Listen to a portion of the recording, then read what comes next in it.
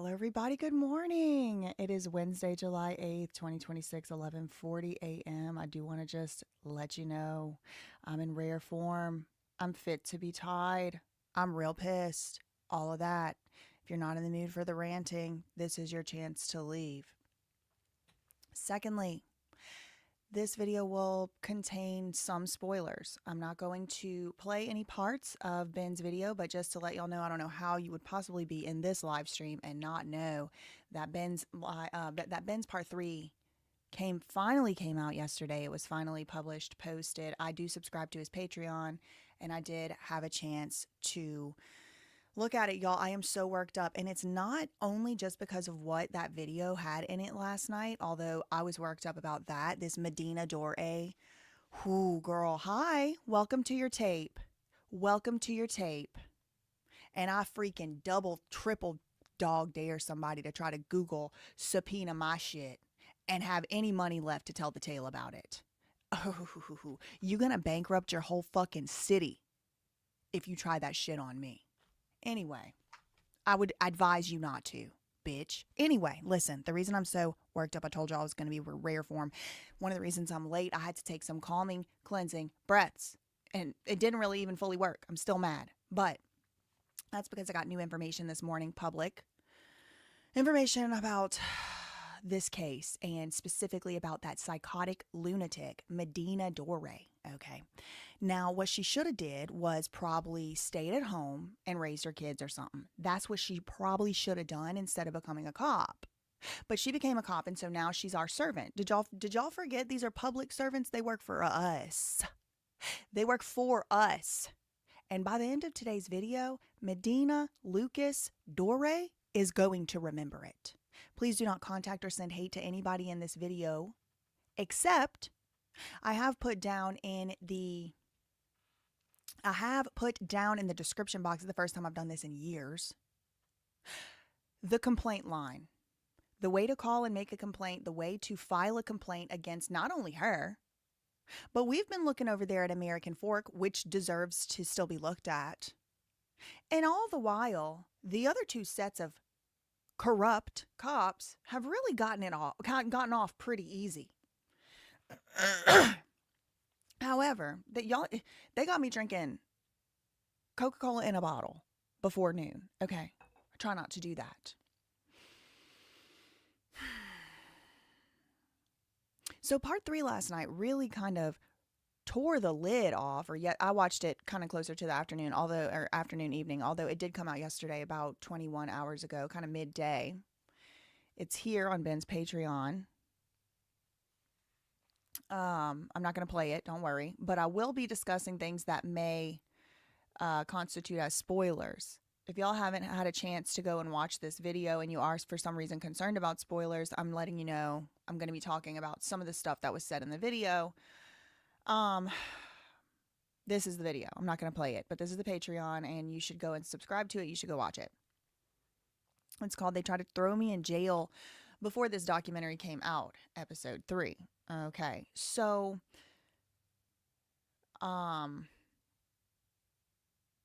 right. Thank you so much. This is so true. We've already seen it happen before. They're going to try to get my stuff taken down, so don't give them anything to use as a weapon. Thank you. Thank you, thank you, thank you. And thanks to everyone who let others know that the live stream had started. Please do not send hate or contact anyone mentioned in this video, including but not limited to psychotic, lunatic, deranged beast, cow, whatever you want to call that thing, because it doesn't seem like it's a human, Medina Dore. Okay, don't contact her. However, if you want to complain about her peacefully and civilly, lawfully, because we have to follow laws. Even though these criminal thugs don't have to follow laws, we do. And I was actually on, this is going to be we're going to be here for hours today. So buckle up. If you don't like long live streams, leave, because I don't want to hear it from you today. Okay, this is my channel, and I'm going to be on here talking about what I want to talk about. There's going to be future videos that'll be clipped from out of here. If you're interested in a certain part, probably a video will come out, but we're going to be here today. Okay, we're going to be here well into the afternoon.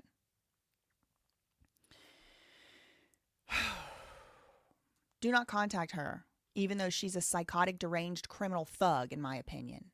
She's a deranged beast. She is crazy, lunatic, psychotic, deranged cow, as far as I am concerned. A fool. A fool. And I don't mean flower in Sanskrit. Okay? Imagine me, I'm having to learn my Vedanta, my Vedantic texts. Imagine me trying to learn what a Shukshma Sharira is and then get the search warrant into my inbox that this crazy psychotic freak put out against Reckless Ben. Y'all are going to get chills. Y'all are going to have a stroke. You are going to faint when you see what's in this search warrant. And it's public. Other people have it too. Other YouTubers have made videos on this. This is not some private information. But if you haven't seen it, get ready. Because if you thought you were mad during watching part 3 last night, whoa, you are going to freak out when we get to this search warrant that Medina Dore did. Yeah, periodically, I don't mean flower in Sanskrit. One of my teachers, he says, be careful who you call a fool, because it might be you who's the fool. And anyway, if somebody calls you a fool, maybe they're just calling you a flower. Isn't that sweet? I wish I could be more like him, but I'm just not.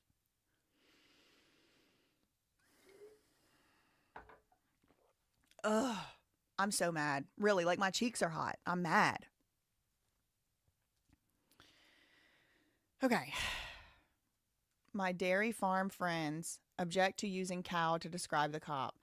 Girl, let me just... I'm not calling her what I really want to call her, okay? It starts with a C too, okay? But I'm at least not. At least I've worked on myself enough to not go that far. Also, yes, thank you, Father McLeod, for the $2 super chat. Somehow, some way, me sputtering and stuttering made it into part 3, which is so crazy because when I started covering this story, put a 2 in the chat if you remember me saying this reminded me of the Mr. Beast story and like Dawson, Dogpack 404 and all that. He also included a piece of my video or maybe he shouted me out something in part 3 too. I'm like, I'm having deja vu. Civil rights lawyer, I think also put me in part 3. It's like, I'm just a part 3 girl, I guess. I did not know that I was going to be in. Obviously, I don't talk to Ben. I've never spoken to him. He's never reached out to me. I've never reached out to him. So I don't know what, I didn't know that was going to be in there. I was just surprised as y'all. Actually, Valhalla emailed me and was like, oh my God, you're in part 3. I was like, okay, let me stop what I'm doing and go watch part 3. And just so y'all know what I was doing yesterday and the reason I wasn't live, I was researching,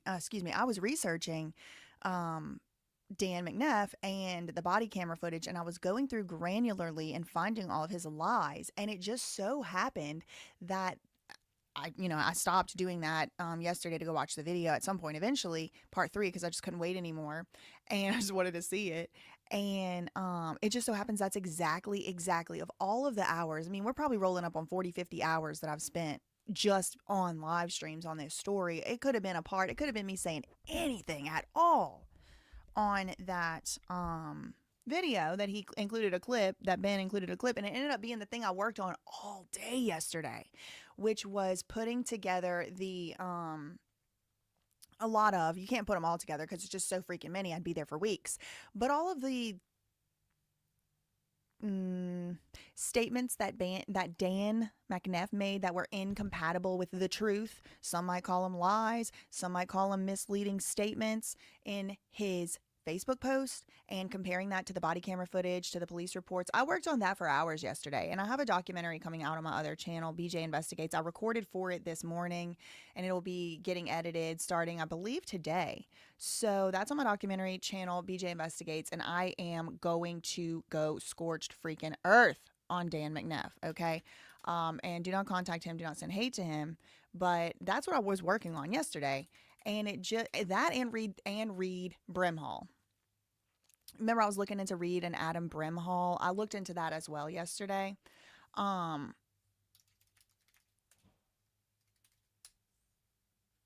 so that's what I was working on. That's why I didn't go live. And then before you know it, part 3 came out. So this is that channel. It's my documentary channel. It's called BJ Investigates. I've had it since 2022. I have different playlists and stuff, but this is the channel where that documentary will be. Dan, my idiot son's McNeff. Exactly. So part 3 came out. Yes, I was in it. That was so cool. Thank you for the $2. Thank you so much to Squiddy Spaghetti for the $5 super chat. Get 'em. I'm mad. Ooh, I'm mad. Thank you, thank you. Thank you again for the other $2. Figuratively. Yes, exactly, exactly. Thank you. Thank you, Julie, for the $1.99. Let's all chant BJC in part 3. BJC in part 3. Yeah. Oh, God, I'm still so mad. So this morning, the reason I'm so mad that I got mad is because somebody sent me, I don't know if they want to be named or whatever, so I won't name the person, but somebody sent me the search warrant that, again, you've been warned about spoilers at this point, y'all. I'm not gonna warn about spoilers anymore. If y'all see, periodically in the chat, just kind of remind. I'm not going to be able to wait any longer. I mean, thousands and thousands of us have now seen this video, so I have to talk about it. I'm gonna try not to do too much spoilering, but the spoilers I'm gonna do are going to mostly relate to this Google search warrant. Okay, so we found out yesterday in part 3's video, which will be coming to YouTube eventually, apparently. But we found out yesterday in part 3 that the cops in Provo deserve to be looked into every bit as much as the cops in American Fork.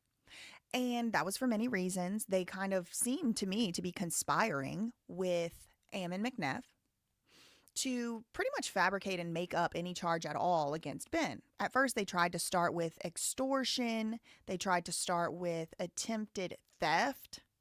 They tried to start with all of this stuff. And it's like, look, y'all, if this stuff wasn't being published publicly, if this stuff wasn't being, done all out now in the open, I'm sure cops do this to people all the time. And, it probably is easy to come to my channel and think that I'm some type of cop hater. I like anybody who does their job, ethically and morally. I don't have problems with every cop, but I have big problems with corrupt cops. Big problems. And they are about to have some big problems with me. Because when Ben said the easy way or the hard way, I don't really know what he meant. Never talked to him, never spoke to him. He claims that meant lawsuit. But when he said easy way or hard way, what I took it to mean when I heard it was, we can make all this go away now and you can do the right thing and make Brian Mansell whole, or we can continue to make YouTube videos about this and it's going to make your life miserable. I'm keep getting ahead of myself because it's so hard to keep my temper together right now. If y'all have been around for 5-6 years, you know how hard it is for me to keep my temper together right now. But I think I'm doing a pretty good job.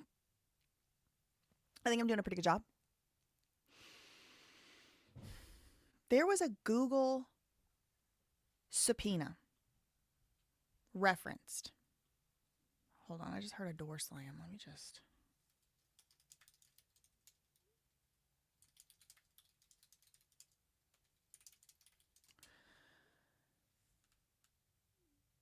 There was a Google subpoena that we found out about yesterday.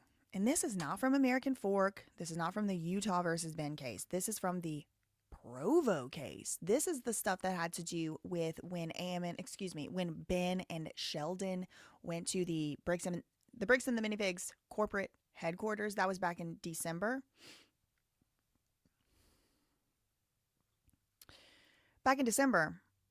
They went to the corporate headquarters. Now, in Ben's part 3, which you may or may not have seen, I'm going to try not to give too many spoilers. I mean, basically the big spoiler is they lied.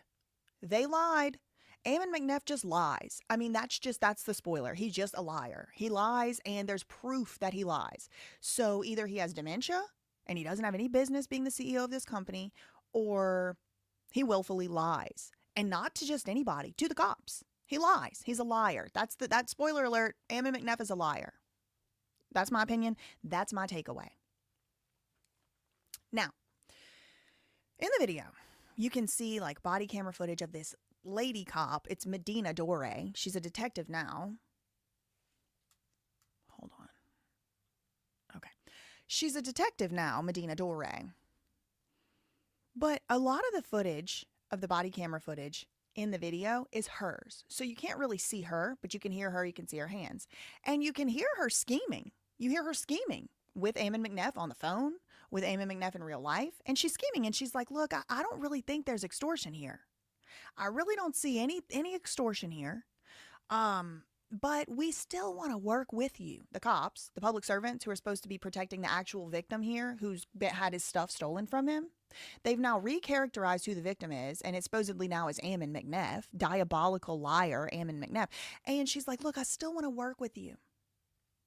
We still want to work with you to get this fool, calling Ben a fool.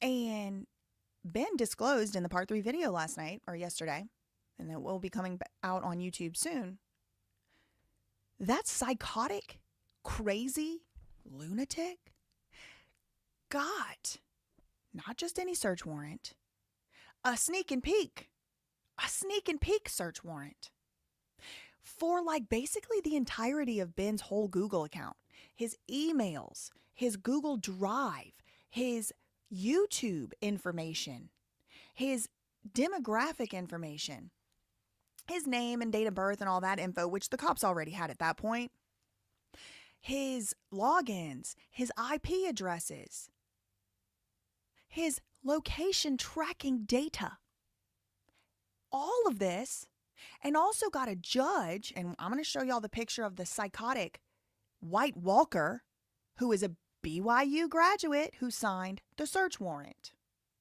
We're going to get into all of that. I have been sent the public document, the publicly available document of the search warrant. We're going to read it. Now, not only that, the psycho lunatic who got that search warrant, Medina Dore, the one who wanted to work together to get Ben, who wanted to unlawfully target a journalist, she's been sued before for causing someone's death. And we're going to get into that one too. Buckle up, settle in. It's going to be a long day. It's going to be a long day. Thanks so much to Roofer Terry. Shout out to Roofers in the chat. Your in-depth reporting on this episode is bringing all kinds of things to light. The most commentators don't expose. Awesome work. Thank you, Terry. Thank you, Roofer Terry, for the $20 super chat. And shout out to the roofers all over the world. Thanks so much to Wicked Vixen for the $5. Been on the edge of my seat for your reaction video since watching yesterday. Please keep exposing all of this disgusting corruption. And if y'all remember when I went on MLS, Making Law Simple, Valhalla Waits asked me, what made you get involved and interested in this case? Y'all remember what I said? The American Fork Police Department. That's what made me get involved and interested in this case, or in reporting on this case. I'm not involved in the case, but, you know, reporting on it and talking about it and investigating. It was the American Fork Police Department because I saw they were being corrupt. I saw that they were being, they were unlawfully using their power under the color of law to harass and detain and unlawfully search and seize people and things like that, and their items and their affects. And so for that reason, or the effects rather, and so for that reason, that's why I got involved. And so there's really not much I hate more than a liar, and especially a liar under the color of law. Some corrupt lunatic lying? Welcome to your mother tape, bitch. Welcome to it. Welcome to it. Thank you for the $5. Thank you, TMC, for the $5. Shout out to the cousins and BJ, the hardest working, most talented powerhouse in the game, for being unstoppable. Keep moving, dancing, and laughing. I'm going to try to. There was something else scary in the video. You're so right, Man Blossom. Thank you so much for the $5 super chat. There was another scary part when the prosecutor said he didn't even watch the footage. He didn't even watch. Ben was like, okay, I think it's just a misunderstanding. I actually think like once you watch the footage and you see from the time we were in the elevator to the time the whole communication with Ammon, and then the time we got back in the elevator, I think you're going to see that we weren't harassing him. We weren't stalking him. We weren't threatening him. I think you're going to see that. You know, the prosecutor said I haven't had a chance to watch that video yet. What? Why don't you take the time to watch the video then, buddy?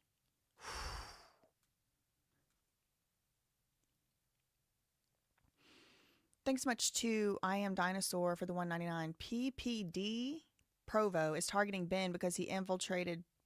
What is PCS? I don't know what that means. Thanks so much for the $1.99. Thanks so much to Rose. Dore misreported Bam's address as Ammon's home address. Huh, that's interesting. So they made it seem like Ben went to his home or something. I did redact that address. That was one of the things I was redacting. Thank you for the $1.99. Thank you, Big Crunch, for the $9.99. Cousin, traveling for work and sad I might miss some today.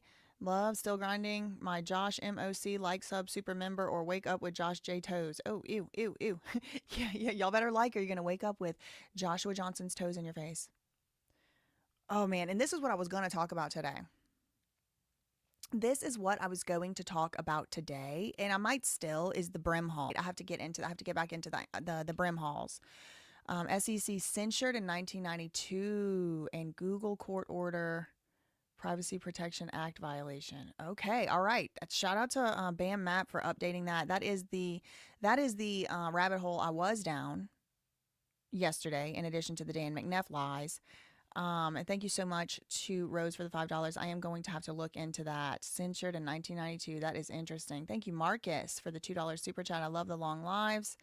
Thank you to Emmekins for the $4.99. I work in memory care unit. I know exactly where these cops all belong. Lock them up. Lock them up. Brain scans instantly. Throw away the key. We should give them as much due process as they gave Ben before rummaging through his Gmail account. We should give Medina Dore just about as much due process as she gave Ben.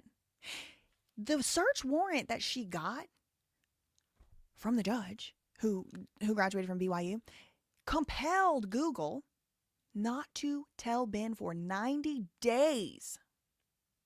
90 days that his stuff was getting rummaged through. It's just infuriating, truly. And I believe it's unconstitutional, and I believe this bitch needs to be locked up in a cell. If I'm in charge, if this becomes a dictatorship tomorrow, she's getting locked up. Just letting y'all know up front, so there's no surprises. If it's a dictatorship tomorrow and somehow I'm in charge, Medina Dore is getting put in a cage and she's never getting out.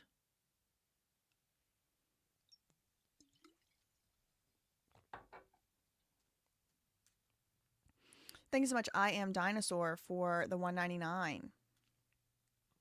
PCS is Provo Canyon. I made a video about Provo Canyon on BJ Investigates. Paris Hilton went over there. Thank you for the $1.99. Address on Google warrant. Thank you, Rose, for the $2. Address on Google warrant is not Bam's address. It is Ammon's home. Okay. Well, I redacted the address. Can y'all vote me in as a dictator? I don't think so, because I don't think you can vote a dictator in. Or don't they just take over? I wouldn't even do off with her head. She doesn't deserve that. She deserves to sit in a cage. She deserves to have her stuff rummaged through. She deserves to have her whole Google account, her location data. This is the thing that's so messed up. There's so many things that are so messed up about it, but one of the things that's so messed up about it, according to part 3, which came out yesterday, and according to other comments around the internet, there really is only a little bit. There's really only a little bit of stuff that Ammon was able to provide as far as evidence of his case is concerned. Ben, on the other hand, provided a lot of evidence. Hours and hours of footage, etc., etc. One of the apparently 3 pieces of evidence that Provo, we're talking about Provo today, not American Fork, we're talking about Provo today. One of the pieces of evidence that they relied on in charging Ben was this declaration or a witness statement, affidavit type of thing from Adam Brimhall. Adam Brimhall. This is all the Provo stuff. This is from December 2025. And since they're charging and prosecuting Ben based on, in part, that Adam Brimhall statement, I requested it. Put a 3 in the chat if you were here the other day when I was like, someone please request this Adam Brimhall statement. Put a 3 in the chat if you remember that. Well, someone did. Thank you. Shout out to Sode Freak for requesting it. And guess what? They responded. And guess what? Can you try to guess what they said? Can you try to guess what the Provo police said in response to the request for Adam Brimhall's statement? No. They said no, they're not going to give it. They're not going to provide it. Why? Why? Because it's an ongoing investigation. Bitch, how y'all going to be able to rummage through Ben's entire emails, Google account? I don't know if it includes AdSense, his location, his IP address, all his devices, not with no notice, no opportunity to be heard. Months and months and months ago. Compelling Google not to even be able to tell Ben. And they won't turn over the one of 3 things that their whole case depends on? How'd that work? It's ridiculous. It's absolutely ridiculous.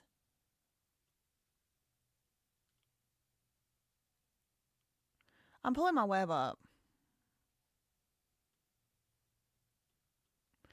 to show y'all that. We've got a new villain. A new villain has entered the chat.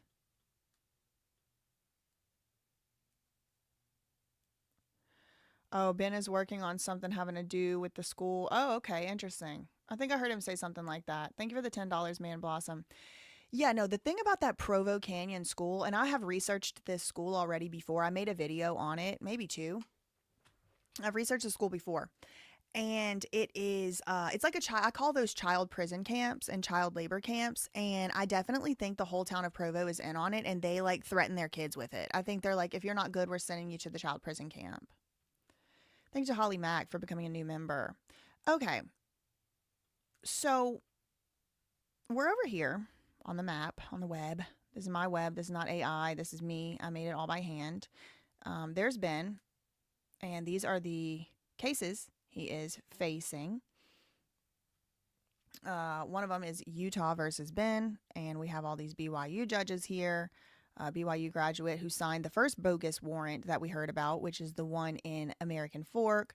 That was by, what was his name? Richardson, Cole G. Richardson. We had a bogus search warrant facilitated by these lunatics, Wendy Rachel Wells and her husband Ryan. Now their Airbnb listing was taken down, but apparently it's now been put back up. So that's over there in American Fork. That had to do with like the Josh, trying to serve Josh with the court papers and all that. This is a different case. This one happened in December. And this is the psycho who we're going to be looking into today. I'm not a face reader, but just looking at this bitch's face makes me know that she is the type of snot-nosed cow. I'm saying cow instead of another word. Who's always trying to tell somebody what the fuck to do. She was the tattletale in the class. She was the horse girl. She was the teacher's pet. She was the one who, Miss Johnson, so-and-so cheating. This is her, okay? I could just tell. She's a psychotic bitch. She probably is not a girl's girl. She probably hates other women. And she's probably always trying to tell other people what the fuck to do. That's what it looks like to me. Also, she got sued for killing someone, pretty much. I mean, she didn't tell the people at the hospital that somebody had claimed they had taken a bunch of drugs. She just didn't bother to tell them. She drove them back to the police station, and that person died. Yes. So she's a fucking psycho, probably killer, and she deserves to be exposed for exactly what she is. This public servant, gone wild, went to this White Walker, straight out of Game of Thrones. We've already seen her on this channel before. Judge Christine S. Johnson. Don't they just look like two like middle school teachers that are like bitching in the teacher's lounge? Like, this is what, like, I don't like it. The same way, you know, I don't think it's all Mormons, but we do have Mormons come popping in from time to time and saying, look, I hate this bricks and minifigs case because it's making all of us look bad. That's how I feel about these bitches. These two idiots are why they say women shouldn't be judges. Because they get too emotional. This bitch, this fucking bitch, this crazy bitch, this psycho bitch, she is a great example of why people say women shouldn't be cops. Do I think that women shouldn't be cops? No. But do I think this woman shouldn't be a cop? Yes. I think she should be a stay-at-home mom, but then I would be concerned that somebody might have to call CPS for child abuse because I'm not sure that this bitch is working with a full box of crayons, if you know what I mean. Some of them might be broken half. She might have ate some or whatever. Okay. So don't they just look like they're like they're like sitting at the table at the wedding or on the playground and they're talking shit. Like these two talking shit ass bitches. Like that's what this is giving. And it's dishonorable psychopaths like this judge and this psychotic so-called detective who actually make people say women should not be cops because they're too emotional. You shouldn't be asking somebody questions about their store. Isn't it giving that? Put a 4 in the chat if it's giving that. Don't ask any questions or I'm going to sign a warrant. Don't there, I'm going to sign a warrant and I'll get all your info and we'll charge you with extortion. Put a 4 in the chat if it's given. These bitches should not. These bitches should not be in charge of shit.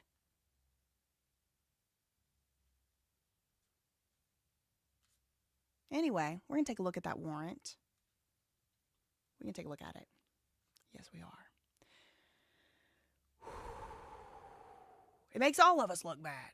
Now it's like, man, damn, this emotional cunt, excuse me. Woo, woo. These bitches should not LLC. There's plenty of effed up male cops, and I say the same thing about them.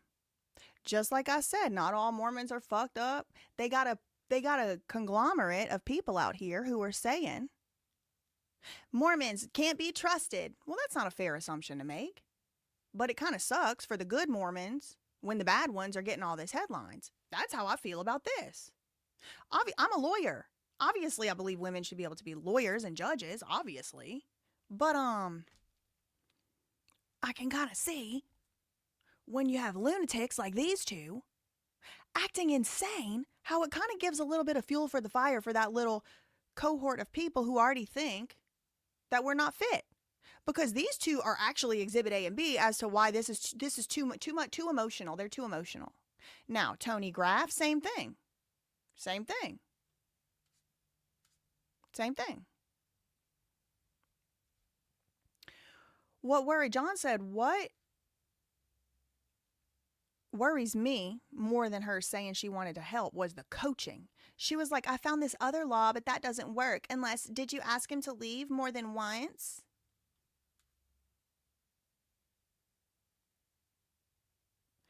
Crazy Sparkles, I wondered the same. Thank you for the $5. So if the police work for the McNeffs, which is what it does look like, it totally looks like they're just bending over backwards to kiss these idiot losers' ass. And the police have all Ben's personal information now. Have they leaked that to the McNeffs? All I'm saying is add them to the lawsuit. That's what I'm saying. Thank you for the $5.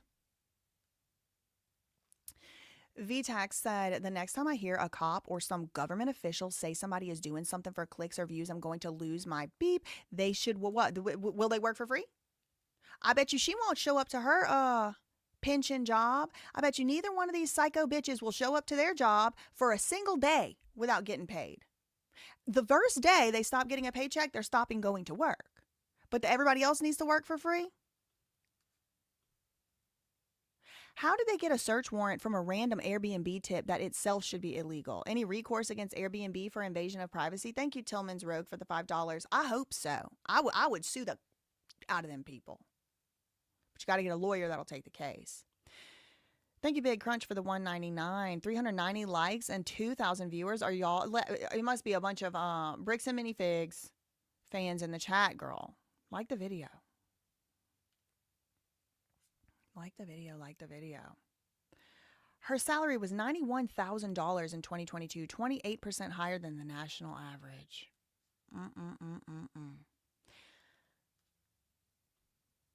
Okay.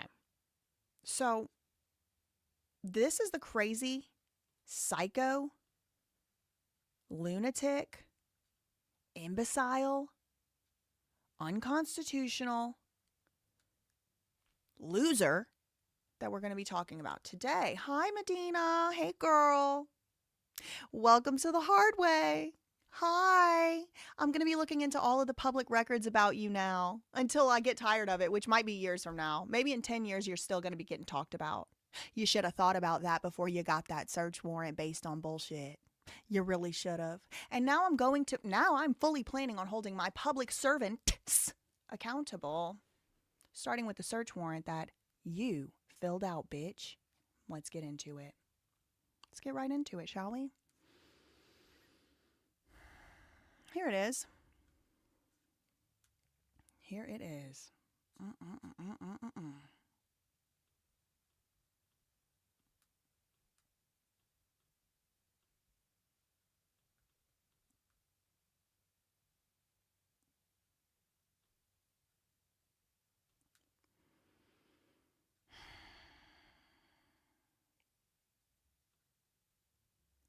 Affidavit for search warrant. This is 7 pages long. I might have said 9 earlier. It's 7. I, Medina Dore, a detective with the Provo Police, currently assigned to the CID, being duly sworn, state as follows. This affidavit is submitted in support of a search warrant. Okay, so this is an affidavit. That's like a written statement submitted under penalty of perjury, criminal penalty, by the way, for a search of the Gmail account, including affiliated YouTube account identifiers by this user. And it was Ben's email address and his YouTube account. They served this search warrant to Google. This affidavit is submitted under the law in support of a search warrant application for a search and seizure of location information, okay, so where he is or was, stored or transmitted data, electronic information transmitted by the owner to a remote computer service through an electronic communication service, the contents of an electronic communication and electronic storage of an electronic communication service, or identifying information for an electronic device. This is the part that I'm like, whoa. She says that she's filling out this search warrant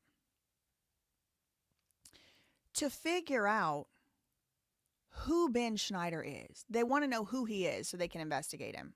Okay, fine. But then she starts listing all this stuff that is so far beyond necessary to find out who Ben is and how to, investigate him. Like identifying information for an electronic device of any kind, including those that are currently stored or were stored. Specifically identified in the warrant for the Gmail account, including affiliated YouTube accounts associated with Ben's email. YouTube account Reckless Ben, which constitute, okay, so what do they want? They want anything that would constitute evidence of a crime, contraband, fruits of a crime, or other items illegally possessed. Okay, so they're still kind of going with this. This is back in February, by the way. This is before any videos came out. This was before Ben put out even part 1. This is before the whole Josh incident even happened. This is before any of that American Fork stuff. This is in February. And they're already saying, oh, we need to look for stuff that's stolen, evidence of a crime, contraband, fruits of a crime, or other items illegally possessed, or property designed for use, intended for use, or use in committing a crime. And what are the crimes? What are the supposed crimes? Neither one of them did he actually end up getting charged with, by the way. Attempted theft by extortion and commercial obstruction. And now things are starting to become a little clearer. Remember when Joshua Aaron Johnson told the police, the American Fork Police, oh, they're trying to get him for obstruction of business, or whatever he was trying to say? Commercial obstruction, that's a crime. So I don't want it to be lost on anyone. I'm even going to make a little annotation here. These 2 supposed crimes that they got this search warrant for, they did not charge him with. And so another way to say that is they found no evidence at all whatsoever in this overbroad search warrant to Google. They found absolutely no evidence at all whatsoever, because they did not charge him with attempted theft and by extortion, and they did not charge him with commercial obstruction.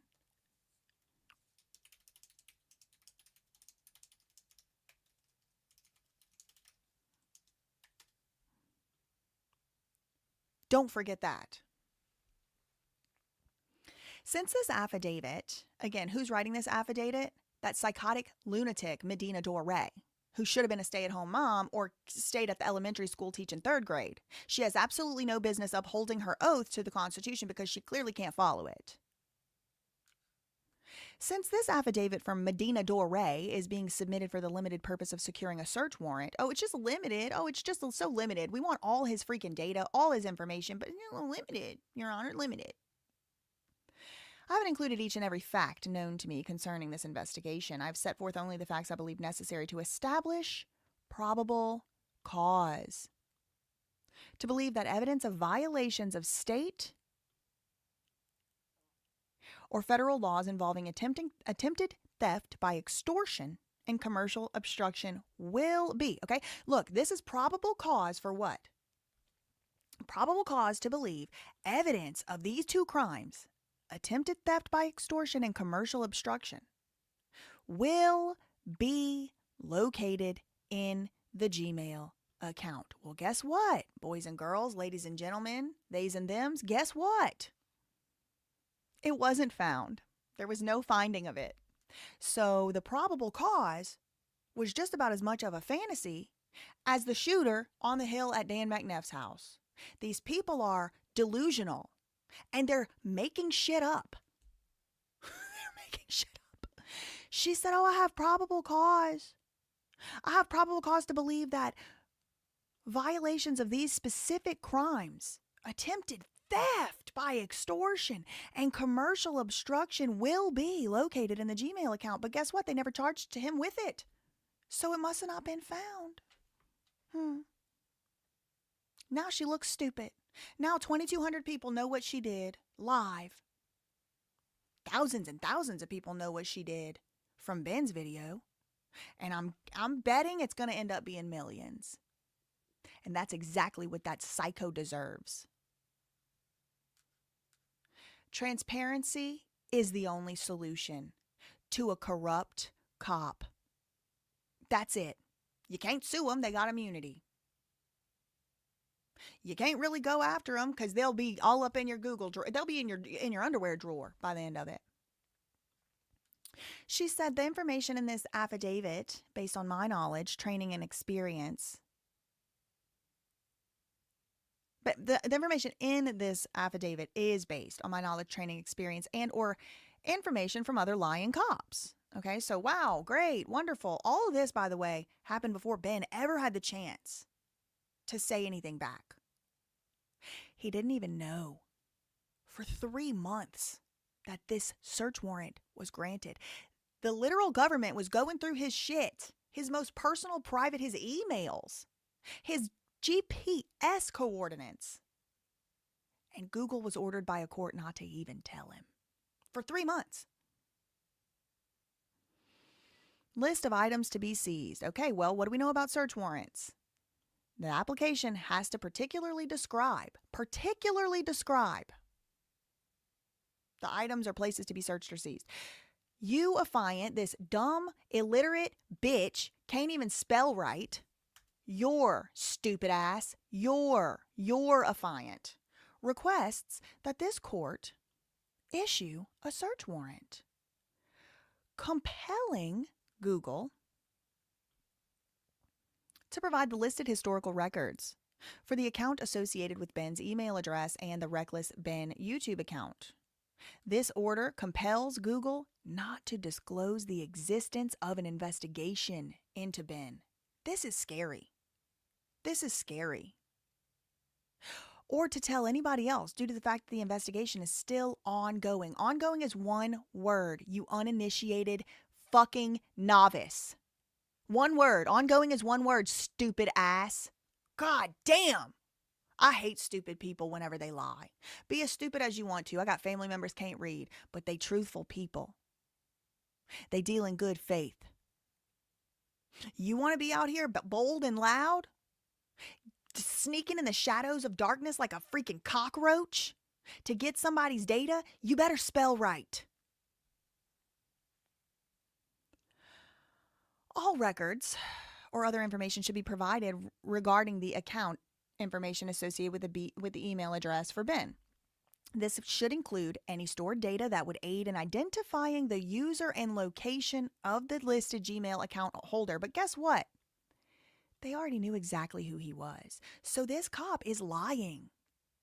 She's a liar. This is a dangerous woman. This is a dangerous, unhinged psychopath. She can just lie to a judge.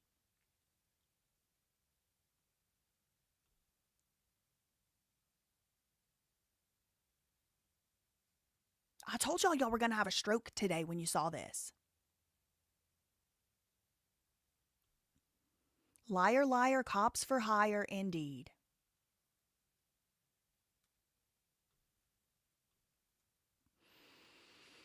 They already knew who Ben freaking was. They knew his name was Ben Schneider. They knew where he lived. They had already had run-ins with him. But they subpoenaed Google not just for his name. Look at this list, the red line, underline. We want all this. Full names, dates of birth, physical address, alternate recovery email address, recovery telephone numbers and other identifiers, records of session times and durations, login IP addresses, and device location history to include any Google Maps timeline details if available. Any reports of device activity that would include the latitude and longitude coordinates if available. They needed all that information to find out who he was. Now again, this search warrant was for the crime of attempted theft by extortion and commercial obstruction. These losers didn't even get enough evidence to charge Ben with that, much less proof that he did it. So all of this serious imposition upon his privacy was truly for no reason. They didn't say for harassment, for stalking, for misdemeanor, disturbance, disorderly conduct. They didn't say, no. Attempted theft by extortion. They tried to get for extortion. Nothing came up. They had full freaking carte blanche access. Found nothing to support these delusions, these fantasies, this fan fiction that she had written up in her head. All other records, that wasn't enough. Not enough for Medina Dore. No, ma'am. She needs more. She needs more private information. Any information retained by Google that would help identify the individual using the email address that Ben has. Location services. I think she should be subjected to this. I think she should be subjected to what she subjected Ben to. This is such an unlawful imposition on somebody's privacy for no reason. It's one thing if she would have went in there and found evidence of something. She didn't. Actually, do you know what she said in part 3 on the phone to Ammon McNeff? You know what she said to him on the phone? I actually don't see there's any evidence of extortion. She admits it.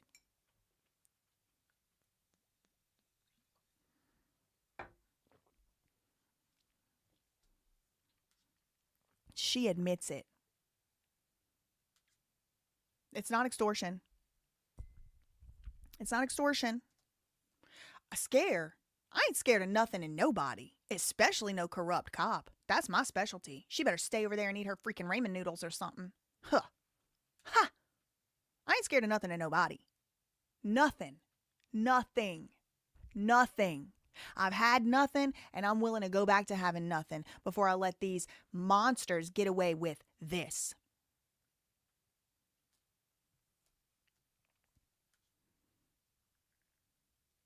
You know what she said?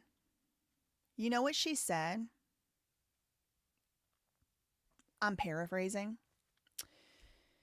In the part 3 video, she was like, you would think that he would have something better to do, something better to research, you would think he would have something better to investigate. He might not, Medina. He might not have nothing better to investigate. But I do. Welcome to your tape. Thank you for the challenge. Thank you for the invitation to investigate something. Think you'd have something better to investigate? Now it's you. Got 2,300 people in here. Now it's your ass getting investigated, bitch. And I ain't gonna need to go through Google to find out everything I need to find out. Better hope she don't have no custody battles coming up soon. She wanted practice for playing detective. She wanted real-world experience that she could put on her resume. She lied. She should be arrested for lying. She should be fired. She should be dishonorably discharged. She should be locked in a cage, this psycho bitch. I'm scared of one thing, people that can lie like this under the color of law. It's pretty terrifying. I know my ancestors was dumping tea out in the harbors and shit over stuff like this. This is the level of tyranny and corruption that had our ancestors dumping tea out into a harbor. It's not going to stand. It's not going to stand. Thank you, Scruffy, for the $5. So, yes, Sheldon. Yes, thank you for the $4.99. Shout out to Sheldon at Norcross in the chat. So I'm saying, yes, I am. That's what it looks like to me. Once again, the cops in a totally different jurisdiction just went with whatever Bam said. And whatever Bam told him to do without doing any investigation whatsoever. Yep, that's what looked like happened to me. That's what looked like happened to me. Thank you for the $4.99. They're going to have to rename Provo to Benjamin Paul Schneider, Utah, by the end of this. This was egregious. This is frightening. This shouldn't even be possible. There shouldn't even be a mechanism for this. To go snooping around for months and months and months in someone's Google data and they don't even know? This should not be allowed. Thank you to Yvette for the $10 Australian. I'm dying over here. Let's get into it. We're getting into it, girl. We're in. We are in it.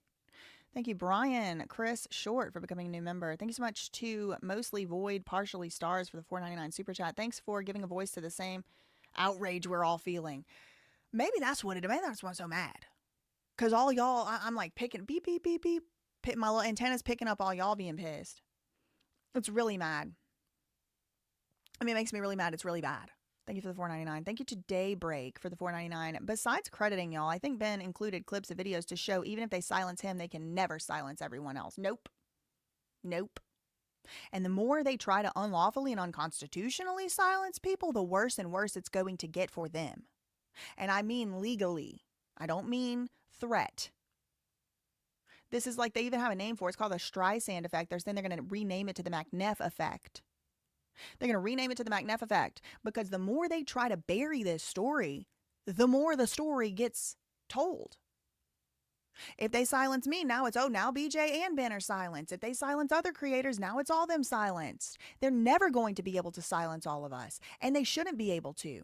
We have the First Amendment in this country. These corrupt cops, like the likes of Medina Dore, every single freaking one of them swears, promises to uphold as the highest thing in their whole job, the United States Constitution. They take an oath.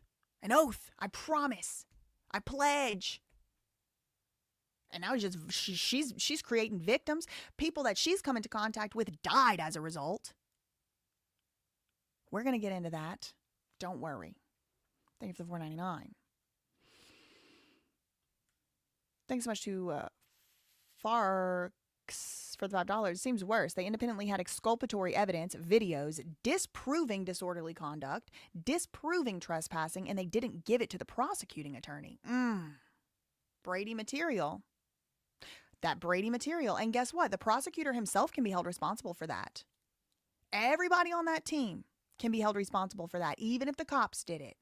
Even if the prosecutor didn't even know about the evidence. I think that's the Giglio case, if I recall correctly. That's off the top of my head. I don't remember exactly.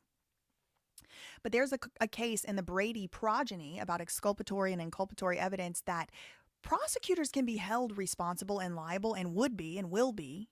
The whole cases get dismissed over exculpatory evidence not being turned over to the defense. Now, the thing about exculpatory evidence, though, is that they have to fail to turn it over, and Ben has to not have it. Ben already had it, so he's the one who had the video. But they did have evidence, and did they show that evidence to the judge? No. She got the search warrant, the overly broad search warrant first, and then she asked questions later. And then she said, oh, I actually don't think it's extortion. LOL.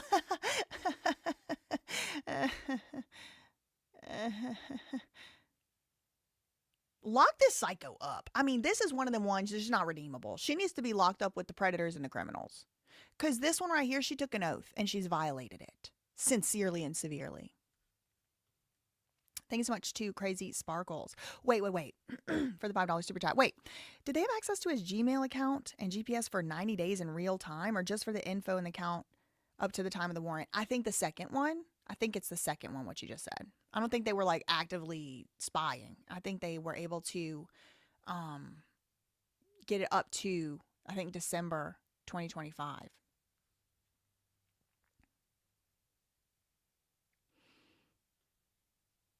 Thank you to Never Ray for the £5 super chat. Love your take on this. Is that written correctly? Should the list of items to be seized include an instruction? Probably not. Probably not.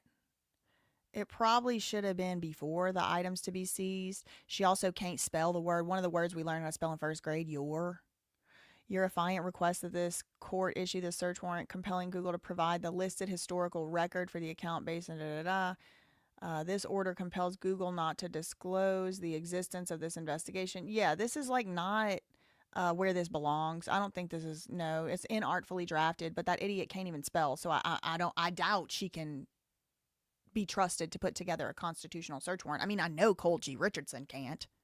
We've now read 2 search warrants in this case. Both of them are completely overly broad, absolutely not specific in any way at all whatsoever. Thank you so much to the Black Horizons for the $5 super chat. Stuff like this makes me wonder how comfortable they are being corporate thugs. They only collected Ben's evidence to try to use it against him. Yep. Thank you, Brian Chris Short for the $4.99. Thank you to Shamble for the $4.99. Is this behavior a result of the prosperity gospel where wealth and title equates to righteousness? It's like the cops worship company executives. No, I don't think so. Want to know why, Shamble? Thank you for the $4.99. It actually seems that Bricks and Minifigs is broke. They about to run out of money.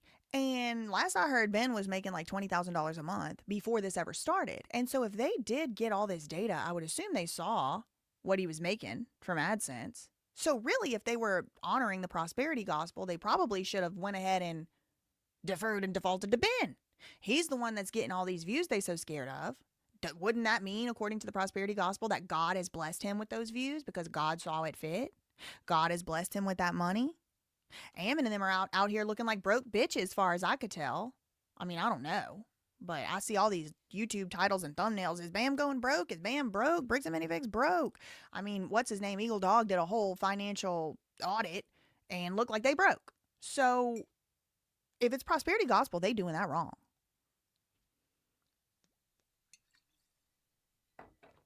Yes, Gino, great question. Thank you for the $6.99 Canadian.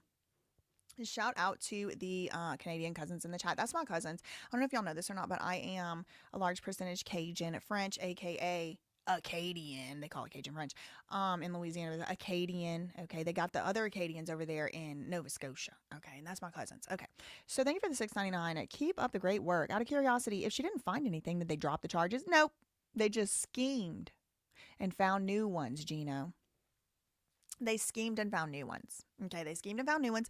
And she even said it. Once it's on YouTube, I'll play some little clips here and there. But while it's not on YouTube yet, I feel kind of weird to play his Patreon stuff. He has all these legal bills and stuff. And I don't want to like facilitate watching any of it over here or whatever at this time. But in the video, she's on the phone with Ammon.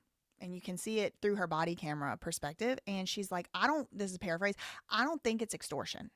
I really don't think we have any type of extortion here, but maybe it could be trespass harassment. Maybe that could be a class 2 felony. Did you have to tell him to leave more than once? And he said, yeah. And they threatened to burn down the building. And they said, if you don't do it, we're going to kill you. I mean, just lied. Just freaking lied.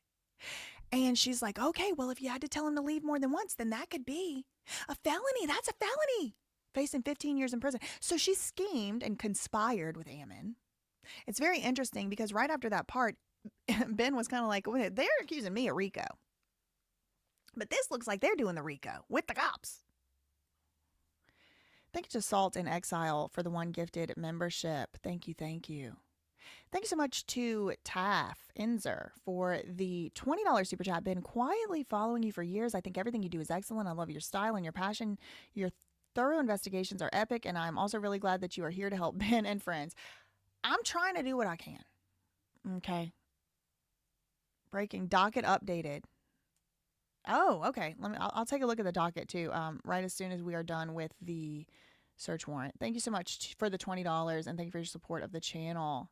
Taffenzer. Thank you, Brian, for the $9.99. Purely speculative, but I want to know what, if any, of the contents of the Google search warrant leaked to Ammon or to any of the other cases against Ben, and if so, wouldn't that be illegal?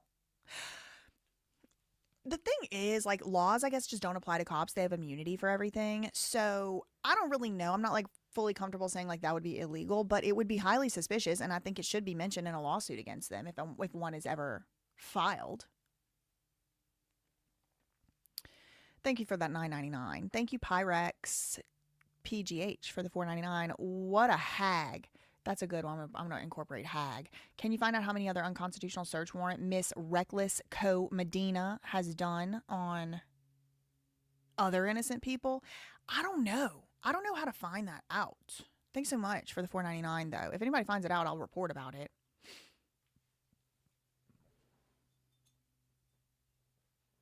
I'm just getting my water. Oh, my God. This is why I can't have nice things. Okay,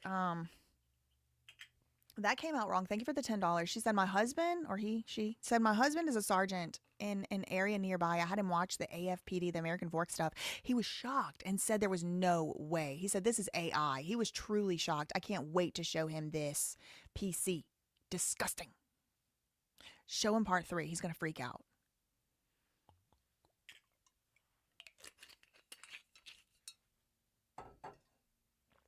Okay. Thank you for the $10. And shout out to the few good cops that are out there. I mean, there obviously have to be some of them. Otherwise, our civilization would have fallen apart by now. But, like, my God. Oh, God, these are not good ones that we've been looking at. Thank you, Man Blossom, for the $2 super chat. Highly recommend paying the $8 for Ben's Patreon. Agreed. I agree. Thank you so much, Daybreak, for the $4.99. But the cops are dumb. The McNeffs look rich. True. Even if they're bankrupt, in debt. And so it could still be the belief in the prosperity God. Could be. It could be. I do know, and I've seen like videos before from like YouTubers and stuff that create videos about like Mormon stuff. They've said before that the more famous or worldly powerful you are, the more likely you are to move up in the church and their hierarchy. I've never been a Mormon though, an LDS member or whatever, so I can't speak from any type of experience like that. And I say it all the time, but I kind of feel bad that the Mormons are all getting looped in with them, because I do know they got Mormons out here who are nice. I know some. They're like nice and they're kind and they're compassionate, they're helpful and they're generous and they're not doing this stuff. And so it's like, it does suck. It really does suck that they're making all the Mormons look kind of like, so people that don't know any. Thanks so much to Nachala for the £2 super chat. Collection Weekly has an interesting video. Okay, I'll have to check that out later. Okay, breaking docket updated. Belmont is not allowed leave to intervene. Okay, so we'll take a look at that document in a little bit after we're done with the search warrant. I just don't want to break the search warrant segment up too much. But I will leave this comment starred and we'll go take a look at it. Basically, that guy who wanted to intervene, the Patreon subscriber or whatever, it looks like his motion got denied. Yeah, Congress has to remove qualified immunity. Here's the thing. Congress never approved qualified immunity. It's totally made up by judges. Like, judges just made it up. There's no actual law that says cops get immunity. That's fake. It's not real. It's just made up. And all the judges are just like, okay, yeah, we'll go with that. So Congress never actually approved that.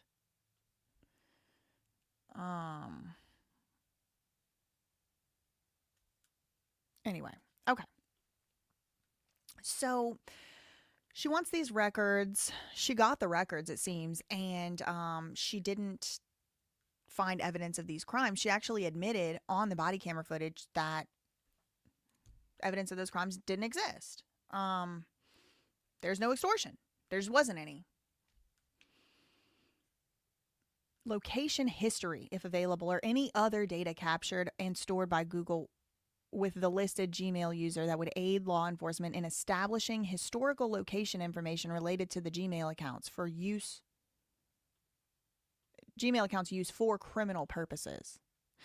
And that said property or evidence Okay, so items to be seized, and supposedly she's saying the stuff that she wants to seize, she wants to look for anything that was unlawfully acquired or unlawfully possessed. So they're going with this whole, you stole the Legos, bitch. And that's basically that.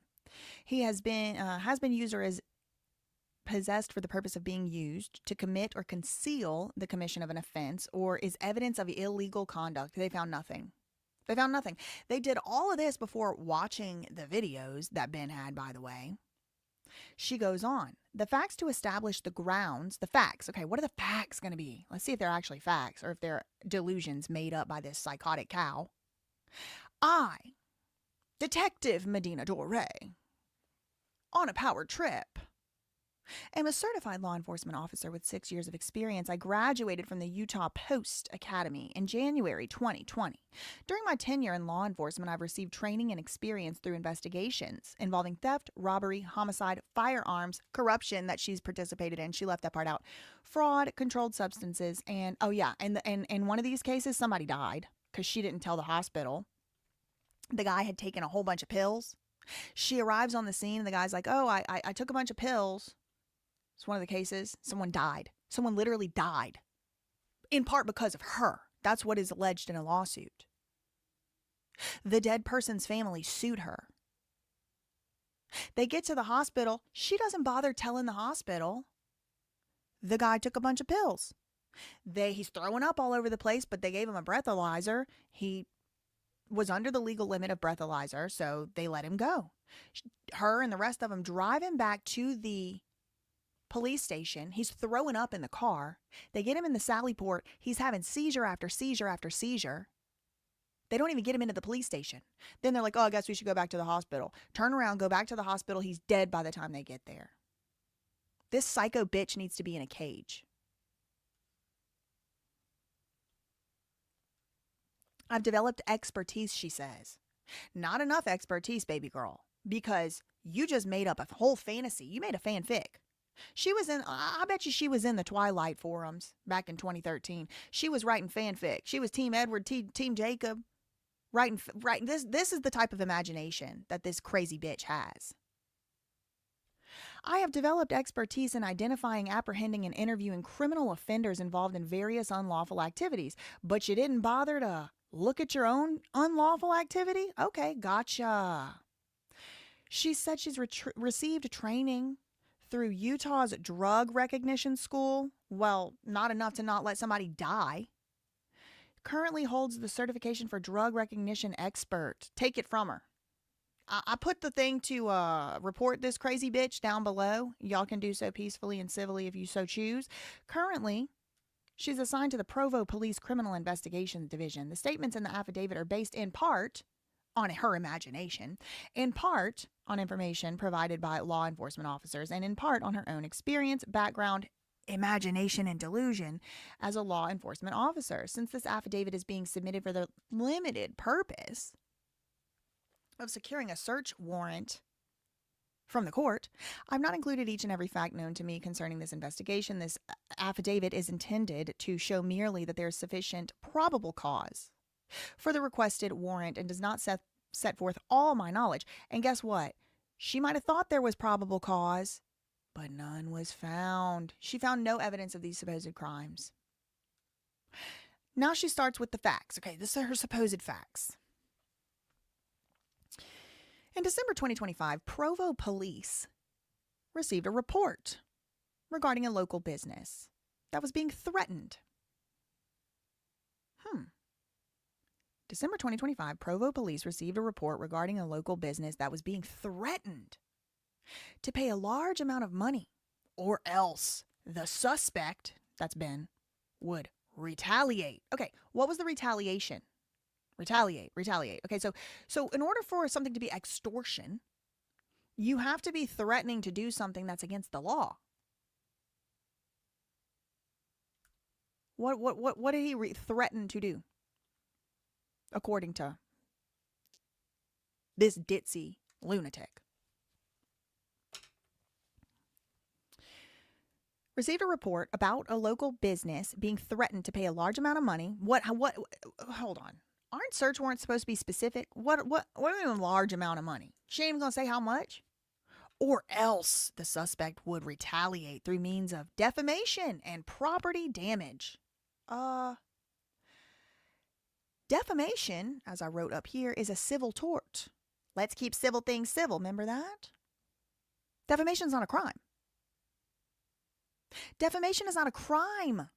Medina Dore, go back to school, you uninitiated imbecile. Now, who else recently claimed to the police that someone was trying to do property damage? There's a whole police report and everything, body cam footage, we just watched it. Who else? Who else? It was Ammon's daddy, Dan McNeff.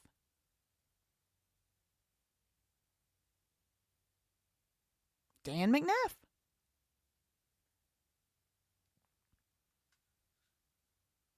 So they like to claim people are threatening them. They like to lie. They like to lie. The McNeffs are liars. The McNeffs are liars, according to their own statements that betray their lies.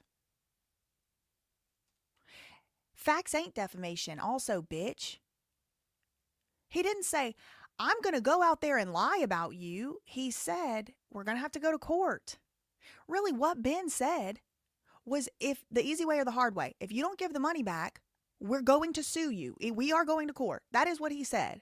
It was made clear again last night in part 3, or yesterday in part 3. They love to be the victim. They have a victim complex. They're paranoid. They might need to get screened for schizophrenia or something.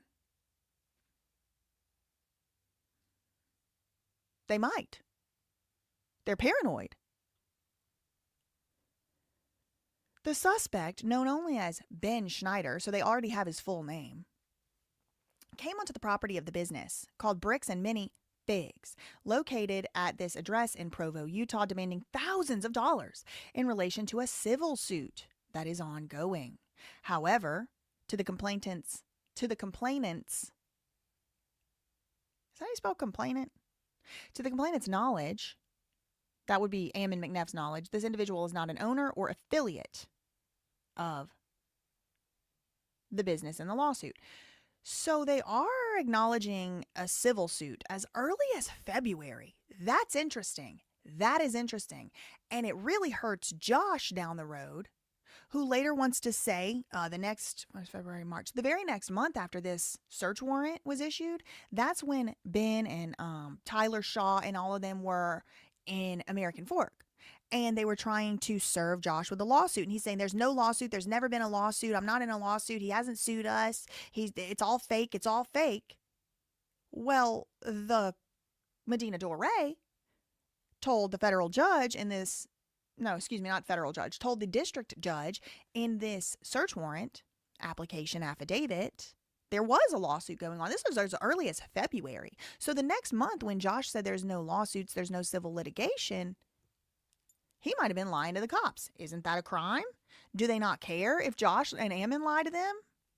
I don't know why they wouldn't. It makes them look really stupid on how they acted based on those lies. I don't know why they would not be mad at Josh and Ammon for lying to them. Okay. On December 9th, 2025, Ben Schneider and a male companion, I believe that was Sheldon, entered the Provo front office area, harassing employees. I put a note here. With all this harassment going on, I wonder why nobody ever even charged them with harassment. There's all this harassment, death threat this, harassment that, stalking this. Harassing. Ammon even said it in the video.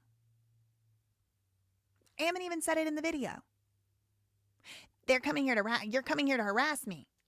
Well, with all this harassment allegation, I do wonder why they've never got charged with harassment. Never, ever got charged with harassment. Never got charged with extortion. Never even charged. Now, the stuff he's charged with, I could say it's a little overinflated. But, girl, they putting stuff in search warrants they're not even charging him for. This is literally unconstitutional. We have the right to due process. We have the right to a fair trial before somebody just assumes we committed a crime and acts accordingly. That is a right. And it is protected by the United States Constitution. And so here she is just throwing these words around willy-nilly. Harassing employees. Also, it's not true. They weren't harassing employees. He played a lot of that video last night or yesterday on part 3, and y'all be able to see it if you haven't seen it already. He played a lot of that, more video of the never happened with Ammon out in the front of the store.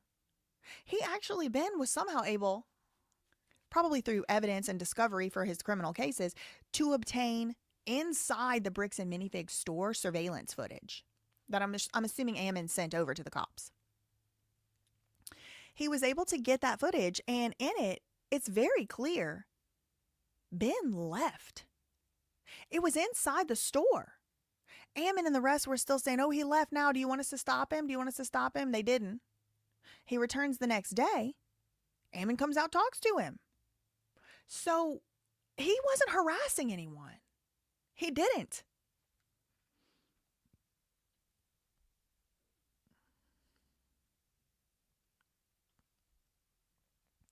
However, the following day they returned, like I said. Oh, wait, hold on.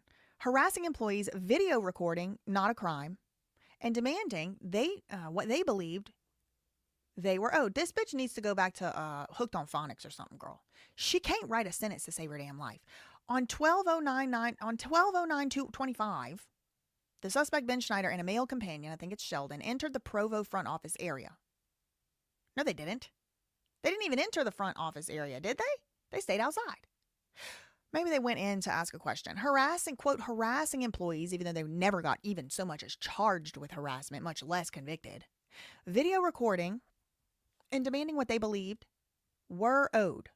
I think she meant to put what they believed they were owed. But, I mean, this bitch, poor thing. Jesus. Check the frontal lobe. She might have frontotemporal dementia. The males were asked to leave. Passive voice. Who asked them to leave? Because only somebody who has the right to ask them to leave is allowed to trespass the person. So who? Not specific, completely not specific.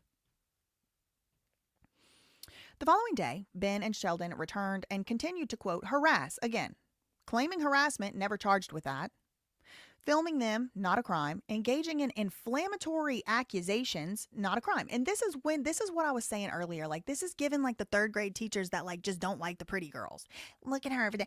Get off of that. You're going to get a write-up. Meanwhile, everybody else is doing it. Yeah, look, I know. I can't believe her. That's what this is. Like a gossiping bitch. Like just a little bitch. Just a bitch. Just a bit. Like, I'm sorry. That's the only word I can come up with here. It's just that vibe. They returned and continued to harass employees, film them, and engaged in inflammatory accusations, all things that this crazy bitch swore an oath to protect, except harass, obviously not harass. Filming, First Amendment right. Inflammatory accusations, First Amendment right. Getting responses out of the business, First Amendment right. A journalist. These are journalistic functions. Trying to get a response from somebody for your story is what a journalist does. Is she gonna go and get all those paparazzos that stalked Britney Spears and drove her literally crazy? Drove her to not even be able to see her kids for months and years, sometimes at a time? She's gonna go get all of them? What about the paparazzi? What about the police that were stalking Ben? Even though he had broken no laws, just see if you can get a stop on him. She gonna go hunt them down? Or it's just Ben that gets this treatment? Is it just journalists and people who are trying to expose the corruption who get this type of treatment? And this is interesting too, company owner. Because guess what, y'all? I got reason to believe there's multiple owners of this company. And it ain't just Ammon and Matt. We know, Legally Mine used to have their little finances intermingled. And now we found out the other day there's another owner. Reed Brimhall. It was in a public article we read. Reed Brimhall is one of the owners. So she's saying the owner, but she doesn't mention his name. 21 Graham said she literally got a judge to allow her to dig around in the emails of an investigative journalist. This is terrifying. Yes, it is. Oh, yes, it is. He was threatening to take him to court, roofer Terry said. Despite multiple requests for them to leave, which is a lie. This is a total lie. Because every time they said you have to leave, Ben started turning around to leave. And then Ammon kept the conversation going.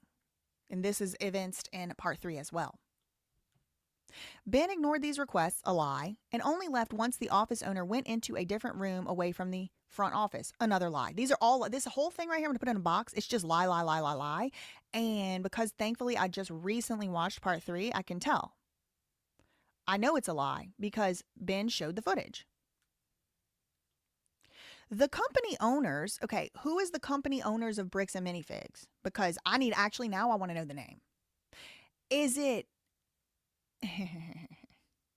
Adam Brimhall? Is he one of the owners? Because in the American Fork stuff that we have read, they talk about Ammon McNeff by name. But here they're just saying company owner. The company owner. So is it one owner, stupid ass? Or is it 2 owners? Or is it multiple owners? Provided video footage of the suspect, that's Ben, entering the office on December 9th and returning on December 10th, 2025. The suspect, that's Ben, had identified himself as a social influence.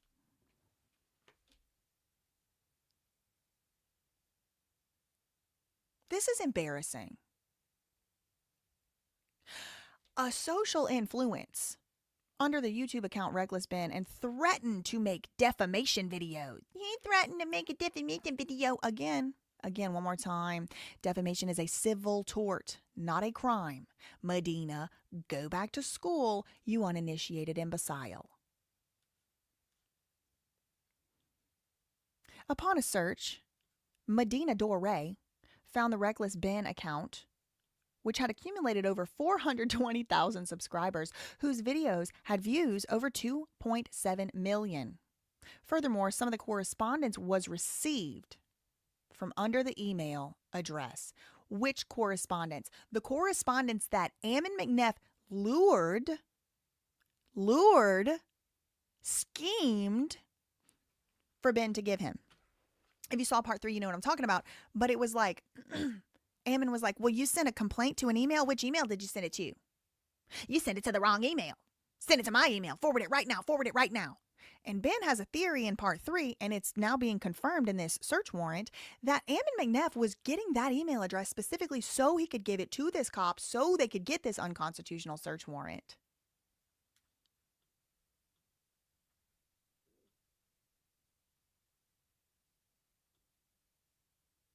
They act like it's illegal to make a video.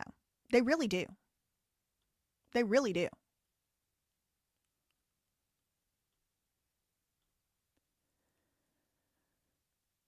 Provo police officers attempted to contact Ben to intervene in this criminal behavior. Okay, what was the criminal behavior? It wasn't harassment because y'all did not charge him with it. Second of all, you're a fucking liar because I saw this fucking liar is lying again, everybody. Put a 5 in the chat because she just got busted in a lie.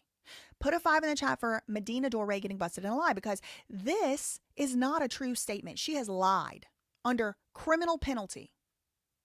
Provo police officers were not unsuccessful in contacting Ben. That's not true. We saw video last night in part 3 of a Provo police officer talking to Ben, saying, no one's coming out. No one's coming out. They said, well, they said somebody was. Well, no one's coming. So she's lying again. It is believed that this male resides outside of the state.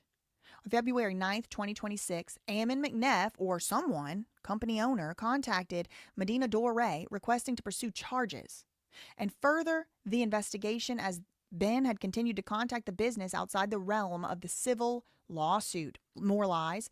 He has only been contacting them about this to try and settle the Lego stuff for Brian.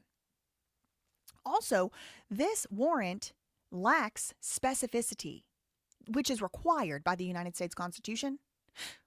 What do you mean continued to contact? What do you mean continue to contact the business outside the realm of the civil lawsuit? Give an example, stupid. How? How? Attach an email. Give a quote. She doesn't do that. It's been reported that the male has gone to an Oregon business location and behaved in a similar fashion. No details, completely lacks specificity, and even threatened to burn down their business.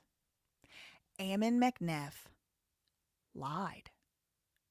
He was caught in 720p lying, saying explicitly, Ben threatened to burn down the building. Ben threatened to kill him, he said. It was a lie. It was a total lie. It was a total lie. It was a lie. Ammon McNeff is a liar.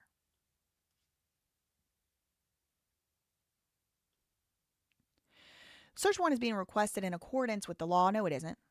These chapters stipulate that a government entity must seek a warrant to require a provider, such as Google, to disclose location information, stored transmitted data, electronic information transmitted by the owner to a remote computer service or through an electronic communication service, the contents of an electronic communication in electronic storage of an electronic communication service, or identifying information for an electronic device. Utah code mandates such a demand only be made pursuant to a warrant, and this one's full of lies.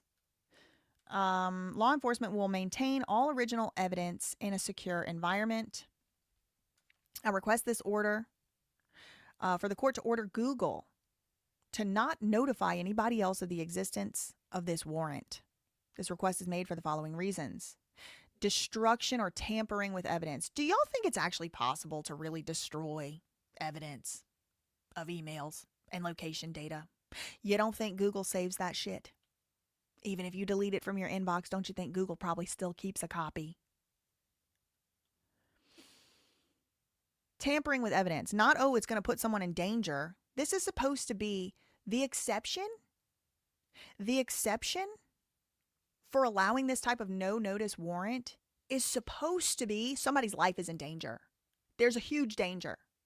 Or there really is a serious concern about destruction of evidence, like it's paper evidence or it's drugs and they're going to flush it down the toilet or something like that. Electronic data from Google, they're not deleting it. They could have sent over there a preservation. It's all just bullshit. And I think that this bitch needs to not, it's so far beyond she needs to be sued. She needs to be locked up. She is a criminal thug, in my opinion. This is criminal activity, in my opinion. Innocent until proven guilty. Big Crunch, thank you. Yes, good point. Actually, it was Ben. Ben, thank you for the $4.99. It was Ben, and he showed proof over and over for weeks. He called them. He called them to try, the Provo Police, he tried to contact them. So this is a double lie. Not only did they have success in contacting him to intervene, he tried to contact them to intervene, and they did not answer. He even got in his car or on the plane and went all the way back to Utah. He showed up. He got the police schedule. Showed up on the day that this officer in charge of the case was supposed to be working. And the dispatch told, and the lady at the front desk wouldn't let him in. He had to get on this phone, and she said, oh, he's not here today. Maybe he called out. He said, okay, well, I'm just trying to get an update on the case. Can you give me an update on the case? She said, no, I cannot.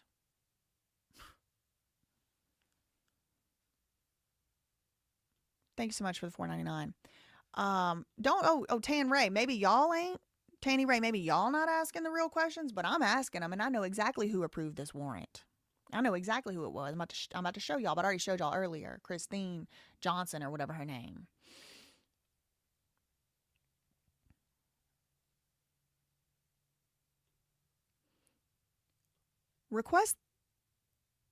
Medina Dore requests the court order to compel Google, to force Google to not disclose the existence of this investigation to Ben or anyone else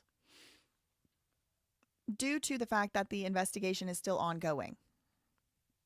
And maybe he might try to alter, conceal, or destroy evidence or personal information that may assist law enforcement in identifying and locating the suspect. So they were acting like they needed this warrant to identify and locate Ben when they already had his email address, they already had his number, they already knew what he looked like, they already knew his name.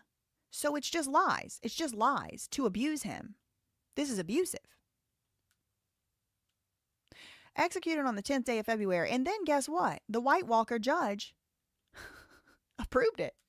She said, "Oh, I'm satisfied that the affidavit and any recorded testimony establish probable cause to believe there's evidence of data in the form of stored electronic communications of any kind, which constitutes evidence of a crime, contraband, fruits of a crime, other items illegally possessed or purposely designed for use, intended for use, or used in committing a crime, specifically attempted theft by extortion and commercial obstruction." So I just want to remind y'all one more time, they never charged him with this. It was all just imaginary. It was just made up. They never charged him with it. But the judge gave the search warrant for it.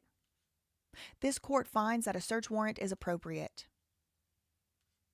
This court compels Google not to disclose the existence of this investigation. All records should be provided regarding the account information associated with the email, to include any stored data that would aid in identifying the user. They already knew who he was, by the way. Location of the listed Gmail account holder. If available, this is to include full name, date of birth, physical address, alternate recovery email address, recovery telephone numbers, other identifiers, records of session times. Do you need somebody's session times to know who they are? I'm pretty sure I don't know anybody in the world's session times, including my own, but I could still know who they are. This is overly broad. Log in and durations, how long he was online. Log in IP addresses and device location history to include Google Maps timeline details if available. Any reports of device activity that would include latitude and longitude coordinates if available. All other records or other information retained by Google which could help identify the individual using the email address. This is insane. This is insane. And send it all back to Medina Dore. And who's the judge? Christine S. Johnson. Guess where she went to law school? I'll give you one guess. Guess where she went to law school, everybody. The one who approved now the second unconstitutional, overly broad search warrant that we've seen. If you guessed BYU, you're right. She did. It's her right there. It's this White Walker right there. That's her. Yep. That's her. Let's take a look at her bio.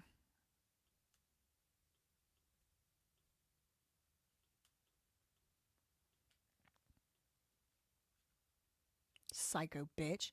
Judge Christine S. Johnson. I wonder if she's related to Joshua. Was appointed to the 4th District Court in October 2008 by Governor John Huntsman Jr. She serves Juab, Millard, Utah, and Wasatch counties. Judge Johnson received her JD in 1996 from BYU. Well, where'd she go to undergrad? She worked as a judicial clerk in the 4th District before beginning her practice as a criminal defense attorney in the Utah County Public Defenders Association. Wow, she really switched teams. Judge Johnson was ultimately designated as that office's deputy director and served in that capacity from 1999 to 2003. She was employed as the assistant city attorney and city prosecutor at Spanish Fork City from 2003 until her appointment to the bench. From 2009 to 2015, Judge Johnson served on the Standing Committee on Judicial Branch Education. She should not have that job. She shouldn't be educating anyone. She needs to go for re-education herself. This bitch needs to be locked up. Oversees the continuing education of judges and court staff in Utah. Judge Johnson presently serves on the Judicial Council. She needs to be taken off. We need to send some complaints in. This bitch is fucking psychopath. She's crazy. She's crazy. Thank you so much to Man Blossom for the $5. There's a weird loophole in the prosperity gospel where bad people also make money. Thank you, Darth Tater's mom, for the $20. Got you streaming throughout the house. Keep shaking my head. Unreal. Just wow. Seriously. Thank you. Thank you to Wendy for the $20. Love your work and your personality. You give me hope. Thank you. Thank you, Ken. Is there any plausible way you could join Ben's team of attorneys? Nope. I don't represent clients, and I do not want to represent Ben. I want to be able to make my videos. Once you start representing somebody, limits what you can say. I don't want to be limited. I'm sick and tired of being censored. I'm sick and tired of being limited. And the best way I can help is doing what I'm doing. I don't want to be tangled up in that. I don't want to be named in a lawsuit. I don't want to be subject to a temporary restraining order. I do not want to be subject to a preliminary injunction. I do not want to get pulled into this bullshit with these criminal thugs over there in Provo and American Fork on the police department. I just don't. No. And thank you so much for the $9.99. Take all of them down. I got myself an Ammon I'm a Liar minifig. I had to. I got them too. I got the Josh one and the Ammon one. I kind of thought he was joking about them going to be selling out, but they did sell out. I kind of thought he was joking about that. Thank you for the $9.99. Thank you to Barbara for the $4.99. Can you investigate or cover the big cover up from Special Forces NC Fort Bragg? Oh, I don't know what that's about. So sick of all the cover-ups. Me too. Thank you for the $4.99. Thank you, Roofer Terry, for the $10. Medina was a victim advocate before she got hired on the police department. I think that's a lie. Yeah, she advocates for the victims, but the victims are actually the perpetrators.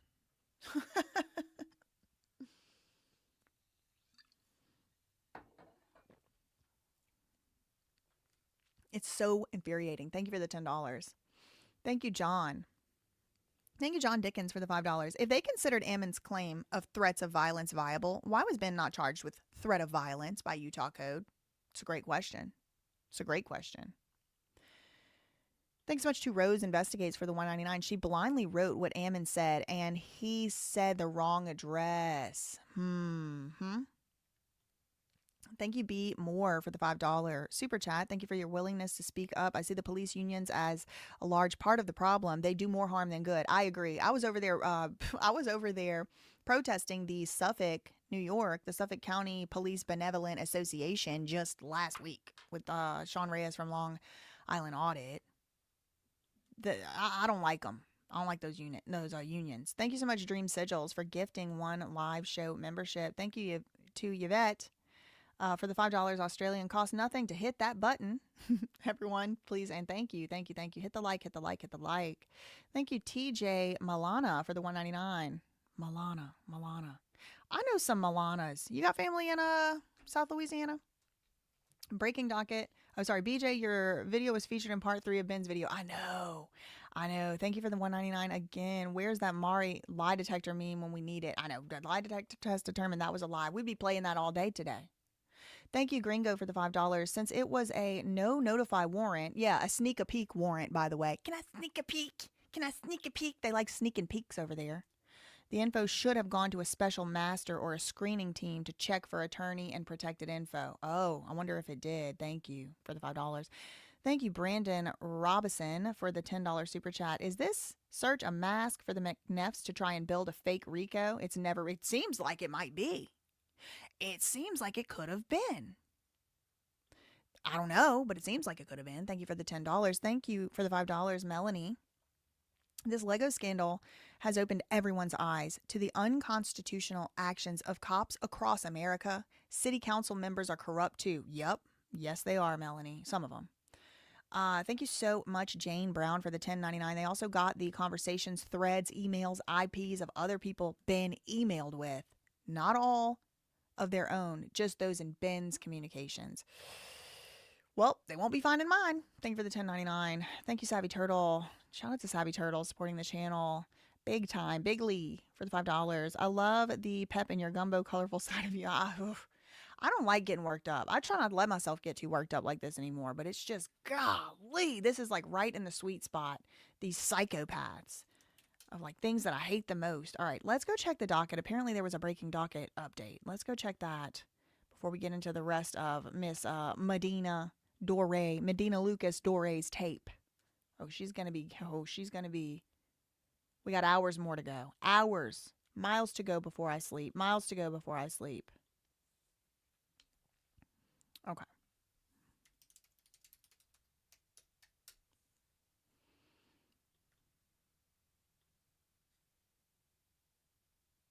Oh my God. Susie said, I used to go to raves with Christine in 98 and 99, and I have seen her do things that would make a rock star blush. Girl, I hope you saved some Polaroids. And you send them to me. Okay, what's going on here? Search.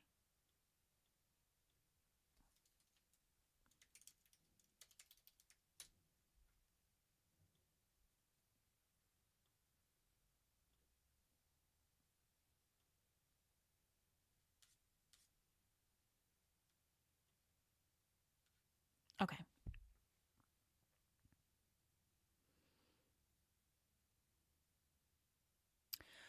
Interesting. Okay, so we have two, as far as we're, concerned right now, two new documents. Now, I did post about this yesterday. For whatever reason, the post got removed. I can't do anything.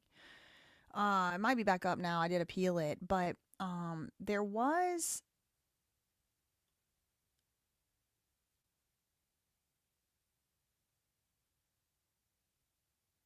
Oh. Okay. All right. Okay. All right. So let's gather our thoughts here. I'm breaking docket update here. Okay.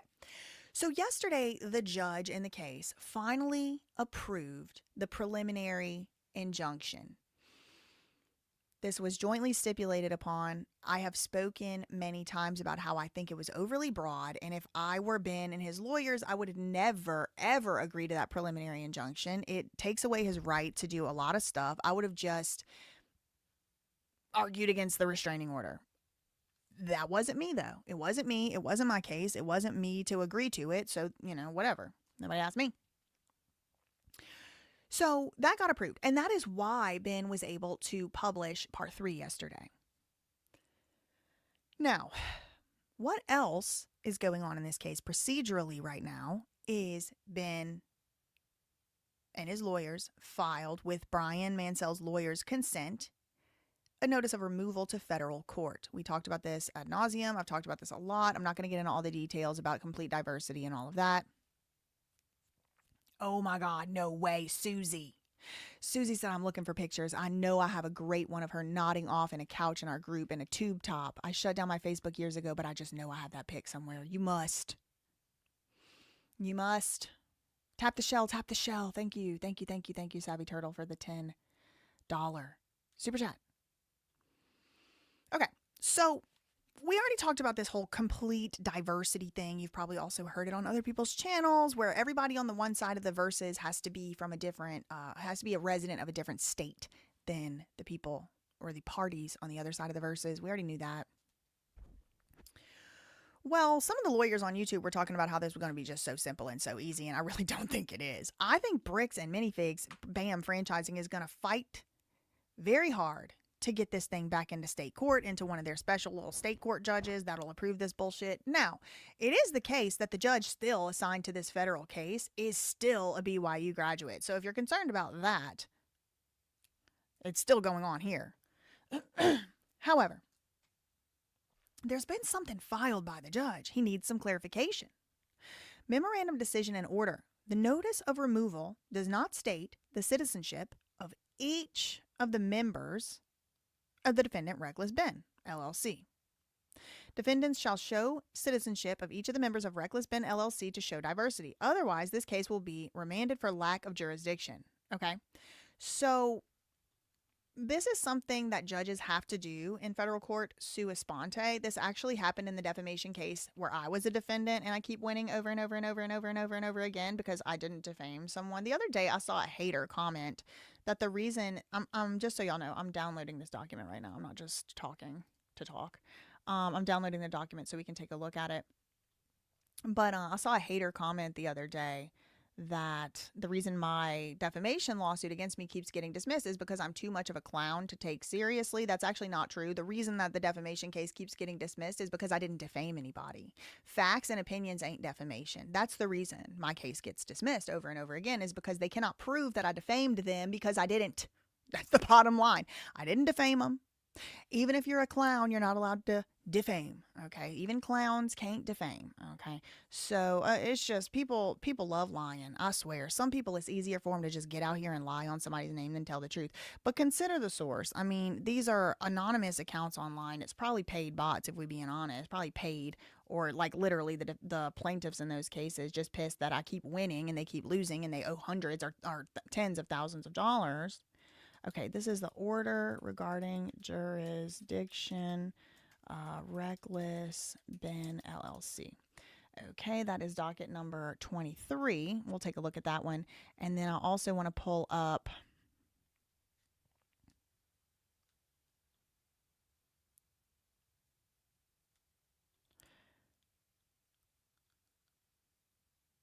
I want to also pull up the other document. Let's see. Which is the one that came out today. Document lodged. Received from Gregory. He has not been granted leave to intervene, so document is lodged. Okay, so let me take a look at that one. Docket number 24. Gotta pay 20 cents. Okay, how long is this? 2 pages. Okay, all right. So let me just download this one. We'll take a look at both of those.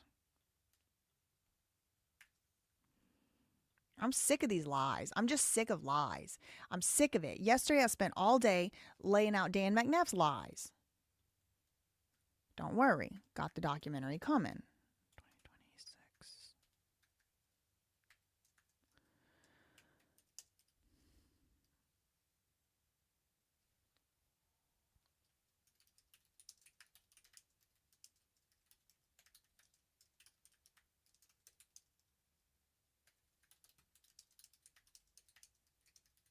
Okay. I'm sick of lies. I'm just sick of it. I'm sick of lies.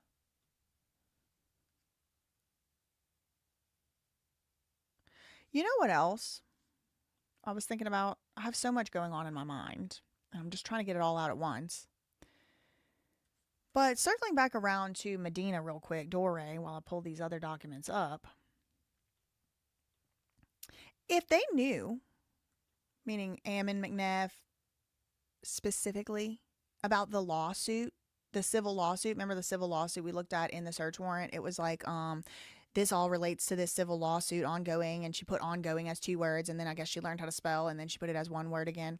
If they knew about it in February, then in April when they signed the financial disclosures, the franchise disclosure document with the required document that they're required to file with several states, they said there was no litigation ongoing. So they lied in that too. I just keep finding more and more lies. It's just lie, lie, lie, lie, lie, lie, lie, lie, lie, lie, lie.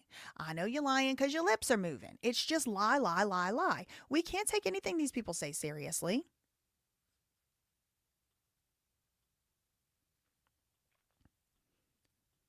And we certainly can't believe them. They lie.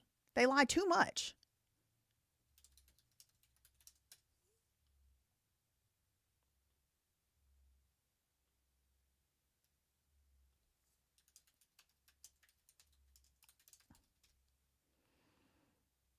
Okay. I got an audio note. I got an audio note that my volume was too loud. So let me turn it down a little bit. Okay. Do not send any hate to anybody mentioned here. Thank you, thank you, thank you.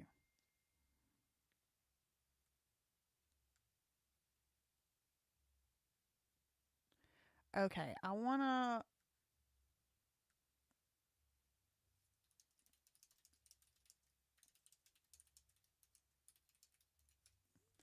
pull these documents up.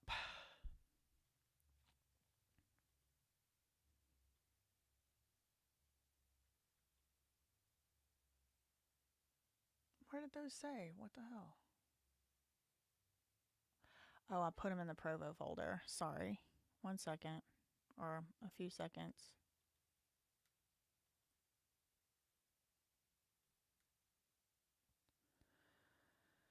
Sorry. It's a live show, y'all. It's a live show. We are live.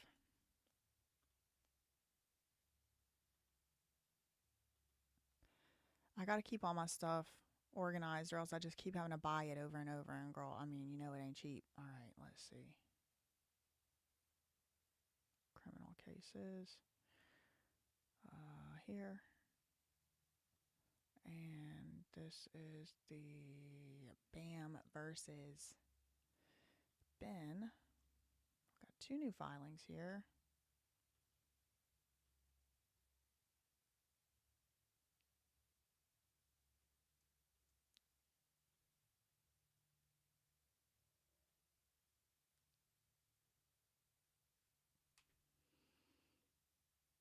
What the hell? Where did it download to? Oh, girl, it went missing. Hold on.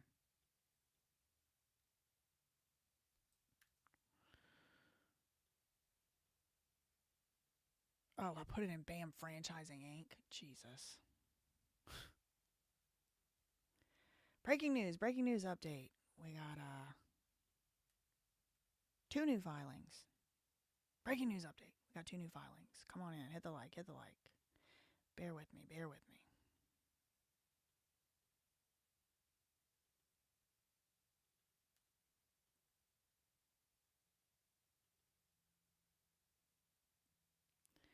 Put some stuff in the wrong folder and then I'm on a wild goose chase, but I found it now. Don't worry.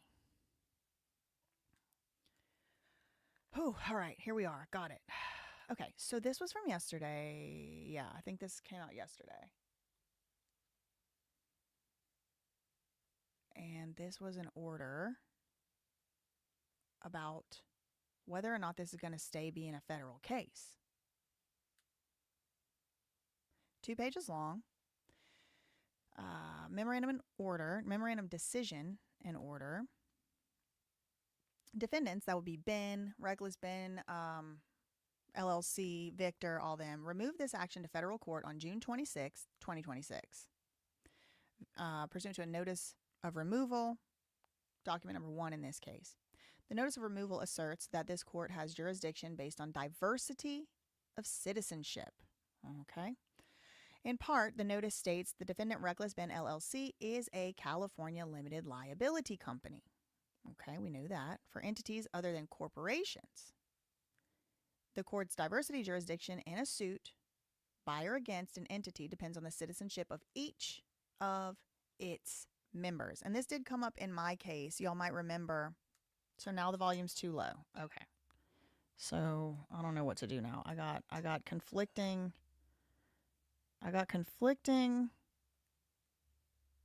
feedback. Some saying the volume's too low, some saying it's too high. I kind of try to pick a middle. Okay, now is it better now? It's better. Okay. All right. Okay. So this came up actually in my lawsuit too, where an LLC was one of the plaintiffs in the case, and the judge, it wasn't based on diversity. I guess it was based on diversity jurisdiction, but they just sued me in the state I already lived in, so I couldn't really get out of it, even if I wanted to. But they sued me in federal court in the state I lived in, and one of the plaintiffs that sued and lost 3 times was a company named ARA, Autonomous User Rehabilitation Agent, and they had to tell the court the citizenship of all of its members, which means that they had to disclose who the members were. And so Ben, I'm sure it's a single member LLC. It's probably just him. But on an LLC,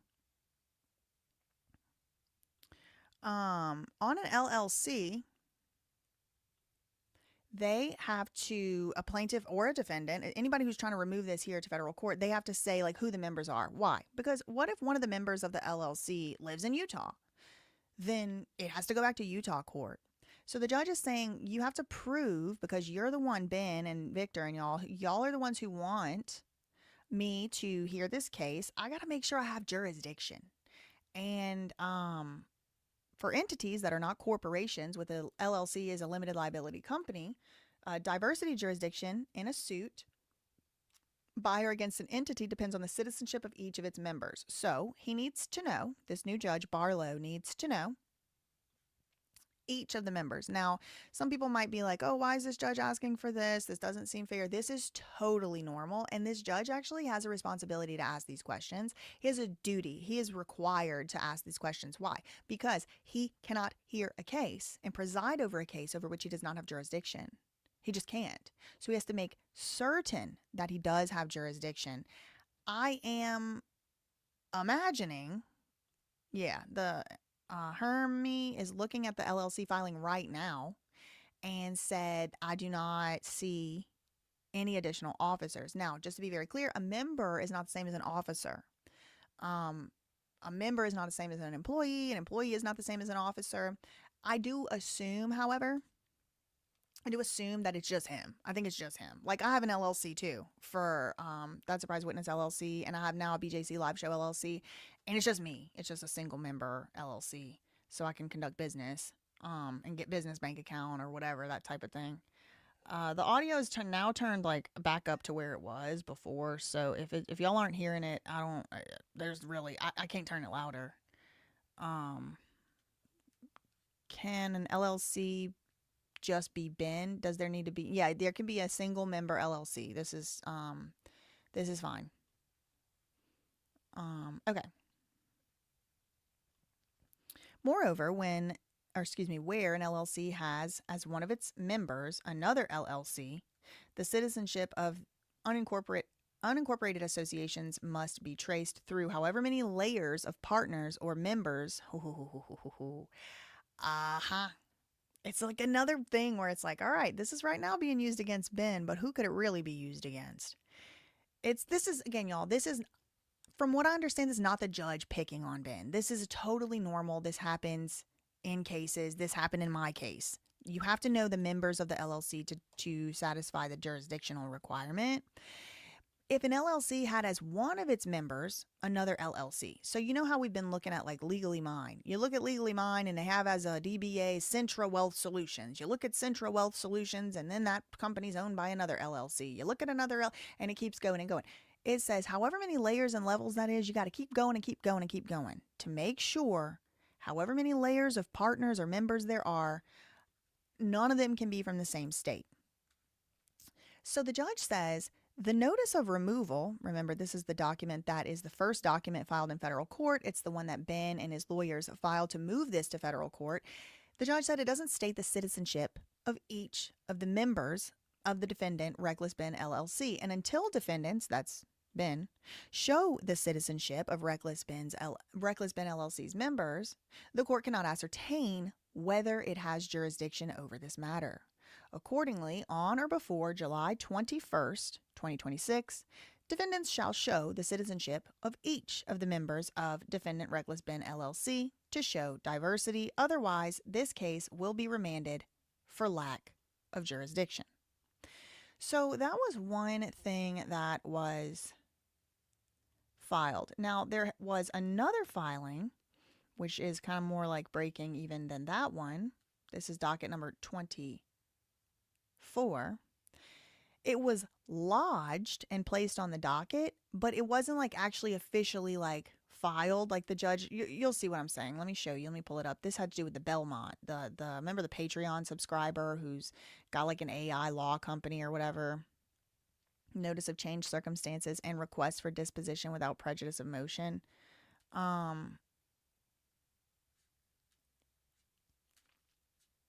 Okay, what does this say? In light of the court's prompt entry of the jointly proposed preliminary injunction, which omits the TRO's primary speech restrictive provisions and the court's published TRO motions practice. Okay, yeah, I covered this in my video about this new judge. The judge said, absent extraordinary circumstances, temporary restraining order motions will not be considered without allowing an opportunity for the opposing party to be heard. Proposed intervener no longer seeks to present intervention and respectfully asks that the court consider his motion to intervene and supporting declarations only to the extent useful in addressing the First Amendment concerns arising from the former TRO and related conduct described in those filings. Gregory C. Belmont further notes that paragraph 2 of the newly entered preliminary injunction would be clearer if its speech protective language were not limited to defendants, particularly because some unrepresented lay non-parties could be chilled by the TRO and they may remain uncertain. Okay, again, this is another situation where I do not disagree with him, but I don't think he has standing. This was lodged 235, but has not, wasn't like this guy wasn't like actually officially allowed to file in the case by the judge, but he's put it out for us to see it, which I do appreciate. I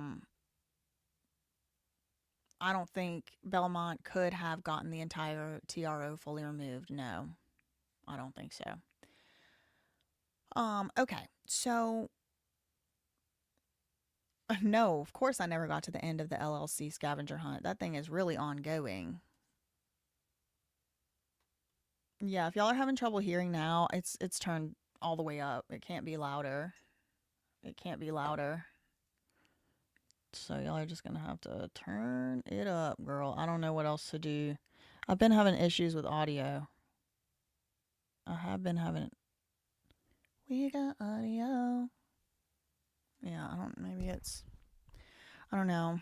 This is the best I could do. Okay, so let's get back to Medina, shall we? So we were looking at the search warrant, which I think was unconstitutional. And put a 6 in the chat if that thing boiled your blood as much as it boiled. That's why I was so mad when I got on here this morning. I was so mad when I got on here this morning because I had just read through that for the second time. And ooh, it aggravated me. It's just so dirty and low down. It's so dirty and low down. So this I want to look at. Oh no, Davey put a 666. Oh Lord. Okay. So she, again, I want to remind y'all, she was trying to get a search warrant and did successfully get the search warrant for supposed attempted theft by extortion and commercial obstruction. Okay, so I just want to look at the part of the video.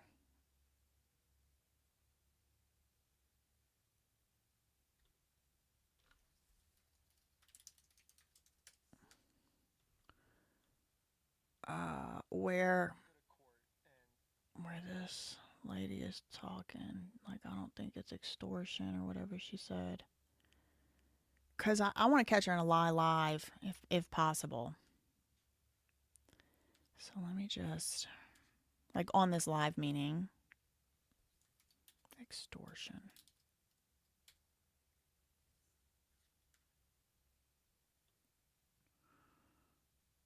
Okay.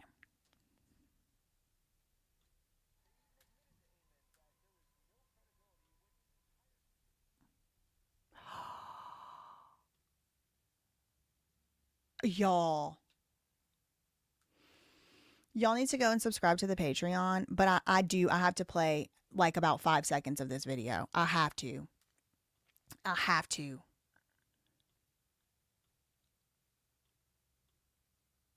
I'm only playing about 5 seconds of it. And I'll even speed it up too. I really did not want to do this, but y'all, this is so important.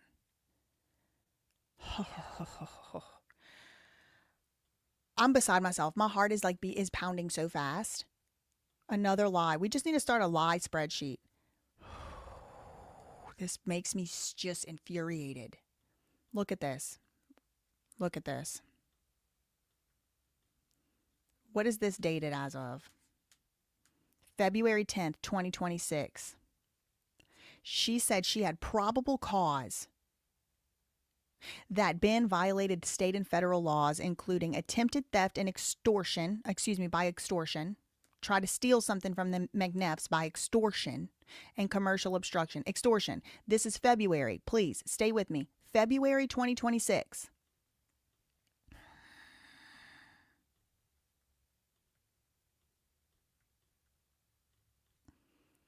Look what this psycho liar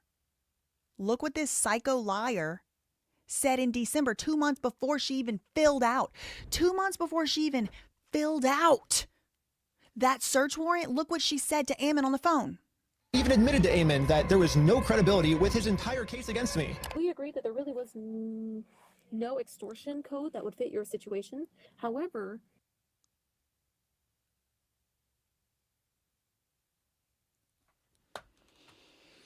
I can feel my heart beating in my ears. I'm so mad.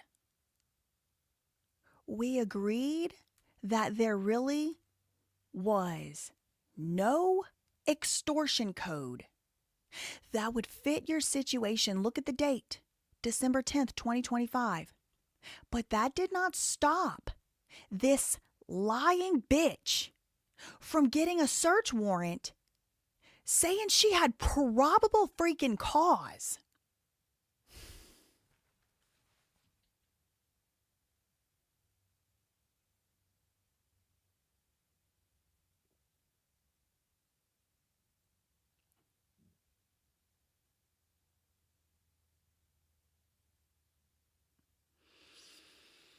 My mom said, you have nothing nice to say, don't say anything at all, and I'm trying real hard. She says it would be something else. Yeah, she did. She said it could have been harassment. She said, we still want to help you out. We still want to help you out. You know, at the end of the day, we do want to help you guys, you know, having to deal with this fool and all of his issues. We did find.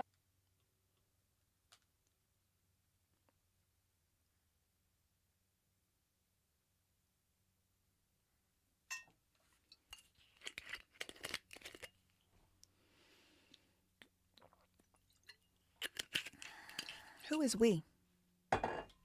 Who is we? Who's we? Who is scheming and conspiring with this crazy bitch? Who?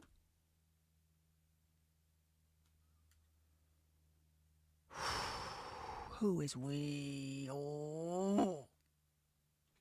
They even admitted to Eamon that there was no credibility with his entire case against me. We agreed that there really was no extortion code that would fit your situation. She said that in December. Guess what she said 2 months later to a judge to compel Google to turn over all kind of information about Ben. 2 months later. We agree there was no extortion code that would apply. Well, that didn't stop her from saying that there was probable cause.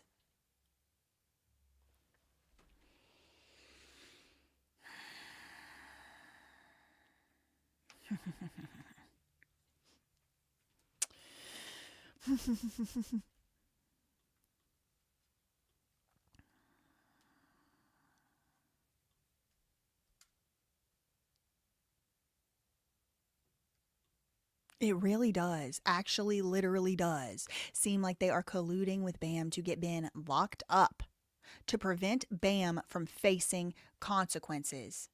Or maybe they are trying to get him locked up for some other reason. Maybe somebody else they're out here trying to protect. Thank you so much. Zoom with Smokey Bear for the $2. Bricks and Minifigs is a criminal organization, LLC. Innocent till proven guilty. Thanks so much to Scott WD for the $4.99. Provo Police Chief King was accused of 5 cases of sexual harassment in 2018. The city settled to avoid him facing charges. Sick. Sick.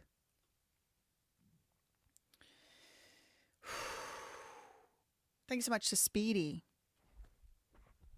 for the $5 super chat. Imagine Utah passing a bill in Utah to stop citizen journalists like they did to Nick Shirley in California. We need transparency. We do.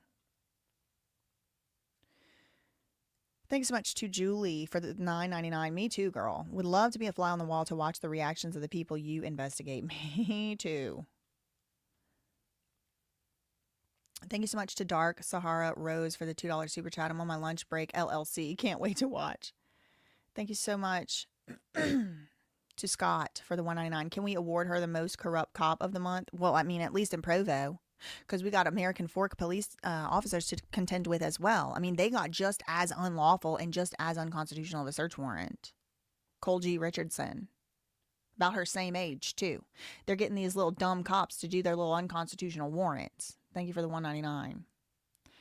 Thank you to Big Crunch for the $1.99. Last week, I'm like, I'm going to be taking a break from the case. This week, nope. Not this week. Okay. So I have some other stuff on this crazy bitch. Okay.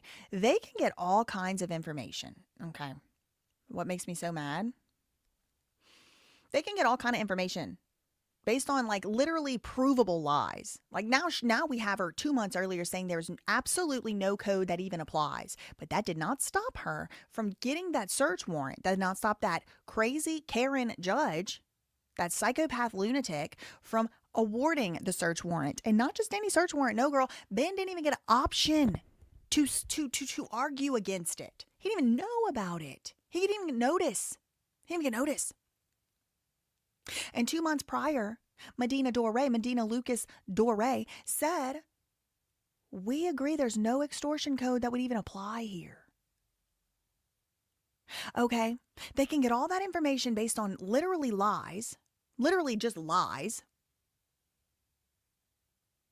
But when a member of the public tries to request one of 3 pieces of evidence upon which they actually did base their case, which is Adam Brimhall's statement, they had no evidence except Adam Brimhall's statement and some little surveillance footage and one other statement from one other guy or some other person. They won't give it. They won't give it to the public. They can get all kind of information from somebody's Google account, latitude and longitude, travel history behind their back without their knowledge. But when the public, who Medina works for, by the way, wants to get some of this information about how our public servants are behaving, how they're doing investigations, we get locked out. Let me show y'all the response we did get. And shout out to Sode Freak. I don't know if she's in here today. She is the one who did request this. And thank you so much to her for that. I'm assuming she also paid. I had to pay out of pocket for this because they know who I am at this point. Y'all saw they didn't even give me all the stuff I asked for. Somebody else did the same exact FOIA request as me and they got charged $27 less and got more stuff. So thank you to Sode Freak for requesting this stuff.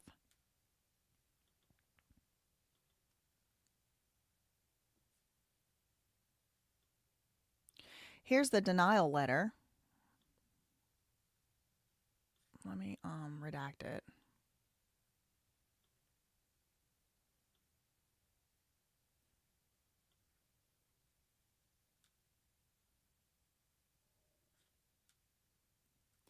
Okay, it was Genevieve Pratt who denied sending this public record. She said, no, I'm not sending it.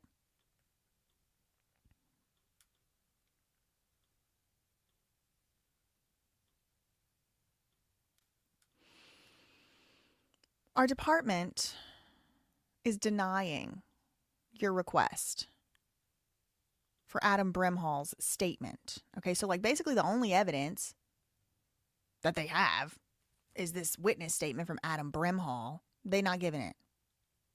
It's a protected record under administrative, civil, or criminal enforcement purposes, and it could interfere with an investigation. You have the right to appeal. And this is the one who denied Genevieve Pratt, Detective Administrative Assistant, Provo City Police Department, 445 West Center Street, Provo, Utah, 801-852-6255, a public servant.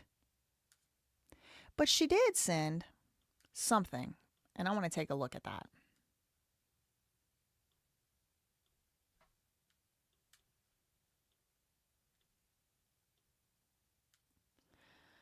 Oh boy, I got the little rainbow wheel spinning. It is spinning. Okay, I'm going to have to force quit this.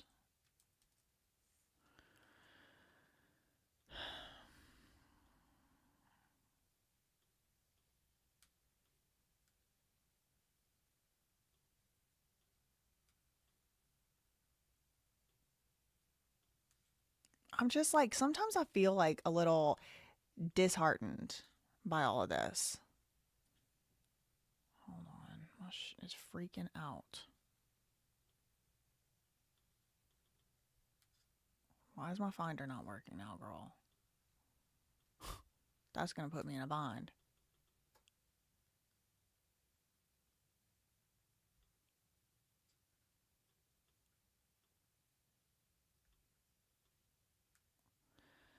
Provo Police, corrupt Provo Police done subpoenaed Google to kick me off my chat or what?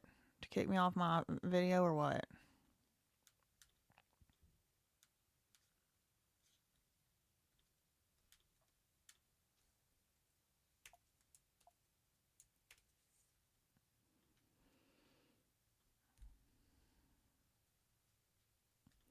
I'm just closing down some stuff in the back end. I'm having some technical difficulties.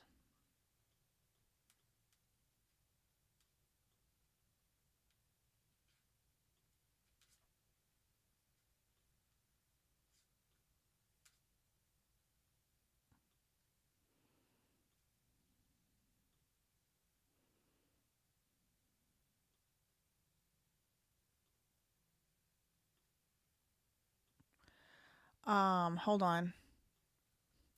Oh, Hold on, I need to send a text on the back end. I have some other stuff going on.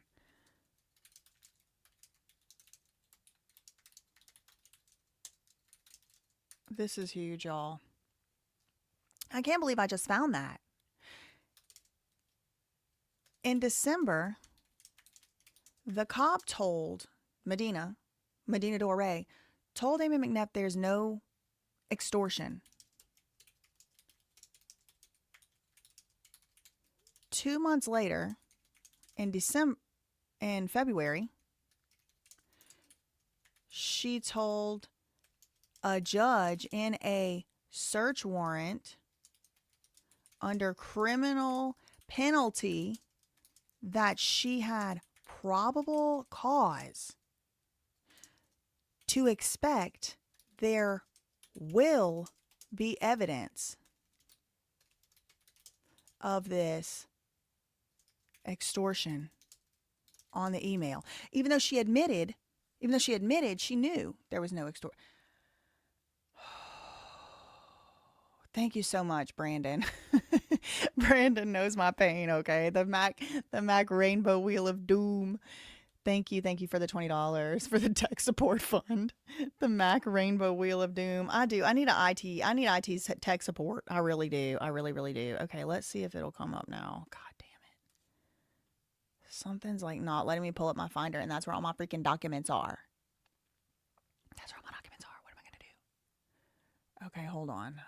I can think my way out of this. Give me one moment. Golly,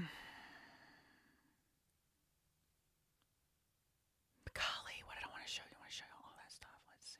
Hold on.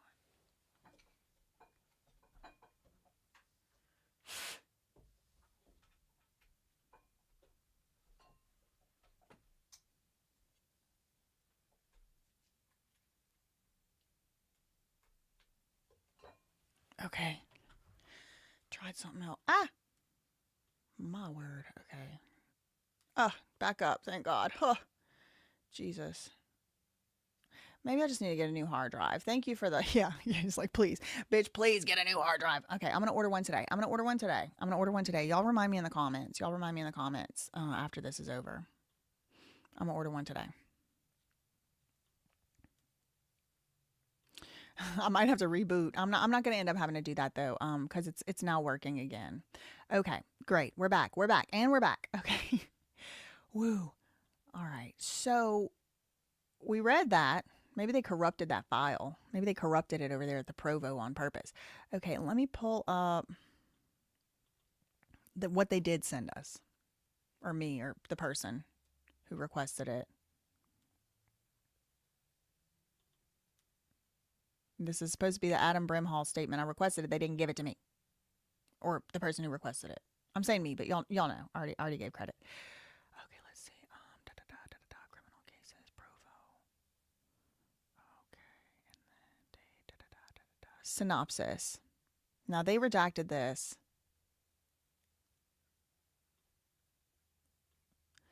They redacted this themselves, and I've already annotated it to some extent.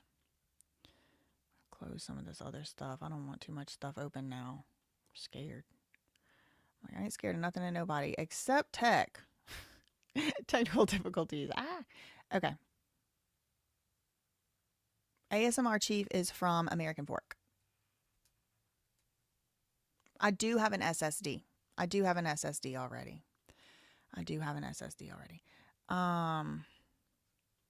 Thank you so much, Crazy Sparkles, for the $5 super chat. Don't be disheartened. Darkness can't be brought to light if it's never uncovered. The world is getting brighter, and you are an angel of light. Aw, thank you. Hopefully they will rip this cop a new one legally. Yup. New GPU and CPU, unless it's just storage you need. With $2,500 budget, I'm sure there's lots of people like me that could build you a sweet PC. I don't know how to use PC. I'm basically handicapped. I've been using Mac for so long. I'm like basically all integrated. I'm one of those. Okay. Excuse me. Hold on. Let me get me a sip of water. Y'all, Wegmans, I don't know if y'all knew this or not. I don't know if you have a Wegmans where you are. They started bottling their own water, and it is good. It's from some springs in New York, I think. I like spring water. It's got all kind of minerals in it. Not sponsored, but I like it. Okay. So I tried to get Adam Brimhall's statement of this whole incident. They wouldn't send it to me, but they did send, or, you know, the person who sent for me, they sent this. It is 4 pages long, and this is a public document, public record. All this black bars y'all see is all stuff they redacted, which is fine. It's like addresses, driver's license numbers for Ammon and stuff like that. So that makes sense. That's fine. I don't have an issue with that. Responsible officers, Medina Dore, PR, and also Simmons, received by Simmons. How received T? I think this is like the dispatcher, and then it was a telephone call. Medina Dore, and this was reported at 11:19 in the morning on December 10th. It occurred between December 10th, 11:18 in the morning to 11:28 in the morning. Ammon McNeff, I learned something new today. Ammon's middle name is Daniel. Ammon Daniel McNeff. He's named after his daddy, and he acts just freaking like him. Now, what are the offenses that were reported? Extortion. And I put a line through that because why? Because on December 10th, this very exact day, she even freaking said it and we heard it. We just played it for y'all. I violated my own rule and played a little 5-10 seconds of Ben's part 3, which you should definitely go and watch and purchase the Patreon a subscription for the video. But we just heard that on the same exact day, Medina Dore said to Ammon McNeff on the phone, we agree there's no extortion code that we could charge this under. No extortion code we could charge this under. There isn't one. But that's what Ammon wanted her and the police over there in Provo to charge Ben with. And also she claims she observed disorderly conduct. Additional offense, disorderly conduct. I said no harassment though. Even though y'all told the judge that in the search warrant to Google, harassment wasn't even reported, much less charged. Where's the harassment? Where's the, reported harassment, reported or observed harassment? Nowhere to be found. Trespassing, no harassment, but they told the judge there was harassment. They also told the judge there was extortion, even though she admitted on body camera that there was not. Circumstances, body cam. So this is the evidence she's going to base it off of. Body cam and communication via telephone. I said, what about the statement from Adam Brimhall? You left that part out and we requested it. Shh, not again. All right, I'm getting a new one today, y'all. Is it on my downloads? I have it on my downloads, so I'll just pull the downloaded one up. It doesn't have the annotations, but at least I'll be able to get it up on a screen. Fuck. I think it's something also to do with like StreamYard, like using it too. Like it's having to like be read from my hard drive. I'm pulling it up now again. Having Canton, Mass deja vu. You know what I was listening to when I was getting ready for this live? Let's Go. If you want it, you can get it. Let me know. I'm about to tear this bit up. Let's go. Okay, why is this not doing now? It's like stuck. Great. Maybe these documents are messing with it.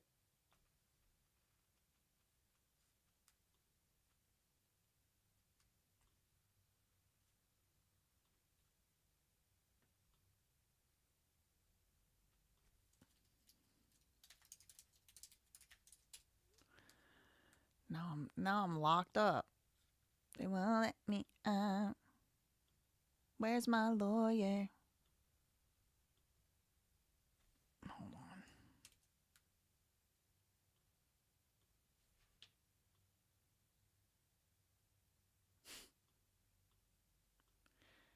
I need more RAM.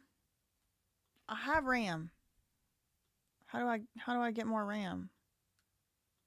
What does that mean?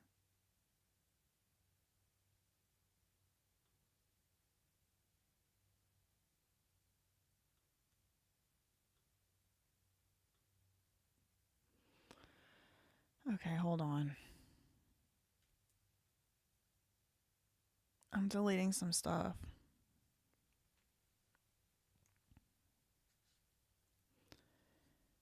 The little chips that make your computer faster. RAM is hella expensive nowadays. How big are the files you trying to open? Not big, girl. It's a PDF. I think something might be wrong with the files they sent. Maybe they're crashing my computer. I'm deleting some stuff, but now all my stuff's all just freaking out. Close unwanted tabs, programs. Okay, let me close all that. Defrag your computer if you have lots of tabs open. I did just now close some stuff. I'm getting like live stream tech support. Thank you. It's 3-page. It's 2-page PDF. Yeah, I do have a Mac. I'm obstructing the evidence live. I know. Y'all see it? Y'all see it? Oh, Lord. All right, I'm moving some stuff to the trash. Let's see. David. Rest in peace, David video. Rest in peace. The truths about Kanye at the Diddy party. Rest in peace. I'm trying to delete some of the bigger files. Diddy trial live. Rest in peace. Gideon and Jayoma. I have no use for you. All right.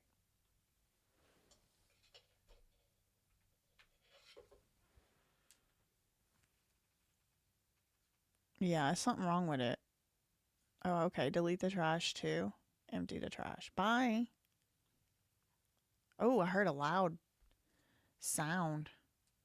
They sent spyware, girl. I mean, it was crashing.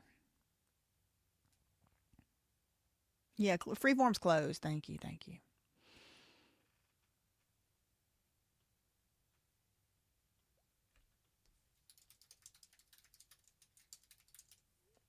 Okay.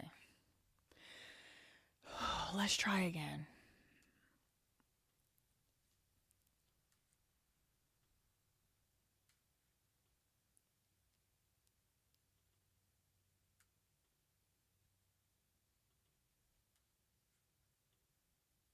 Okay, so far so good.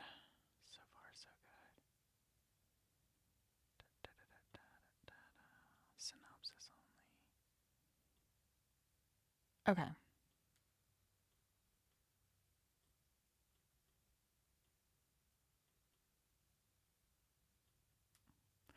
We're back for now.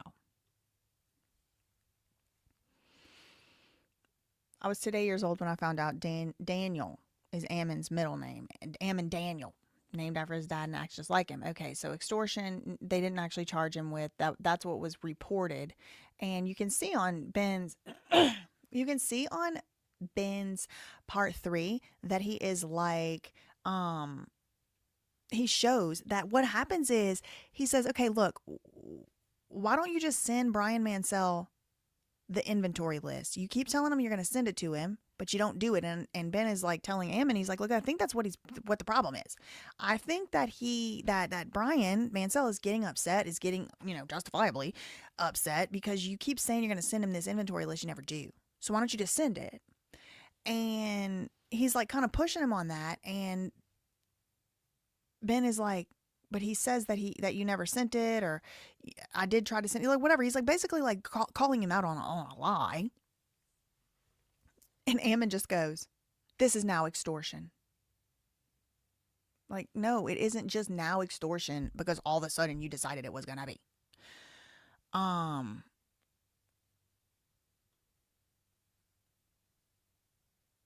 No one has ever received an inventory list.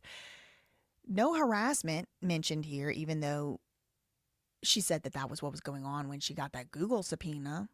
They don't mention Adam Brimhall's statement. They left that part out, and I requested it, and they would not send it.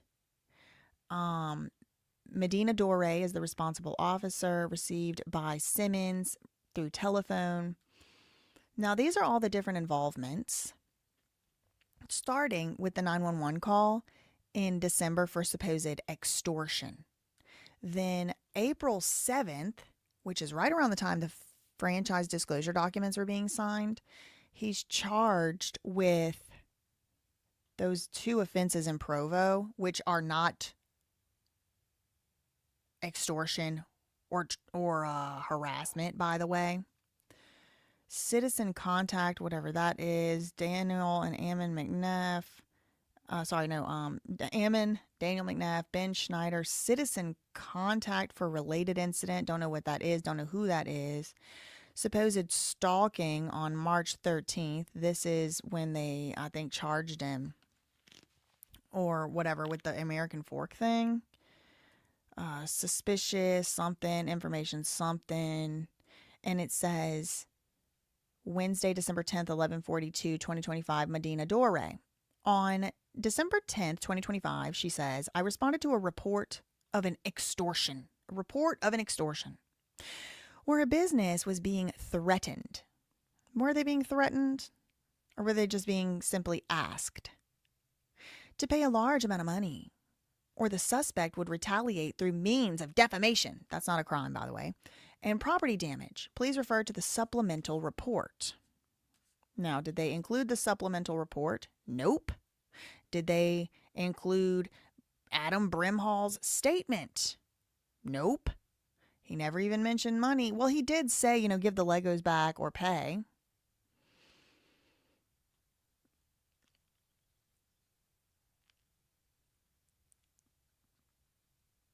But that's what they did send. And it just aggravates me because they can get all our information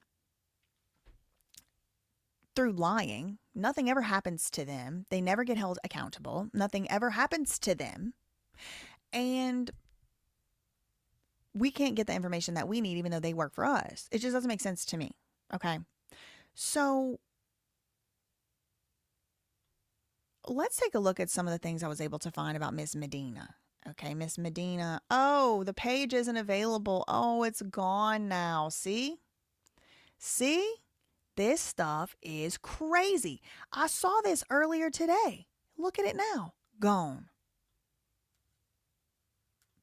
Did I post the picture? Did I take a picture? Ooh, I hope so. Ooh, I hope so. God damn it. Look at this. The page is gone. It was her.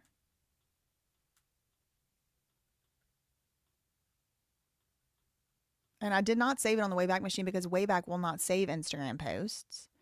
But it was her winning officer. Excuse me, was it? Yeah, Instagram. Her winning like officer of the, what was it? Let me just make sure I'm not telling y'all. Instagram post. Yeah, it was an Instagram post about her.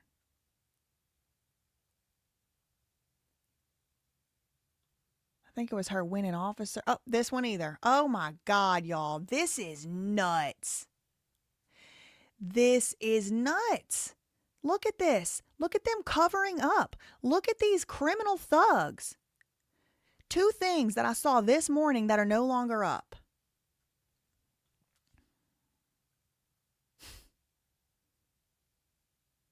God damn it. I didn't take pictures of it either. That's the one picture I got. That's infuriating. Police departments should not be allowed to delete posts about criminals that work for them. Scumbags. They are watching, covering up in real time. Scrub that file, LLC. Notice to Medina Dore, do not attempt to remove or delete any evidence, or else you may be held criminally liable. Corruption in every section of the government, and we're watching it happen on a live show. The lurkers are lurking. That must be the ones of y'all that didn't like. I always do save the pics, but Ethereum, you gotta also understand, I'm working with a lot of data over here. Hopefully somebody got pictures of it and emails it to me at bjcliveshow@gmail.com. Anytime you see Bricks and Minifig posting that matters, download it. You can't download an Instagram post, to my knowledge.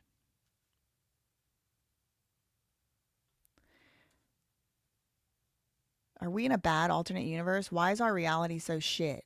Someone get a search warrant. Yeah, somebody get a search warrant for Instagram and Facebook. Bam Map has the Dore dossier. Okay. Hopefully y'all got the pictures. They got the pictures over there. Okay, hold on. Let me just click on the other stuff.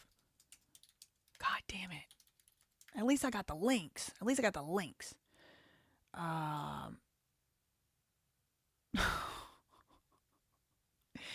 This was the Provo City Council. The Provo City Council's covering up for her too. I wonder if is the Vimeo going to be gone? Here, this hasn't been deleted yet. This I did save on way back. They won't save Facebook pages. Thank you, Rose. I'm going to go over to the band map right after this. I just wanted to get to the stuff I could before everything gets deleted. February Officer Medina Dore. I would like to express my gratitude for the assistance of Officer Medina Dore, that she's given the victim services. This crazy bitch has no business being near a victim of anything. She's the one who creates victims. People are victims of her. She accepted the assignment to help victims. Yeah, I'm so fucking sure. While I was in the process of hiring new advocates and creating a new team, not only did she accept the assignment, oh, everybody's just getting assigned out here, huh? But she excelled in her temporary duties. Medina is an amazing employee, even though she has not done this work. In over 5 years, she jumped in with both feet. She's been helping victims from the first day. That's a lie. That's not true. Because Ben is a victim. He tried to report crimes to her, and she went ahead and lied about him, got a search warrant, unlawfully searched and seized his stuff. She doesn't help victims. She creates victims. Bitch. Highly organized and does a wonderful job with case management. She's very resourceful and savvy with technology and lies. Yes, she is. Having her in the office as an officer was extremely valuable. Yeah, personal thug for hire. She was able to help us with her expertise on the law. She has no expertise on the law. She is a dense, uninitiated buffoon. She has no expertise on the law. None. She can't even write. She can't even spell. She can't even spell. Updated documents, pamphlets, training manuals. Enjoyed working with Medina. She is the epitome of a collaborator and a good soldier. Yep, just like the Nazi soldiers. Just following orders. Just killing and gassing people to death because I just want to follow the orders. I'm a good little soldier. I'm a good soldier, Daddy. I'm a good little soldier. I will lie to a judge. I don't mind. I will lie to a judge. That's no problem with me. I'm a good soldier.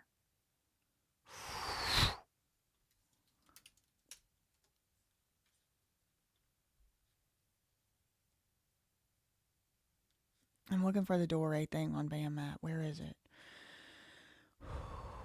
I'm just so angry at this. Is just infuriating. And I don't like to let stuff make me mad, really. I've been working for years on not letting my temper like overrun my actions.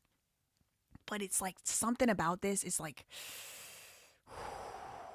almost nothing makes me more mad than a corrupt liar. Police warranted the journalist's Google account on a charge they never filed. Yep. Ben's financial officer, censure. Where's the Dore files? I don't see it.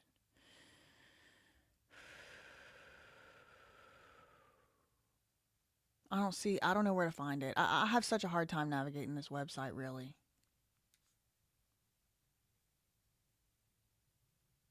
Really, it's so hard for me. It's like not intuitive to me. I'm checking my email to see if anybody sent me the stuff that got deleted. Yes, Tony. Yes, thank you. Thank you. All right, cool. All right, we got some screenshots from different people. Thank you. I do have the Provo Police one. Got it. Officer of the Month link that is working. We read that one. Okay, I got that one. Okay, got some screenshots. Thank you. Bitch. Thank you. Got one. Let's go to that one.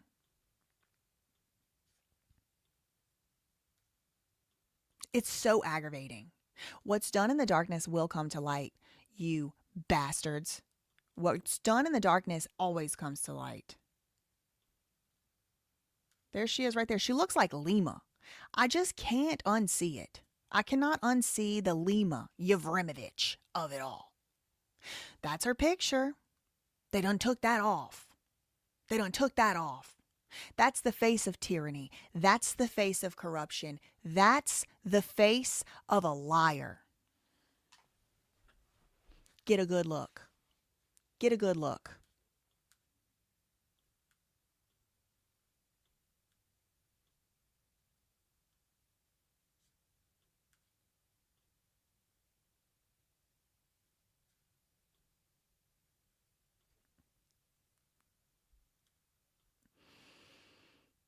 Oh, yes, yes. Thank you. Got the Instagram post. Bitch, bitch, you thought, bitch, you thought, bitch, you thought. Ding, ding, ding, ding, ding.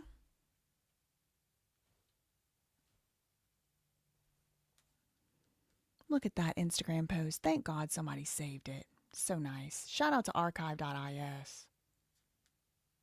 Congratulations to Medina Dore. Look at that face. That's the face of tyranny. That's the face of corruption. That's the face of a liar. Hi, Medina Dore. Medina Lucas Dore. Welcome to your tape, bitch. Welcome to it. You want to lie? You want to lie and get unconstitutional search warrants and then have the Provo City Council do your disgusting, dirty, low down, dirty, nasty, dirty work? There she is right there. Look at the face of evil. Look at the face of a liar. Look at the face of a dangerous thug. Look at the face of a dangerous lunatic, a dangerous psychopathic lunatic. Look at her filthy, disgusting shoes. Look at her ugly, dumpy, little, stupid body. Look at the face of evil. Take a good look, because this is what they didn't want you to see. Take a good look, because this is what's now been deleted. Take a good look. Congratulations to Medina Lucas Dore for earning the February 2025 Employee of the Month Award. Officer Dore began as a victim advocate before joining the academy 5 years ago. Quote, "It's not often that you find a person with such a big heart who exemplifies loyalty, duty, lies, selfless service, honor, integrity, and personal courage." That does not accurately describe this lying ass bitch. This was just last year. Look at her. Look at the face. Look at the smug face of corruption and tyranny. Look at the face of a liar. See what else y'all were able to save. See what else y'all were able to save. Shit pissed me off. And I've been dealing with this for a long time. This happens in every case I cover. You start getting too close to the truth and they start deleting stuff. And it's like their little friends will delete it. Now they got the Provo City Council in on destroying evidence. Obstruction of justice. Obstruction of evidence. It's only okay if they do it, though. Big lion heart. Short-legged cow. Somebody said the face of a liar. The face of a liar. Ugh. Okay, let me see what else y'all found.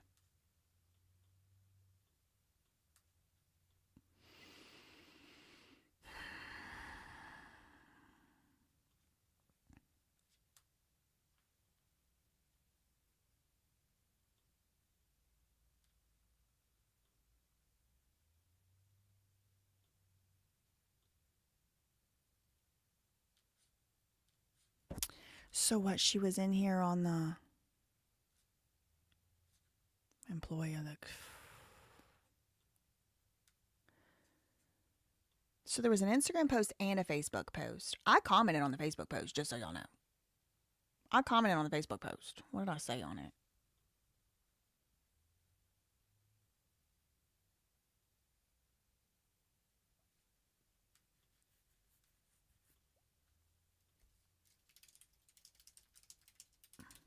Did I take a picture? I said, this lying loser is going to be a liability for your department or something like that. I didn't take a picture. I always do take pictures. I have so many screenshots, but it's like, there's so much to keep up with. Okay, so that was one of the things I wanted to show y'all was the Employee of the Month thing. Now, guess what else? There's a video of her. There's a video of her.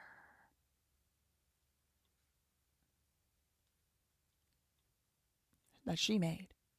Hold on, let's go to her police bio page.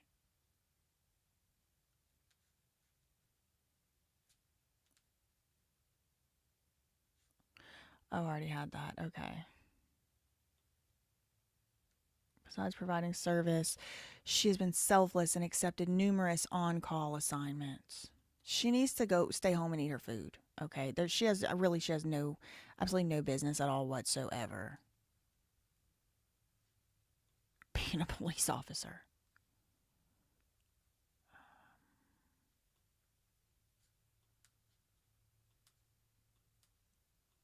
Just trying to share this screen.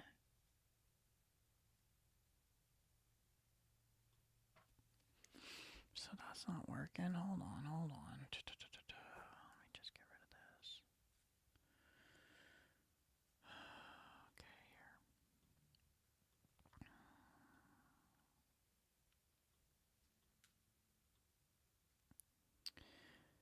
Enjoyed working with Medina. She's the epitome of a collaborator and a good soldier. She's professional and empathetic. False. She's a liar, which has benefited those she has served. False. Ben needed help and he got victimized by her.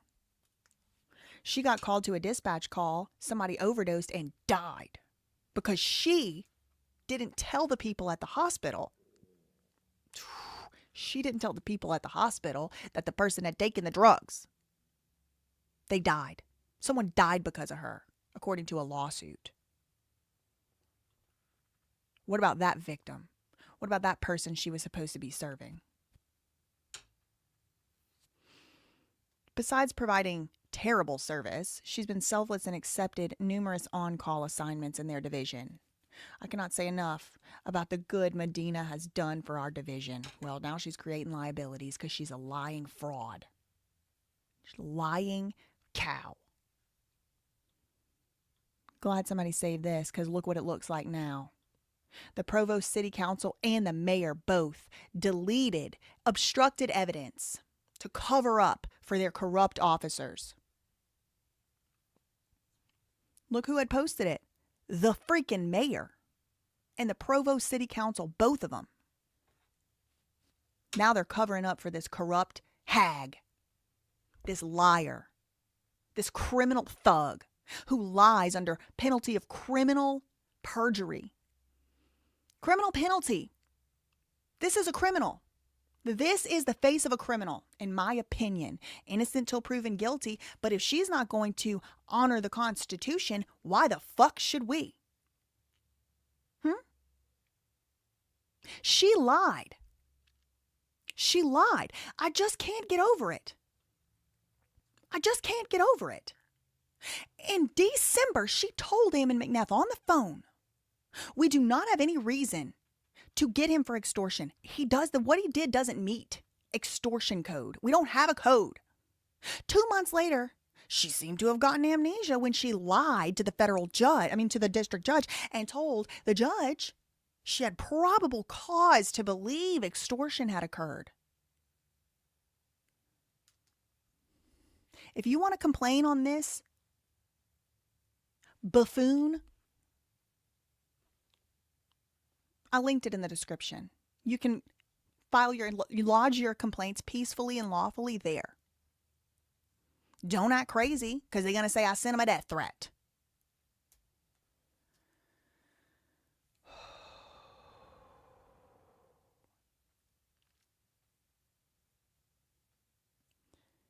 Somebody please do this for me if you don't mind. Request all emails and correspondence regarding the removal of public posts about Medina Dore. Because if I request it, they're going to tell me no and say it's a death threat and it's extortion. This is so corrupt. This is so corrupt. If the city wants to distance themselves, they should just fire her. They can't just delete stuff. They should lock the criminals that are actually supposed to be upholding the law up in a freaking cage. Otherwise, they're just as bad. Don't act a fool because we'll testify against you. I'm holding back the primal scream. I don't want to scare nobody. I don't want to scare nobody. Saving that one for a rainy day. And she has absolutely no self-respect with those dirty ass shoes. She's letting you know what she thinks about her job and how important it is by not even cleaning the uniform. They deleted this post. It's gone. This is corruption. This is corruption. The city council's covering up for this hag, for this criminal, for this liar, for this lying, unconstitutional wench. Does anybody in the entire state of Utah want to hold anybody who does something wrong accountable? Or they all just want to keep seeing how bad it can get?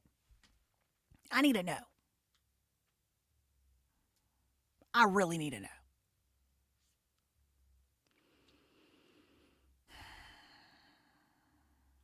Okay, I already did that one. Let's check her video out, shall we? Shall we? Let's hear what her voice sounds like in the light of day. Thanks so much to Making Law Simple for the $4.99. I want to know your thoughts. Am I coming above? Are you coming above what? I don't get it. I don't understand the question. Thank you for the $4.99. Check your email. Thank you, Maple River, for the $2 Canadian. I need to figure out how to work the band map. I don't know where the band map dossier is.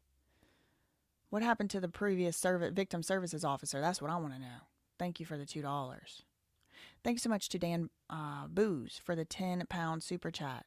Part 3 showed me he is not as reckless as he might come across. It is wild how these two police departments, the Provo Police Department and the American Fork Police Department, keep digging their own grave and willingly crossing the line to the point of no return. Seriously. Medina, thank you, Grazer, for the $10 Australian super chat. Medina is the face of ruining lives and wrongful imprisonment, and also somebody died because she didn't tell the hospital that the person had taken a bunch of prescription medications.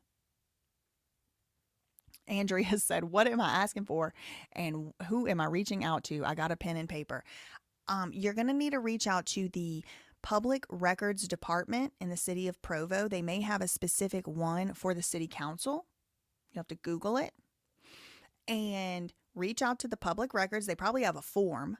If they don't have a form, you can just fill out an email and you just say, I am requesting all records regarding or from the time zone. So you would say from Tuesday, July 7th to Wednesday, July 8th regarding removal of any posts or any other communications regarding Medina Dore, who is an officer with the Provo Police Department. And then you submit it. There'll probably be a form. They'll probably ask you, what day and stuff like that. Also, request it from the Provo Police Department. They probably have their own public records center. So you just type in Provo Police Department Public Records Request and request to them any and all communications regarding takedown of any social media posts and any and all communications from yesterday to today regarding Medina Dore. That's what I would do. Thank you for the $5. Thank you so much to Making Law Simple for the $9.99. Here's my thought. If the city wants to distance themselves from the officers based on recent events, would you not expect them to remove posts like this? No, I wouldn't. I would not expect them to remove posts like this. Maybe possibly updating the post. But the city distancing itself from this would require them to make a public statement. They're going to need to say, yeah, look, we got duped. That bitch lied to us too. She's fired. We got to look, we were out here giving her Employee of the Month. We didn't know she was a lying fool.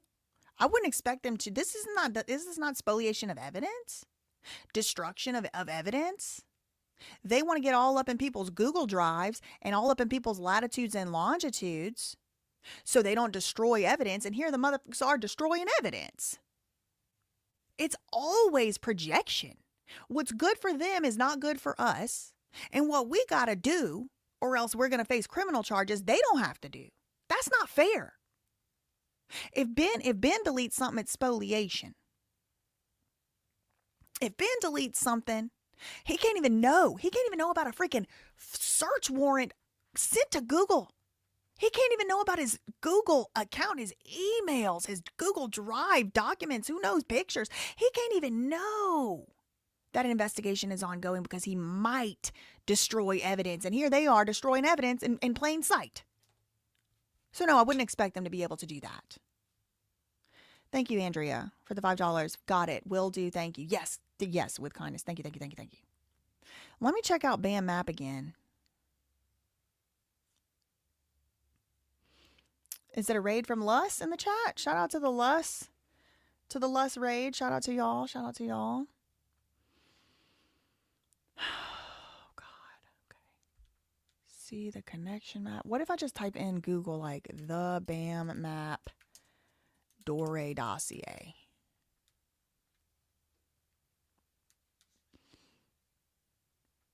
It's not coming up. I'm trying to look for it, at it. I don't see it. Can't believe they deleted that stuff.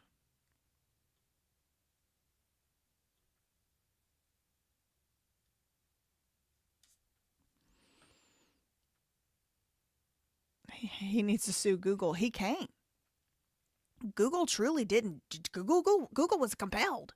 They would have been violating a court order if they didn't.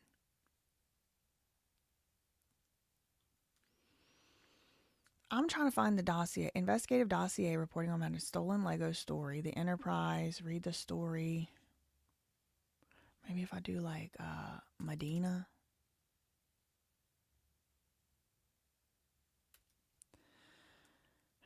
Where is that? What's new? Police. Is it?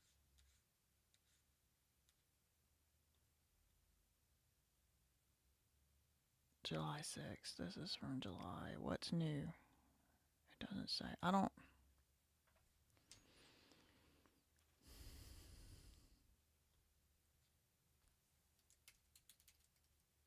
Okay, here. Okay, is this it? Is this the dossier?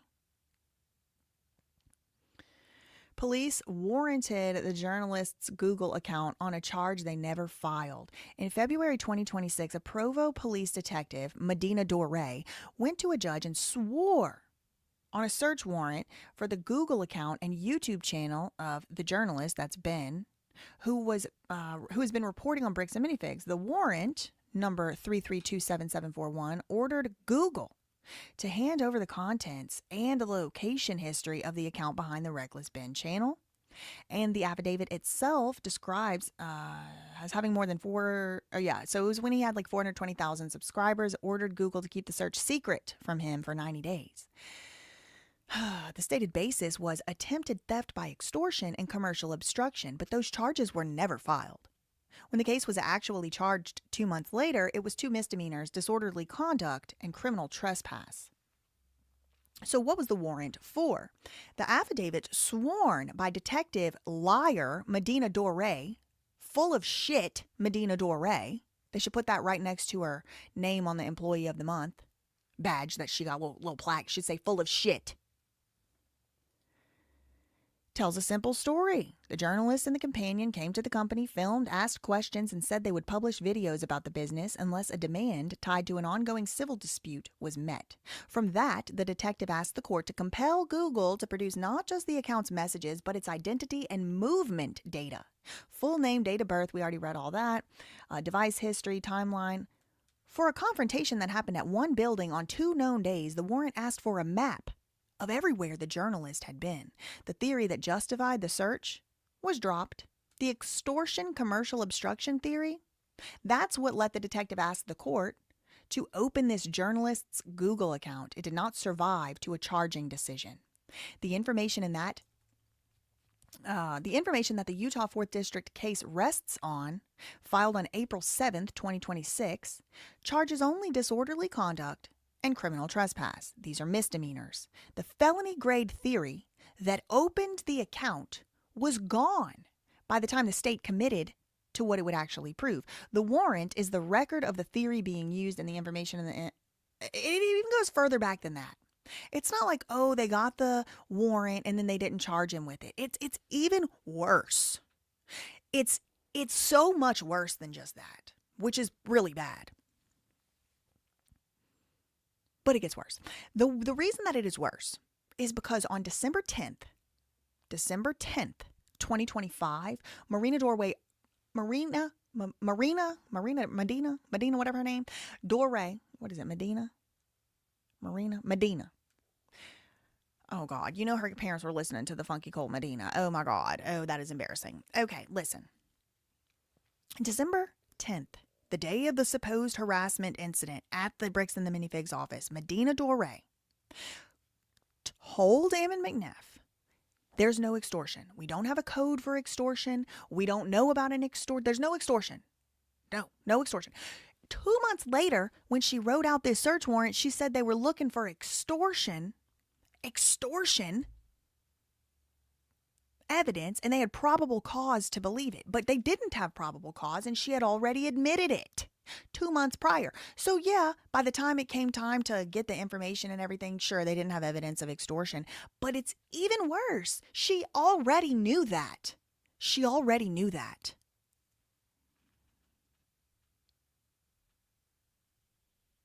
Google just had a class action lawsuit for the same thing. Apparently they are willy-nilly with private info. And to some degree, I kind of can't blame them. Imagine getting sued by these police departments for violating criminal subpoenas every time they do this.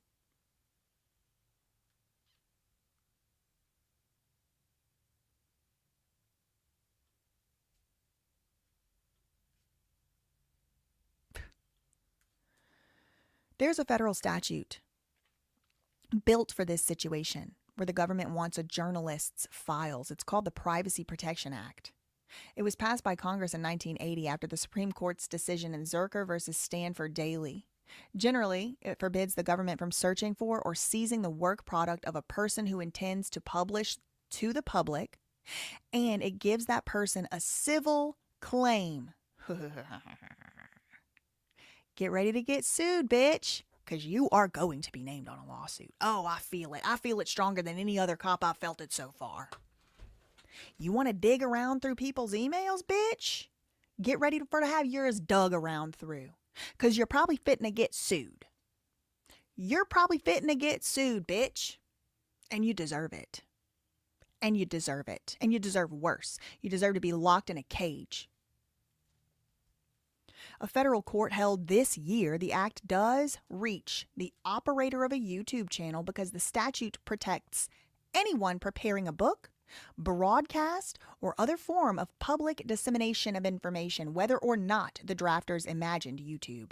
Whether the act was honored here is a question for the court. Not for me. Not for the band map. But it is the frame the law itself supplies. A secret warrant backed by a gag on the platform for the account of a person whose entire purpose is to publish. The address on the warrant is the CEO's house. The affidavit records the location of the confrontation as a business called Bricks and Minifigs. At a Provo address that on the Utah County parcel record, parcel 553330014, is actually the home of Ammon McNeff, not a store that's open to customers. The company's own documentary places the meeting at its corporate headquarters. That's where the journalist, Ben, spoke to Ammon in person. The most economical reading is not sinister. The detective wrote down the address that Ammon McNeff gave her. And he gave his home address for a meeting that happened at the company's offices. It is a small thing, but it is a tell. An affidavit that records the wrong building is an affidavit that was just reproduced. One side. Just one side story got heard. Ammon's. He's the one that gave his home address. It's little, it's nitpicky, but it shows that the cop didn't even bother to check the facts. She said she based this on information from other officers and from her own experience, but she should have said she based it on hearsay from proven liar, Ammon McNeff, without any fact checking.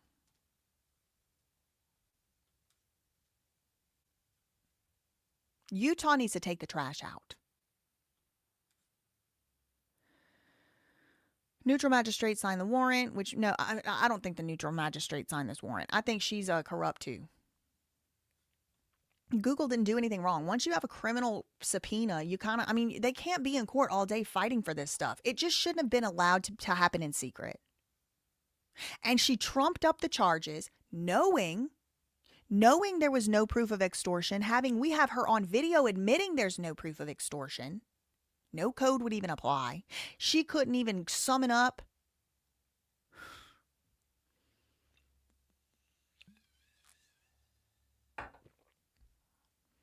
Every layer reveals a fresh layer, as if it never ends. The non-existent body cam footage, because no cop shouted up, her interaction was on the phone. She herself admitted there was no claim for extortion. Then she lied to a judge and said there was. What are the chances for a Frank's motion for the criminal trial? Oh, girl, I don't know. Maybe making law simple can answer that, or less. Thanks so much to the for the $5 super chat. Click translate top right. Oh, I have a translate button. Y'all made me one. Oh. Y'all are funny at the BAM map. Translate. Stop. Y'all are funny. Stop. Okay. Here's what happened in February. Provo Police Detective went to this judge and got a search warrant for the Google account for Ben. He's been reporting on Bricks and Minifigs. The order told Google to hand over the account behind Reckless Ben, a channel with more than 400,000 followers. Now it has over 1 million, but this was back when it was like 420,000. And it told Google to keep the whole thing secret from him for 3 months. Yep. The reason that Medina Dore, the detective, gave was Ben had committed extortion and interfered with business, but neither one of those was actually ever charged. When the company's complaint finally turned into a real case 2 months later, it was 2 small misdemeanors, trespassing and disorderly conduct. If you read what the detective asked for, the shape of it jumps out. She did not just ask for his messages. She asked Google who he is, where he's been, his full name, birth date, home address, backup email, backup phone number, internet addresses he logged in from. And in the order's own words, they wanted the Google Maps timeline. They wanted to trace his movements, latitude, longitude. He had come to the company on 2 known days at 1 building. And for that, the court order asked for a map of everywhere that Ben had been. That is not the shape of collecting proof for a demand of money. It is the shape of finding out where a person lives and moves to harass and target them, in my opinion. This part that matters most. The extortion claim is what let the detectives ask the judge to go into this Google account in the first place. It is a heavy accusation, not a little baby misdemeanor. Yes, this is much easier to read. Thank you, BAM Map, for doing a translate feature. When it came time to say this stuff on paper, what the state would actually try to prove, extortion, no, we're not going to do that. What's left is trespassing and disorderly conduct, the kind of thing that you would expect from a single visit to an office. The heavy charge did the work of opening up that Google account, and then it was quietly set aside. There's a law made for this exact thing. We have a law here, passed by Congress in 1980 after a fight that went all the way to the Supreme Court. Ugh, I love this language. Thank you. This law is built for this moment, when the government wants a journalist or a reporter's files. In plain terms, it says that the government generally cannot go searching for the work of someone whose job it is to publish to the public. And if it does anyway, that person can sue. Well, this reminds me that I could sue Desiree Perez, the CEO of Rock Nation, because she sure went digging for a court order for my DMs without giving me notice. And my purpose was to publish, obviously. So maybe I should sue her. Maybe I will if she ever fucks with me. And a federal court just ruled this year that the law covers the person running a person who runs a YouTube channel, YouTubers. Whether or not the people who wrote it back then ever thought about it applying to YouTubers, it don't matter. It still applies. Why? Because it is a law that protects anyone who's getting ready to broadcast to the public, whether or not the people who wrote it imagined it would apply to YouTubers. Whether that law was broken here is for a court to decide, but It is the frame the law itself hands you. Secret order, gag on Google, they can't tell anybody, for the account of a man whose whole purpose is to publish. One more thing, small but telling. The detective wrote down that the confrontation happened at a Bricks and Minifigs at a certain address. But that address, when you look it up, on the county's own public property records, is actually the home of the company's CEO, Ammon McNeff. It is not a store. It is not an office where customers come. The company's own video shows the meeting happening at the corporate offices where the reporter, Ben, talked to Ammon face to face. And so the simplest explanation is the detective just wrote down whatever Ammon said. The company handed her Ammon's home address for a meeting that took place at its offices. It is a tiny error, but it also is the tell. In my opinion, it looks like the officer who wrote this down is just writing down any old bullshit Ammon says and giving it over for a search warrant. Yes, I love the translation. Thank you. Could Ben sue Medina for the Google warrant? Yep. Now, will he win? Probably not. They always get immunity, and they have their little union thugs, their little union thug lawyers that will literally protect them against anything. So maybe he won't be successful, but he could make her life hell just like she made his hell. This lying cow. Can Google get them for falsification? Thank you for Pink Queen for the $2. Phew, I hadn't even thought about that. Can Google sue them? Maybe. I mean, you can sue anybody for anything. I'm just trying to think about, like, the merits of that. I don't know. It's hard to hold a judge accountable, and it's hard to hold a cop accountable. A lot of times what happens is you got to sue a private party, and then that private party has to have enough money to pull in because it costs a lot of money. It takes a lot of work to go against a government entity. Thank you for the $2. Thank you, Rose, for the $1.99. BAM map updates too. I did that. I think that's what I just read. Breaking docket. Okay, we read that. Let's check the docket again.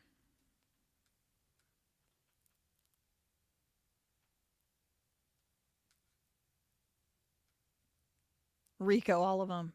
Funky Cole Medina. My dad and mom used to love that song. And my mom's probably in the chat. She's going to say, no, I didn't. But yes, y'all did. Yes, y'all did. I remember it. I was there. Don't gaslight me. I'm logging into Pacer to see if anything's been... Oh, man, y'all. This was not even the topic I wanted to talk about today. I wanted to talk about Reed Brimhall and Adam. Just, woo, it made me so mad. Oh my God, I'm still mad. We should all be upset by this. They shouldn't be allowed to do this to us. They don't really have the right to do this to us. Okay, modification of docket regarding the notice other error. Document was filed in error as it was submitted by someone who has not been granted leave to intervene. Correction, the entry has been marked as lodged. If the motion to intervene is granted, then Gregory may file in this case. Okay. So they haven't denied the motion to intervene. They just haven't yet accepted it.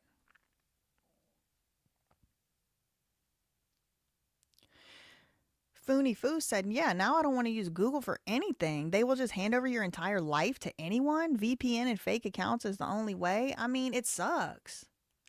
It sucks. I mean, they're about to have us all on digital ID. We ain't going to be able to hide anything. And it's not about hiding, too. It really isn't. It's about the fact that privacy is a right. Privacy is a right, period. It's not like, oh, thank you, daddy cops, for letting me have privacy. No. Privacy is necessary for democracy. It's necessary for civilization. It's necessary for mental health. It's necessary for identity. It's necessary to feel safe. We have a right to privacy.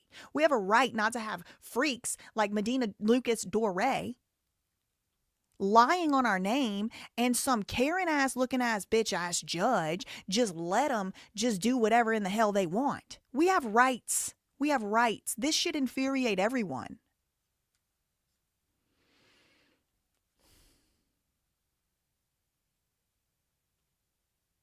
Let's hear from Medina herself, shall we? Let's hear from her herself. Now, this was posted 5 months ago. It has 13 views. And let's hear what Medina, let's hear her voice. By looking at her smug ass, ugly ass face, I can tell what she's going to sound like. It's really giving Lima Yarimovich.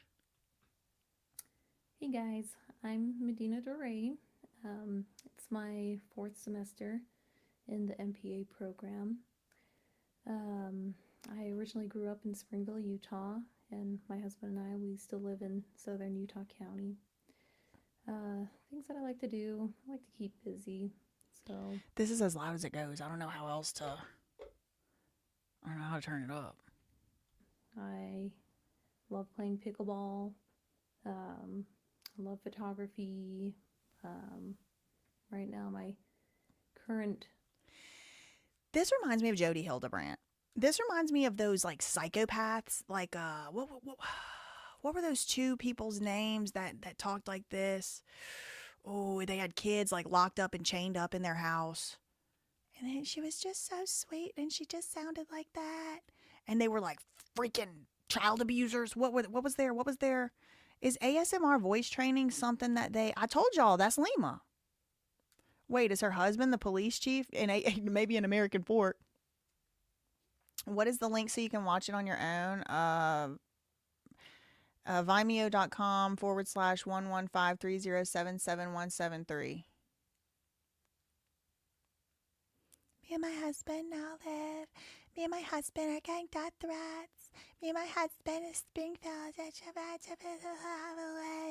You supposed to protect and serve us, bitch? This bitch is supposed to protect and serve? She don't even look like she could debate somebody without starting to cry. Southern Utah County. Things that I like to do, I like to keep busy. No, not Ruby Frankie. Not Ruby Frankie. It was another one. It was like somebody from the South. It was 2 Devouring Mother. Yep. It does remind me of them. Because they did talk like they were like this. But it was somebody else. God dang, what are those people's names? It was like a very huge case. It was not Hildebrandt. It was something else. I downloaded the video too. Y'all downloaded too. Vallow. Yes. Vallow. Yep, her. Hold on. There's a certain personality disorder, I think, that does this. And it's like, remember Gypsy Rose Blanchard's psychotic mom with the Munchausen by proxy?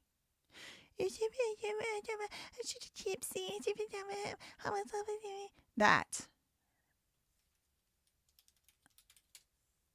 And behind the scenes, they're insane. Those facts in and of themselves are wrapped around. No, that's not her either. Nope. Sorry. That's not her either. It was an old lady and her husband, and they had foster kids. And one of them was chained to the bed, to a bunk bed in a room that was like hidden. It's not Vallow either. Turpin. I think it's Turpin. I think that might be it. Turpin. I think that one's it. Turpin. What was the wife's name? What was her name?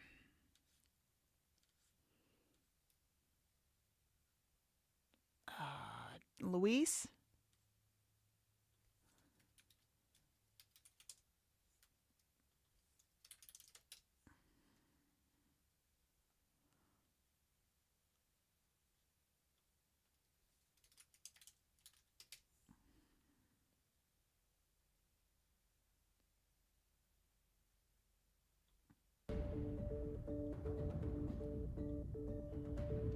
You're watching footage from a... I took those pictures. Okay. You make sure to save these, okay? Okay. It's Sunday. Most residents I'm are just still looking for the asleep. mom. Quietly, Riverside County... able to offer anything at all is that I love Ewu. at any moment her parents will appear out of the shadows. It would have been too late. Okay, here we go. Last minute. This was a signal from some sort of security system. At this point, the other officers pull up to the scene and deputy... Fair, so just Watch her. basically check on everybody, make sure everybody's okay. Watch her. Is all. Why? You guys have kids in the house? Yes. Okay, do you mind if we come in and just take a look, make sure everybody's safe and everything's okay? Okay, what kind of call did you get? Well, we got a call that there was a young female walking around saying that she came from a house over here. We were able to find out that this was a house, and we just wanted to check and make sure everybody was okay. Listen to her. Think that she came from here? That's what she said. From inside this house? I think so. Yeah, girl, she got out your house. Otherwise, we wouldn't be knocking on your Did door she on say her Sunday. name? It's Jordan. I don't know. Did she say her name? I don't know offhand, but we need don't to know. check. We just need to check and make sure everybody's okay. The You'll fire. notice the officers are careful. No So worries. it's a mess in here, so. All right, that's fine. We don't mind messes. We've been But in I worse. mean, How you doing, sir? I'm doing okay. Okay, we yeah. we were just in bed. I mean, like, So most that's people are right now, so we expect you guys to be in bed. Eyes have adjusted to the gloom. Officer Ogden notices Listen to her something to voice. his left and suddenly realizes David Turpin may have had a reason to be awkwardly standing in that particular spot in the entryway. Is this another bedroom back here? You got another couple kiddos asleep there? yeah. Sarge, you got another room in the front right here with two She had kids hidden. kiddos in the bed. Officers enter the previously door. Step over with my phone. Let's just... This is a first for me. It's a And, first for me. I don't understand. I'll explain everything as That's soon as fine. we make sure everybody's safe. Okay. Now let me ask you Yes. quickly: are there keys to the little locks? Yes. Okay. Where are they? My son and daughter can get them. She had kids restrained and chained up. Are there keys to the little locks? Yes, sir. Yes, sir. So, oh, look at this. Look what happened. In the middle of the live stream, the Vimeo video just went down. Put a 7 in the chat if they watching my every move. Hey, Medina. Hey, girl. Guess what? I downloaded it, bitch. I still got it. Don't worry. This one I downloaded. Don't worry, baby girl. Downloaded that one. I got it already. Already got it. But I like how y'all are obstructing justice. I like how you don't want the transparency, but you can dig through somebody's basically underwear drawer. I mean, that's what it feels like to have all your emails and everything gone through. Y'all saw that? Put a 7 in the chat if they're watching my every move. Put a 7 in the chat if Medina is watching this live stream. Again, more tampering with evidence, LLC. Hey, Medina. Hey, girl. It's not going to stop us. We're over here for transparency and accountability. Y'all just saw that, right? You can literally rewind this live show. This live show you're watching right now, you can rewind it and watch that we were just now watching this Vimeo video, and now, sorry, couldn't find that page. But this psychotic cow, this psychotic bitch wanted to get all Ben's information based on lies after admitting there was no extortion. But we can't watch a public video? Stupid ass. Guess what, dumb fuck? I already downloaded it and I still got it. What you gonna do now? What you gonna do now? You gonna request my files now? Request them, bitch. You're not gonna find nothing except getting yourself more legal liabilities. Watch this. Watch how easy this is. Watch. Oh, I got it. I got it.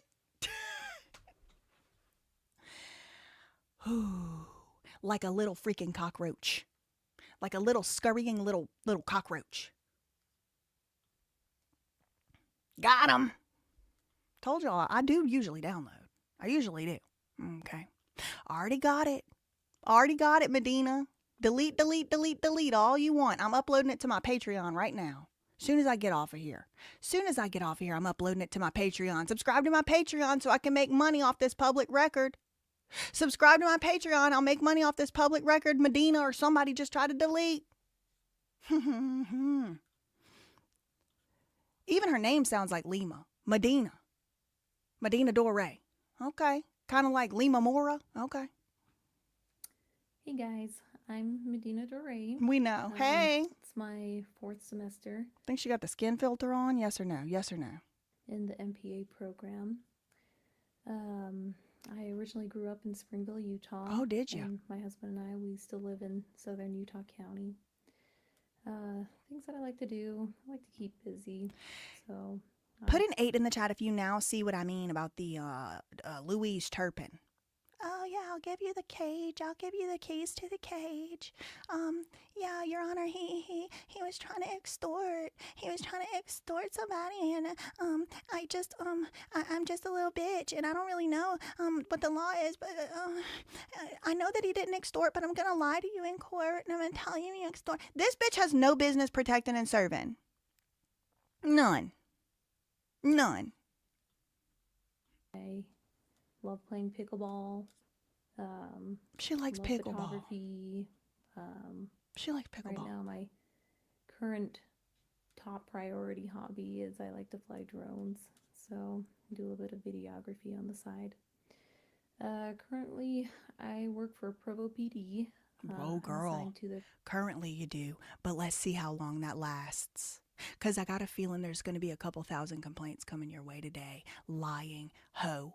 Criminal Investigations Division, and I'm taking this class just because She needs to investigate her own criminal activity, like lying to a judge, knowing there was no claim for extortion.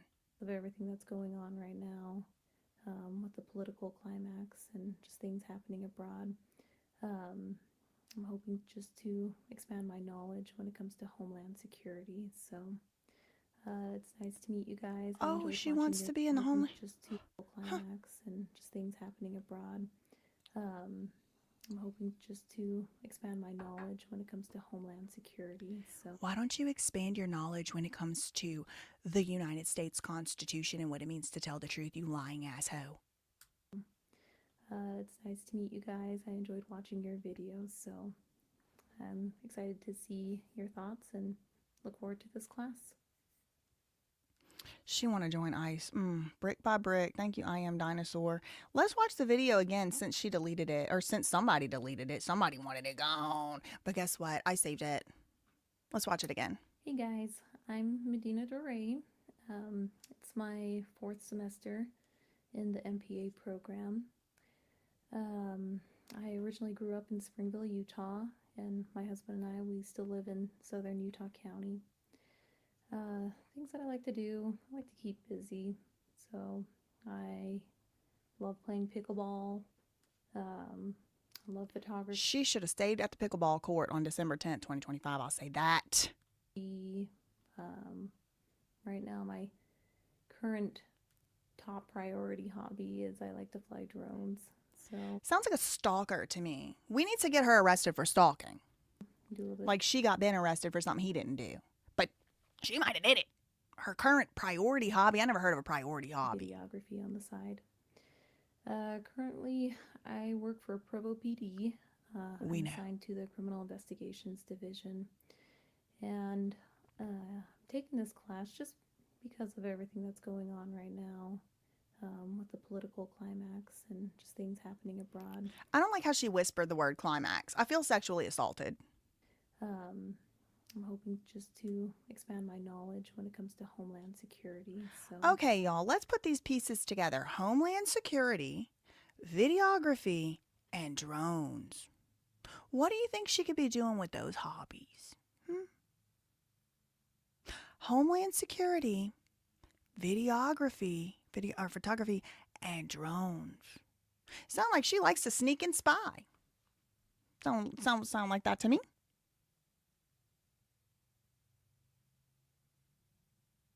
Maybe she's one of these ones that's trying to get into the FBI. Maybe she's trying to get to the FBI. Like Art McComber. And like Reed Brimhall wanted to do.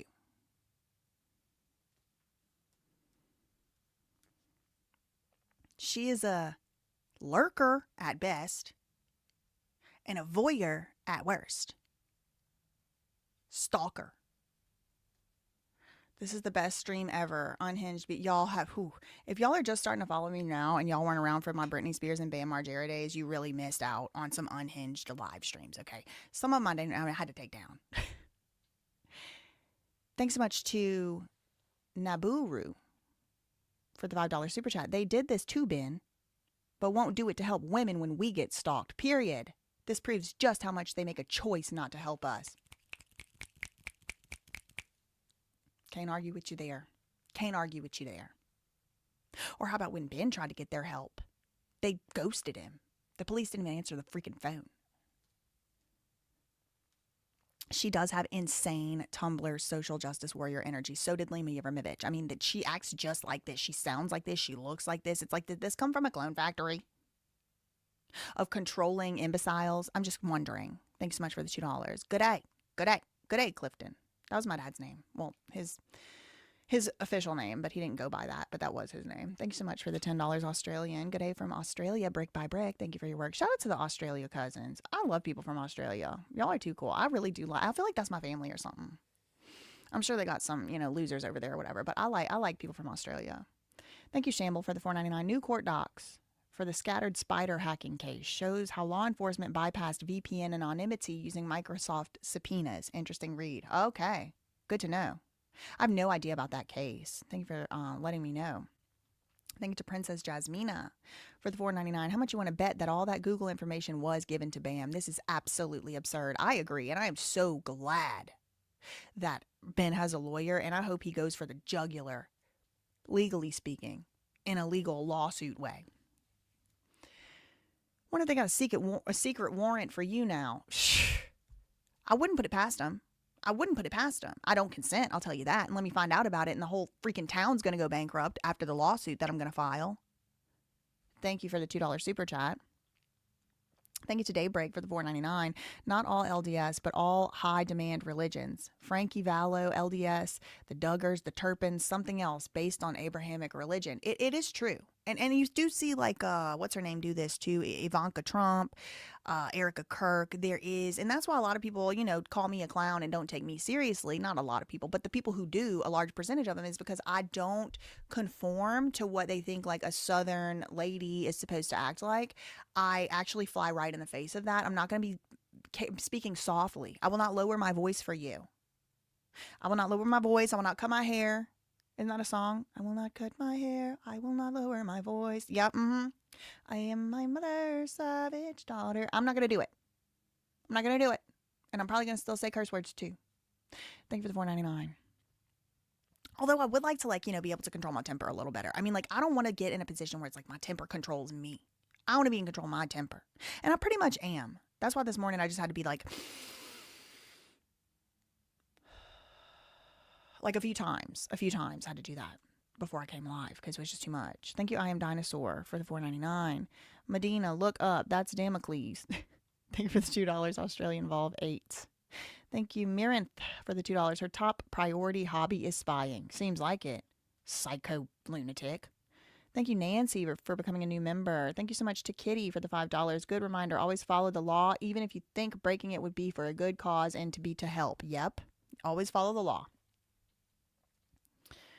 Thanks so much to Don Elvis. I'm so glad you qualified this because I was finna block you from my channel. I cannot stand Nancy Grace. We have beef. She has lied about me on her channel before too. But yes, I am a less unhinged Nancy Grace and less problematic most likely. Saying that in the best way. Loved watching you during the Britney case. Thank you for the $5, Don Elvis. Thank you so much to John Kersley for the £10 super chat. A lot of talk about search warrants today. All the stuff getting deleted today is why you do not get notified. Oh, they got a search warrant. I best destroy all the evidence before they get here. Sure, John. I actually already addressed that. There's certain things that's obvious. You got to make sure it doesn't get destroyed. Evidence of drugs, right? Drugs in the house, actual devices, people, human trafficking victim, kidnapping victims, stuff like that. It's like, sure. Google data, Google's going to have their data. No matter what Ben deletes. Do you think it's possible? In 2026, do you really think it's possible for consumers like me and you who just use Google for Google accounts to really ever delete anything? Sure, it can be deleted from our inbox. Google has our location data no matter if we deleted it or not. They have it no matter if we deleted it or not. That's why in this case, they should have said something like, oh, he might hurt somebody or he might cause damage or whatever. But they didn't say that. They said he might destroy the evidence. But the evidence they wanted was from Google. How could Ben destroy evidence that Google had on their servers? He couldn't. It was just more lies. Thank you for the $10.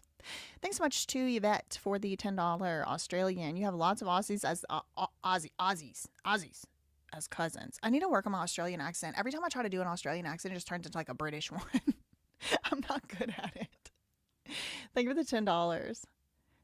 Google actually got fined $500 million because they still save everything. And they have, even if you have tracking deactivated. Exactly. Nothing is ever deleted. The delete button is just simply flags the row in the database. Nothing's ever deleted.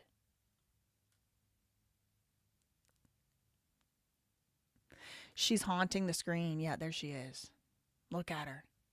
Can y'all believe this video got deleted? Taken down. Somebody destroyed evidence midstream. Thank you so much to thanks so much to Tim Cooper for the 1999 Apple support. Thank you. I'm buying one today. Look at the Guthrie case. They had recorded video with no subscription and the camera was dead. See? How do we use YouTube without Google, though? You don't. Google owns YouTube.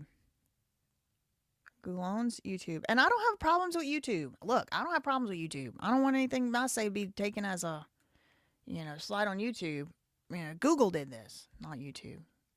Such an innocent video. Better get rid of it. She really embodies the visage of a spook, as an aspiring spook. I like pickles, all because of, what? Medina is watching you. It seemed like it, girl. That video came right down, didn't it? Didn't it come right down? Y'all saw that video come? Let's look at all the stuff that since this morning has been deleted, while all the while they're accusing Ben of going to be destroying evidence so he can't even have his constitutional rights because he might destroy evidence. Well, look, maybe they were projecting because that's how these criminal-minded freaks operate. Look at this. This was up this morning, now it's gone. This was up this morning, now it's gone. This was up in the middle of this live stream, now it's gone. This, they don't change the cover photo. So the 4 things from today that have been changed. An Instagram, this was in collusion with the Provo City Councilors, the Provo City Council and the mayor. This also, I believe, was posted by the Provo City Council.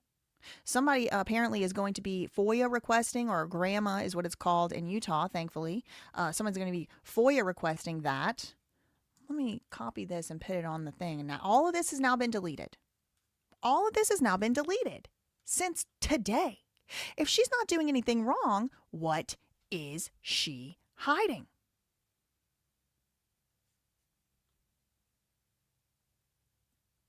Now, guess what?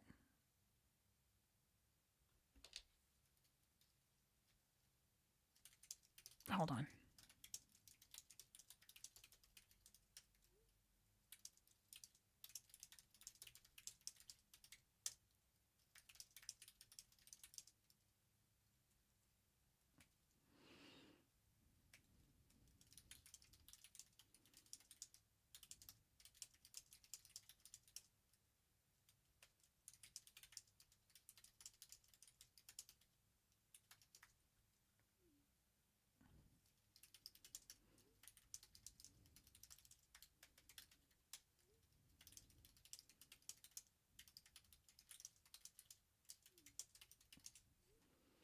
Okay.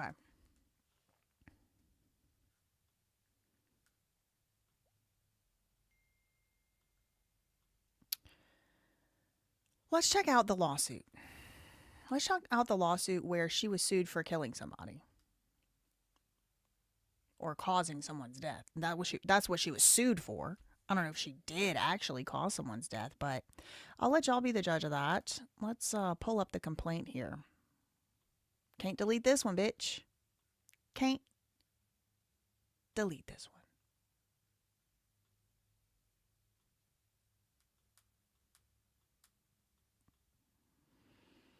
This is filed in 2022.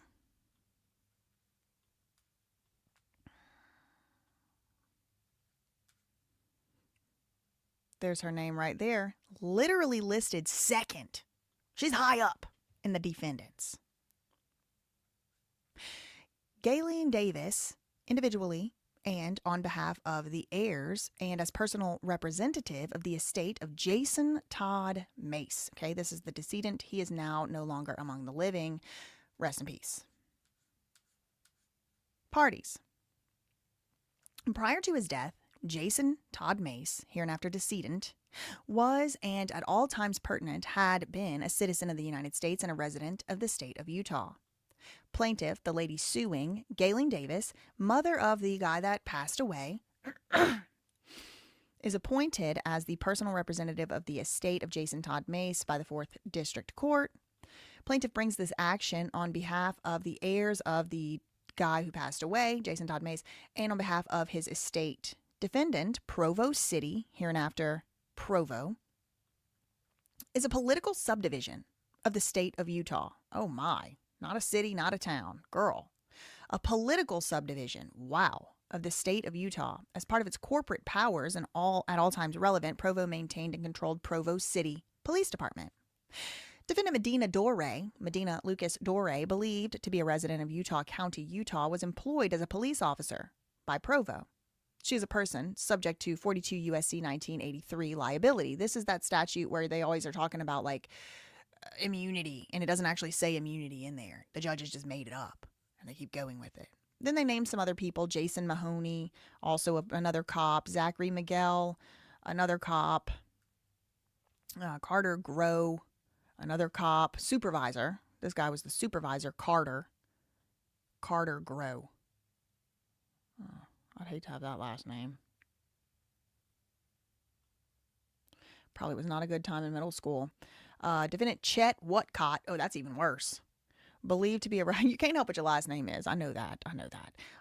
Is also a police officer in a supervisory role. Then you have this guy, R. Dale Christensen. This name keeps coming up, Christensen. There must be a lot of Christensens in Utah. An emergency physician, licensed to practice medicine in Utah. Intermountain Health Care, doing business as Utah Valley Hospital, is a corporation. And then there's Does 1 through 10. General allegations. On September 28th, 2020, about 1 in the morning, officers Mahoney, Miguel, and also, of course, Medina Lucas Dore, Officer Whatcott, Officer Grow, collectively these are the officers, responded to a dispatch call at the guy who passed away at his home. He hadn't passed away yet at the time. Officer Whatcott and Officer Grow were supervising officers with the Provo City Police. While at the victim's home, plaintiff, the mom, or I don't know if it's the mom, it might be the wife. I'm assuming mom. Did he say mother? It might be his wife, it might be his girlfriend. I don't know how this lady is related. Gayleen is related to Jason.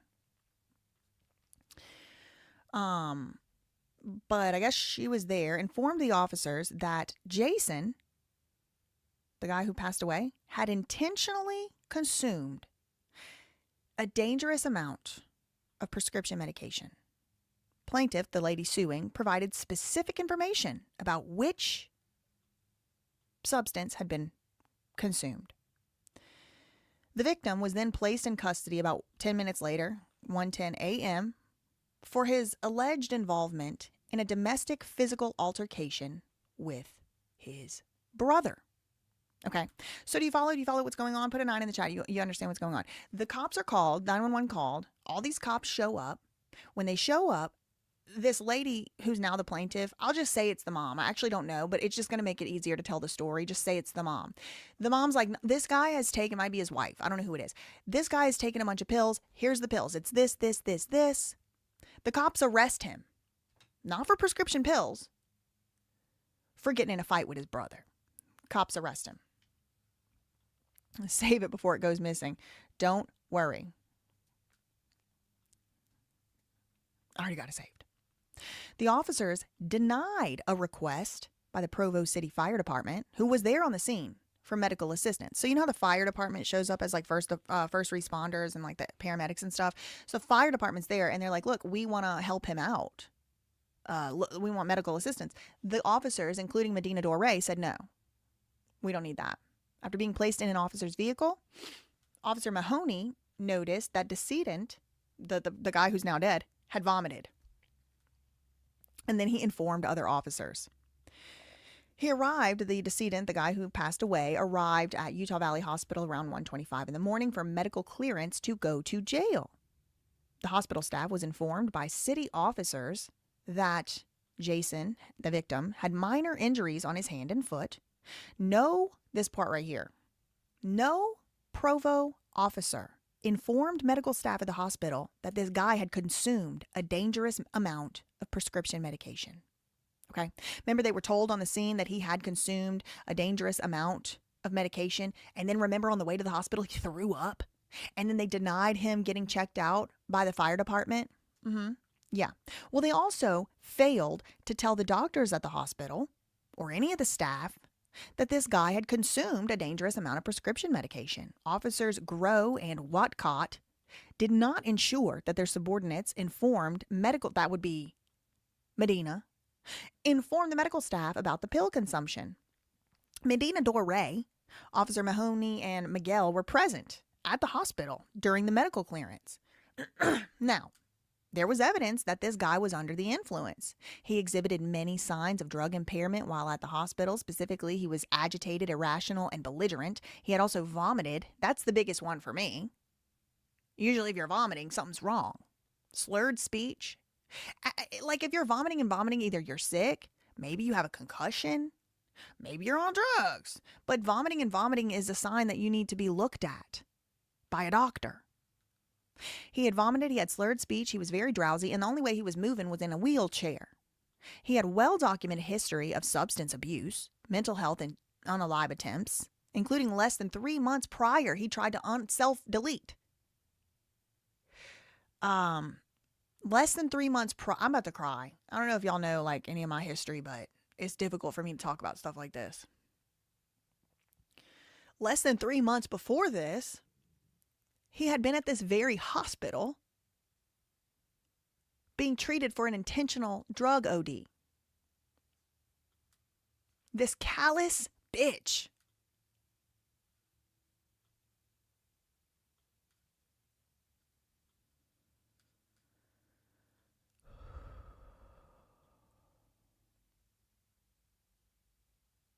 I'm trying to figure out if I even want to finish reading this, because nothing ever happens to these people.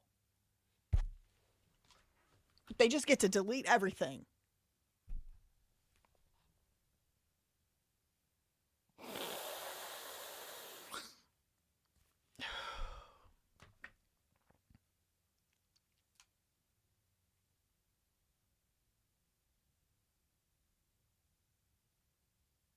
This is terrible. This is like a real victim.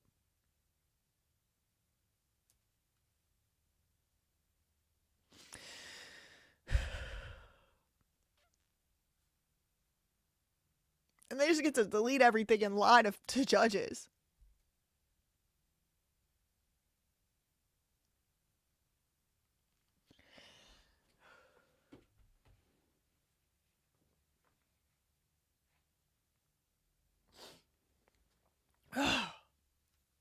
It's really sad.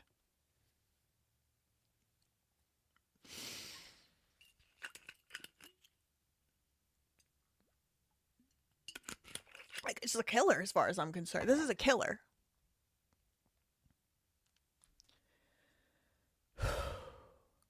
All right.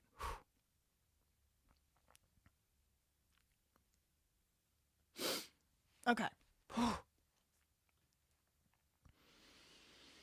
Less than 3 months before this incident where he actually died, he was in that same hospital getting treated for OD. Less than 3 months before this. And none of these fuck-ass cops told the hospital he was on drugs.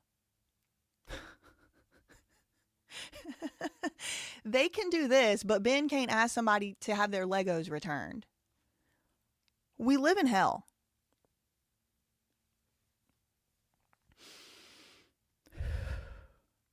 He had a history of substance abuse. The nurses noted he was drunk and vomiting.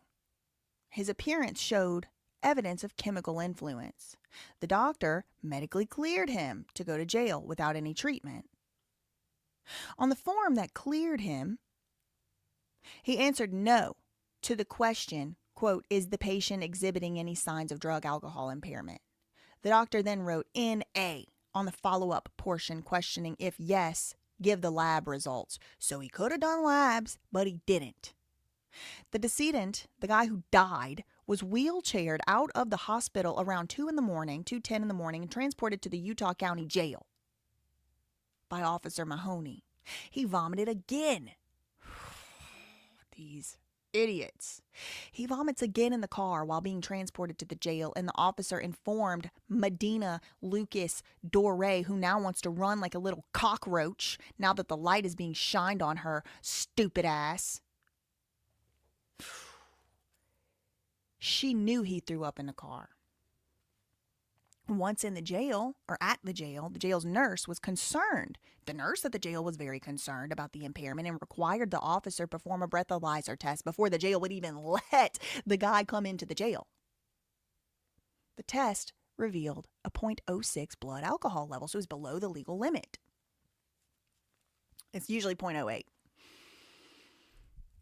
Then, as if all these other symptoms weren't enough, he then starts having seizures in the Sally Port. That means he didn't even get into the jail. They had him outside in like the kind of like the garage. You know how the jails have a place where you go out and if you get pepper spray, they spray you off and stuff. We saw this in the body cam footage of Ben. Jail medical staff, now he's having seizures. The jail medical staff assisted him, and an ambulance was then called to transport him to a hospital. While waiting for the ambulance, he repeatedly had seizures, struggling for oxygen. Medina Dore's just sitting right there, probably deleting a fucking video or something. Ugh. The jail nurse asked Officer Medina Dore and Officer Mahoney if the decedent's family had said anything about him doing drugs, which they had. Both officers lied. Oh, she has a history of being a fucking liar.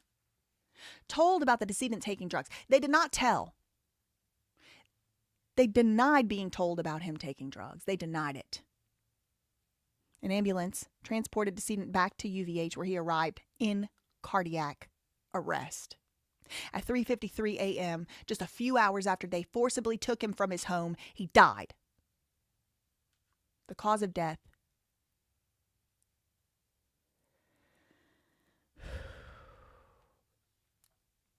is drug intoxication.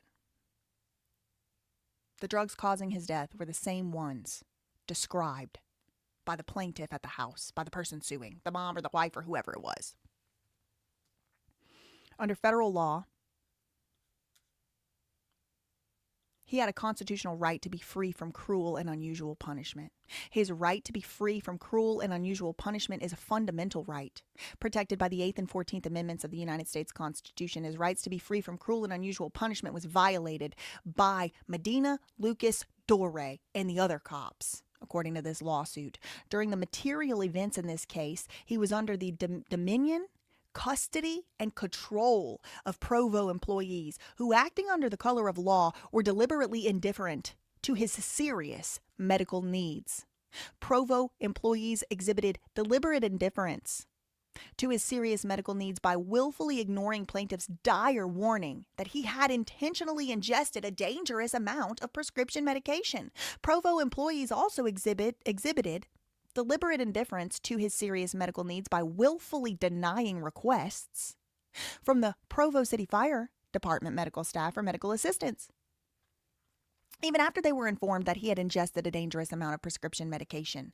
Provo employees, including Medina Dore, also exhibited deliberate indifference to decedent's serious medical needs by willfully withholding information about decedent's drug overdose to medical staff. And I'm just remembering Miss Medina Dore telling Ammon McNeff back earlier a few months ago, it seems like he would have something better to investigate. It seems like he would just be spending his time on something else. Bitch, I now have something to investigate. Killer, murderer. In my opinion, innocent until proven guilty, but I hope this bitch gets locked in a cage. I sure do. after having all her privacy violated. This bitch better not even crack one little side of her lip muscle up to try to act and pretend like she wants to act like she's getting targeted. She better not even act like she wants to even think about the thought. She better not even start to form a thought about feeling a little privacy violated after what in the fuck she did in that lying ass search warrant. I guarantee goddamn motherfucking you that. She better not even start thinking that thought. Public servant. Do not contact anybody mentioned in this video, but if you want to complain about this crazy psychopath, the link is down below. The numbers are down below. Do so peacefully and lawfully. Thank you.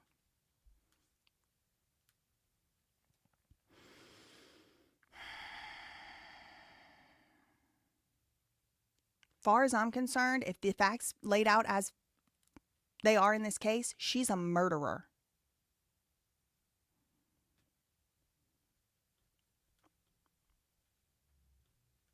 Provo employees also, including Medina Dore, also exhibited deliberate indifference. I bet she wishes that people would have just kept investigating bricks and minifigs. Now, put a 10 in the chat if she wishes she would have just sat idly by and allowed this investigation to go on instead of putting her ugly big ass nose all up in the middle of somebody else's business when she should have just sat there, ate her food, and been a public servant. Put a 10 in the chat. You think she might have wished now. Medina, I know you in here, baby girl. Let us know.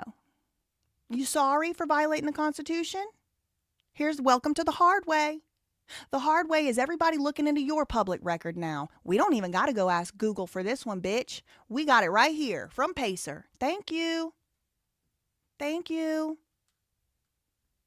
Deliberate indifference to the guy who died, who'll never be alive again. He's dead now. Yeah. Serious indifference, deliberate indifference to his medical needs by removing him from the hospital knowing he had not received any treatment for his drug overdose while there. Provo employees exhibited, including Medina Dore, deliberate indifference to decedent's serious medical needs by willfully withholding information about his overdose to medical staff at the jail. Not only the hospital, also the jail, even while he was having seizures on the ground, struggling to breathe, dying. He was dying. And they still wouldn't say, oh yeah, he took drugs. He died on their watch. Deliberate indifference to serious medical needs by willfully ignoring the obvious signs that he was severely and dangerously impaired by drugs and alcohol. Serious needs willfully ignored the severe and obvious deterioration of his health while he was in their custody. They violated his constitutional rights, which is a pattern or practice for Medina Dore. Knew or should have known he had ingested a dangerous amount of pills and he needed to receive medical treatment for that condition, but not one of these employees took any affirmative steps to ensure medical treatment for this serious medical condition. They knew of the excessive risk his serious medical condition posed to his health and safety, and they disregarded the risk. At all times here, he was suffering from unalive ideation and substance impairments. He was not capable of medically managing his own condition. He was in their custody. He was dependent upon them to manage his condition. As gatekeepers of vital medical information, Medina Dore, including the other employees, took it upon themselves the responsibility to make a life or death decision for this man by willfully withholding information about his medical condition from the staff. The conduct of these employees, including Medina, deprived him of his constitutional rights. He was made to suffer cruel and unusual punishment, a horrible, horrendous death, I am sure. As a direct and proximate result of their deliberate indifference, he died in their custody. As a direct result of their deliberate indifference, he was caused to endure prolonged pain and suffering leading up to him dying in their custody. Even though his condition could have been treated, he could have been stabilized. This plaintiff seeks compensation in the amount to be determined at trial for the pain and the suffering that he endured. They caused his estate special damages, economic damages, for funeral costs, medical costs. They caused his loss of future earnings in an amount to be determined at trial. They were malicious and willful and callous, manifesting a knowing and reckless disregard for his rights. Second cause of action: failure to supervise against the officers above her. municipal liability against the city. Policy-making officials in Provo were deliberately indifferent of the need to properly train and supervise. Oh, this sounds familiar. Policy-making officials, like the ones who deleted a post today off their own Instagram, like the city council, like the mayor, who now are covering up for this psycho killer. Policy-making officials of Provo were deliberately indifferent to the need to properly train and supervise employees at Provo City Police Department on how to respond to individuals requiring medical care for serious medical needs, including overdoses. Provo had actual and constructive knowledge that its failure to properly train and supervise was substantially certain to result in a constitutional violation of people's rights. Provo City consciously and deliberately chose to disregard the risk of harm. A violation of his right to medical care was a highly predictable, plainly obvious consequence of Provo's failure to train and supervise its stupid-ass incompetent police officers on responding to individuals suspected of a drug overdose. This failure to train and supervise was a deliberate and conscious choice by Provo. This claim is supported by the fact that Provo City Police have had a previous incident or incidents where officers were told that an individual was suspected of a drug overdose and later that person died. This is not the first time it's happened. Provo knew or should have known their actions or inactions created a situation with a substantial risk of constitutional harm to arrestees. As a result of the conduct of Provo City, this guy did not even receive treatment for his serious medical needs, and he was made to suffer a cruel and unusual death at the hands of these people. He died while he was in their custody.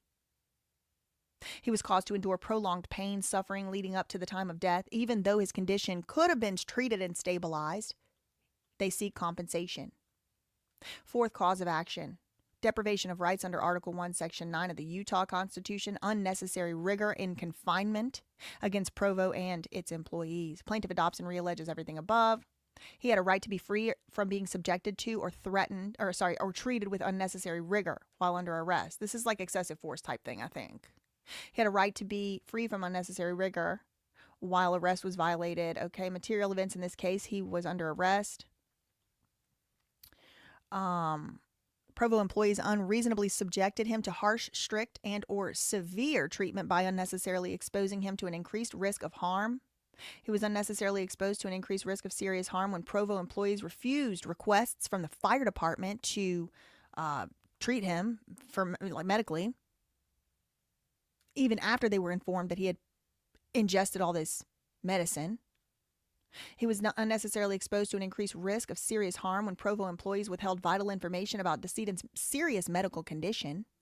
He was unnecessarily exposed to increased risk of serious harm when Provo employees removed him from UVH knowing that he had not received any treatment for his overdose. They withheld vital information from people at the jail, even while he was seizing and dying on the ground, willfully ignored the obvious deterioration of his health, even though they were explicitly notified, even though there were impairment signs. Failure to provide adequate policies, procedures, protocols, and training events, a deliberate indifference to the constitutional rights of its arrestees, and that such a failure is likely to cause serious injury, death to those under arrest. And Medina has never stopped violating people's rights. She's still doing it. She's still doing it.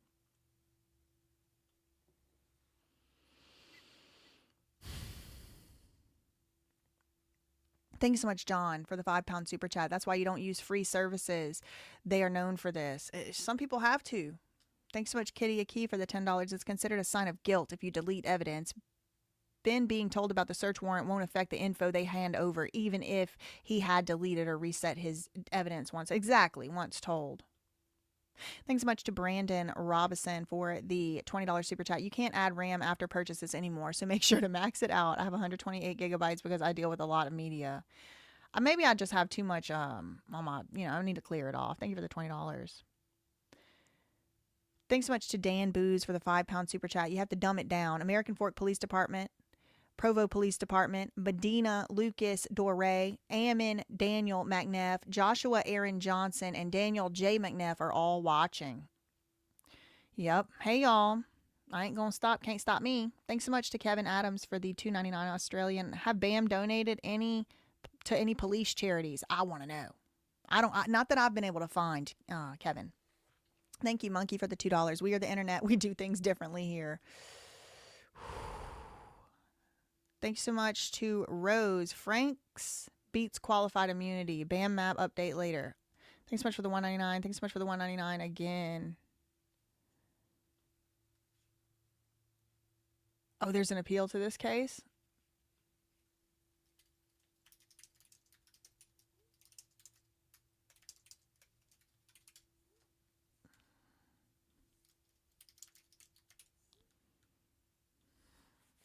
Okay, let me check my email.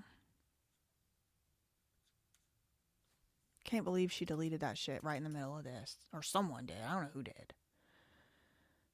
She deleted the entire Vimeo account. Ha ha ha ha ha ha. Bitch. It doesn't feel nice, does it, Medina? It doesn't feel nice when you have people snooping all in your shit, does it?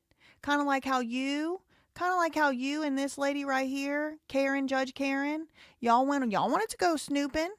It doesn't feel good though, huh? It don't feel good when it's 2,000 people looking at your shit. It only feels good when you get to do it to other people, huh? You smug ass bitch. Huh? You smug ass bitch. Y'all don't want people looking at y'all stuff, but you want to look at other people's stuff. How that work? Somebody tell me how that work. Somebody tell me how that work. Don't feel good, huh, Medina? When people are looking at your public stuff. They appealed it. Then what happened?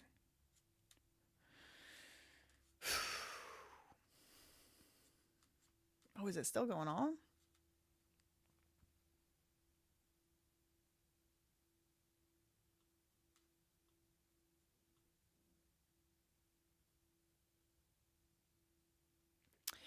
Okay, thank you for emailing me that. I'm going to have to go through all this. It's like so many documents. 1, 2, 3, 4, 5, 6, 7. Main document. I'll have to go through this. Let me see. What was the disposition of the case? They lost? I'm assuming they lost. I'm assuming the plaintiffs lost. Medina got away with it. The killers get to keep killing and keep violating all our rights. I mean, that's just how it works.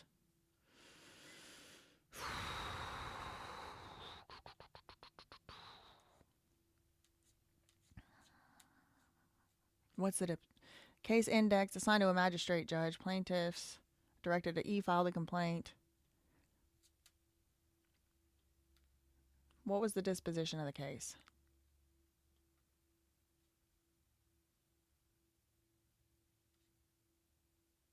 I go to Pacer. Just to see if I can see the docket. They did send me a lot of stuff, but I'm not like, let's see.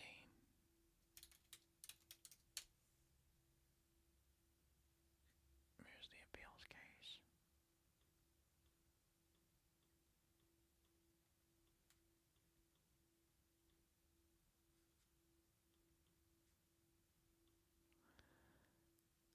Entry of appearance. Mandate issued. Terminated. Procedural termination without judicial action. Granting the stipulate. Oh, it was a oh.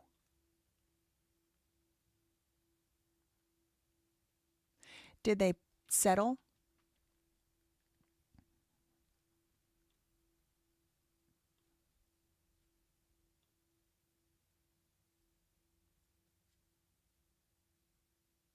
Yep, settled. Settled. Y'all, I did not expect this case to make me so emotional, but I guess I should have. Because it does show a callous indifference to human life. Someone is throwing up, vomiting, and seizing, and you got him in the back of a police car. They settled. Look. Stipulation to dismiss. Pursuant to discussions held under the 10th Circuit Rule 33.1, Federal Rule of Appellate Procedure 42B1, and the agreement of the parties, the undersigned stipulate that the above appeal be dismissed with prejudice. Each party shall bear their own cost for appeal.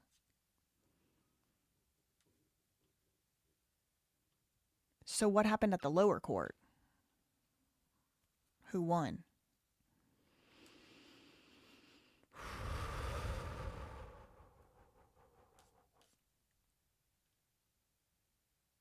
granting in part, denying in part the motion to dismiss. Docket order, plaintiff short form discovery, dismiss memorandum support pursuant to defendant on health care.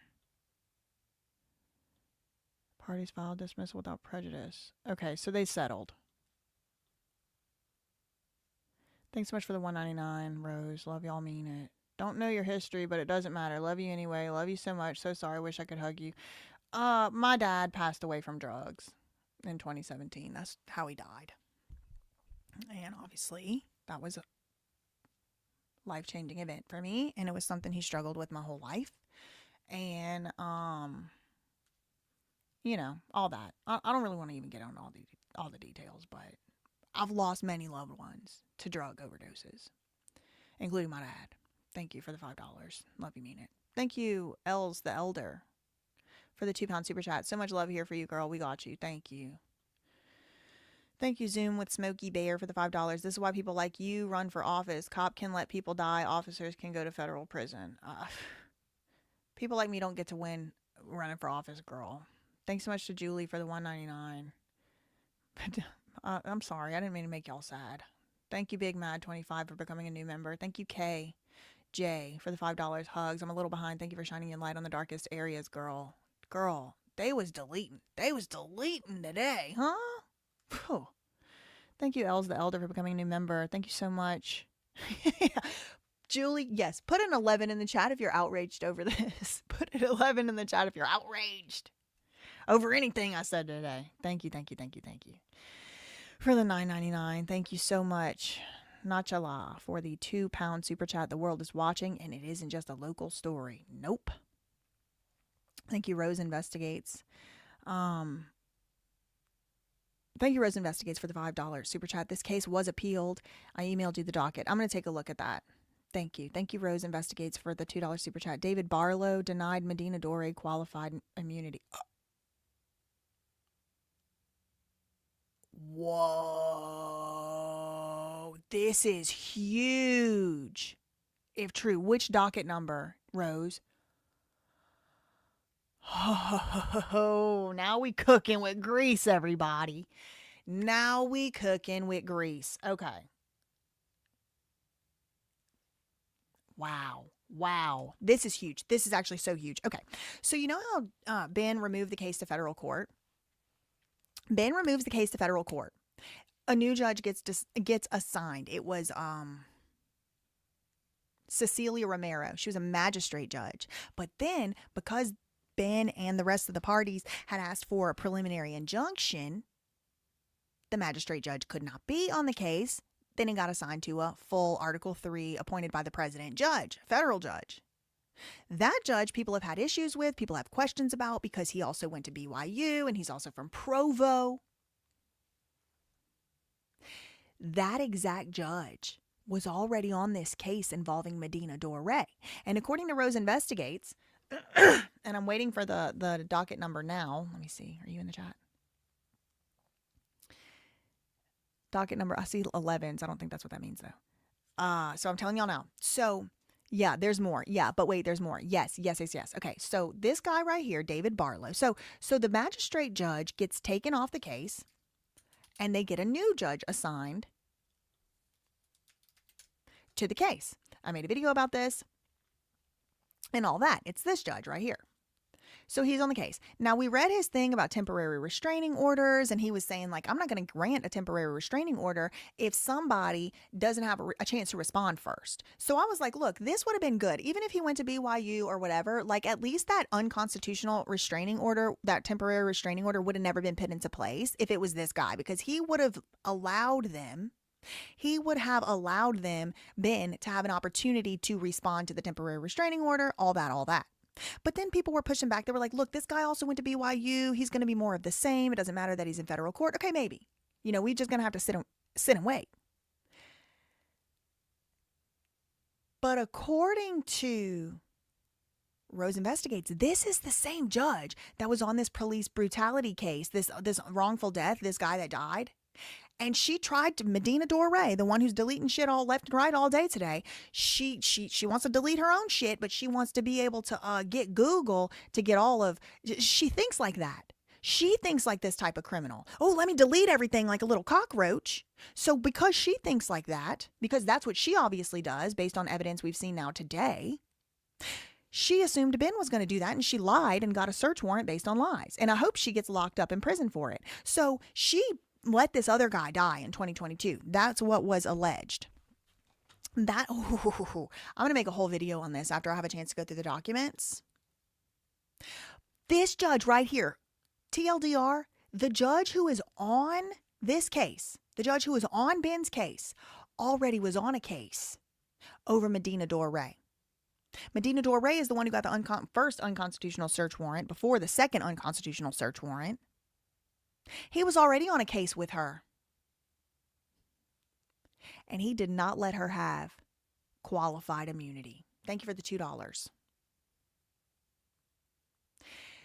It might be okay with this judge, y'all. He's already turned. He's already turned on these cops one time in Provo before. This is a great sign. This is a great sign. Admiral said this is huge. Agreed. Judge Barlow is the GOAT, not gonna lie. Apparently Utah isn't as big as I thought. They have like 2 judges. Seriously. Tony Graff is on divorce cases, death penalty cases, civil RICOs. She probably has done tons of improper searches and probably gotten tons of improper search warrants. This is huge. Does the judge not like her? I don't know if he likes her or doesn't like her. But he has already determined in one case against this exact cop, no qualified immunity, and I bet you that's why they had to settle. Because she was going to be held liable. God grant me the protection of a police union. These people get away with everything. Yes. Okay, so Legally Mine, but not Bricks and Minifigs, right? Legally Mine apparently donated to layers of nonprofits, and the money did go to BYU athletes. I did see that email. I do need to look closer into it. Thank you, Marinth, for the $10. Thank you for Pink Queen for the $2. Now we know why dirty old Medina is dirty deleting. She's already almost had to be on the hook. She's already almost had to be on the hook. That's probably what they appealed. I got to look into the case closer. I did just kind of look into the rest. I only had the complaint. I was going to read y'all the complaint.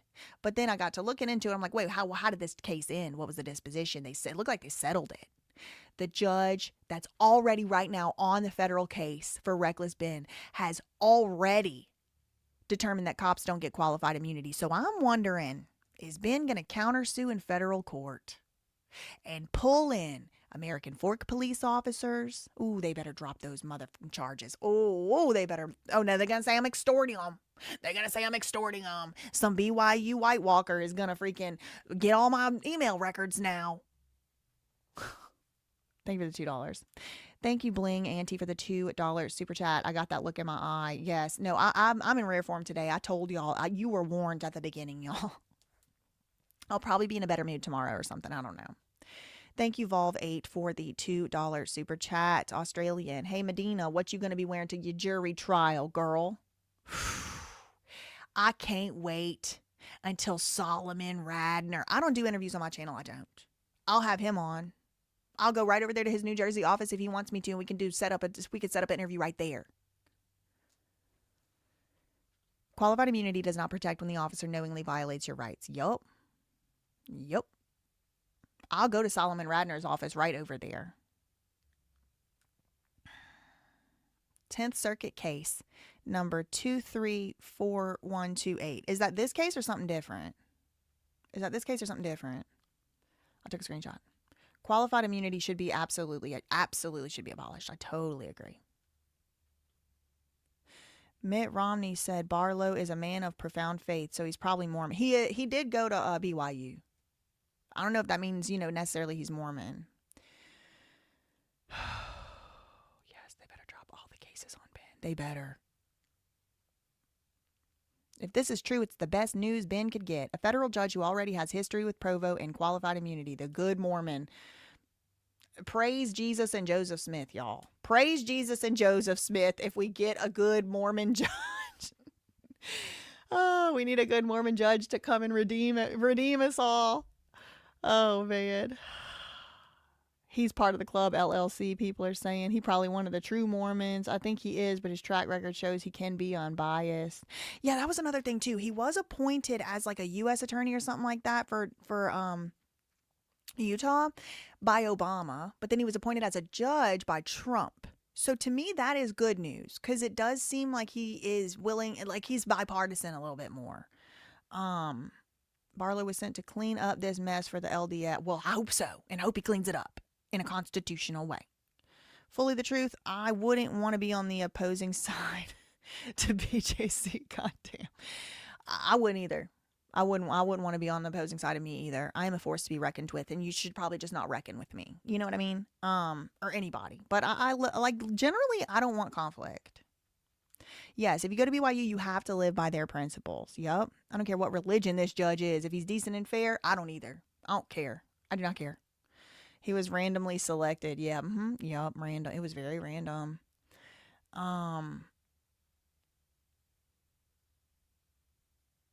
The more I'm hearing about this judge, the more hopeful I am that he might focus on making sure the trial is finally fair. Hope so. Let's check one more time the pacer. I'm not going to be able to get to David Brimhall today. I'm very disappointed. But I want to see if there's any filings that have been made in this case. And I'm going to call it a day after that. I don't want to miss anything important happening. Let's see.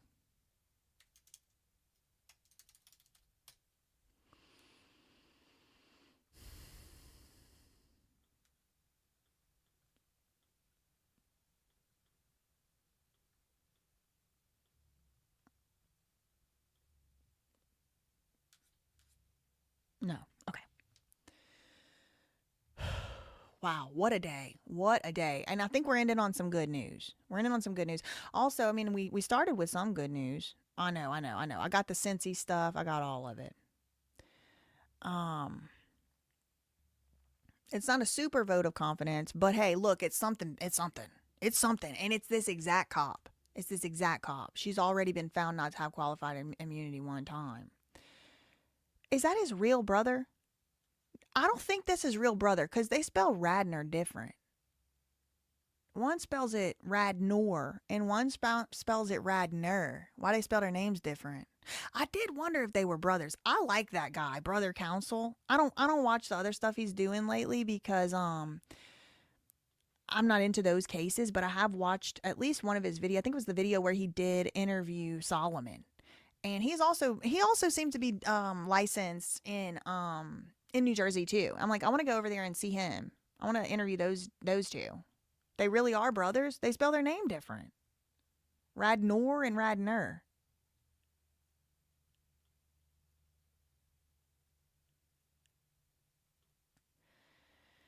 Okay. All right. I'm tired. It's been 4.5 hours. I'm going to have to talk about Reed and Adam Brimhall tomorrow, but I definitely have some things to talk about. If this was too long for y'all, I understand. It's too long for me too, girl. If this is too long for y'all, I'm gonna probably end up cutting at least a few clips of videos out of this video because some really important stuff was uncovered and discovered today. I'm spinning, I'm reeling, and I gotta go. But I'll talk to y'all later. In the meantime, facts ain't defamation, neither are opinions. Please do not contact anybody mentioned in today's video. If you want to report this crazy hag, you can do so down below. Hopefully she gets fired. Hopefully she gets put in prison. Love you, Mina. Okay, bye.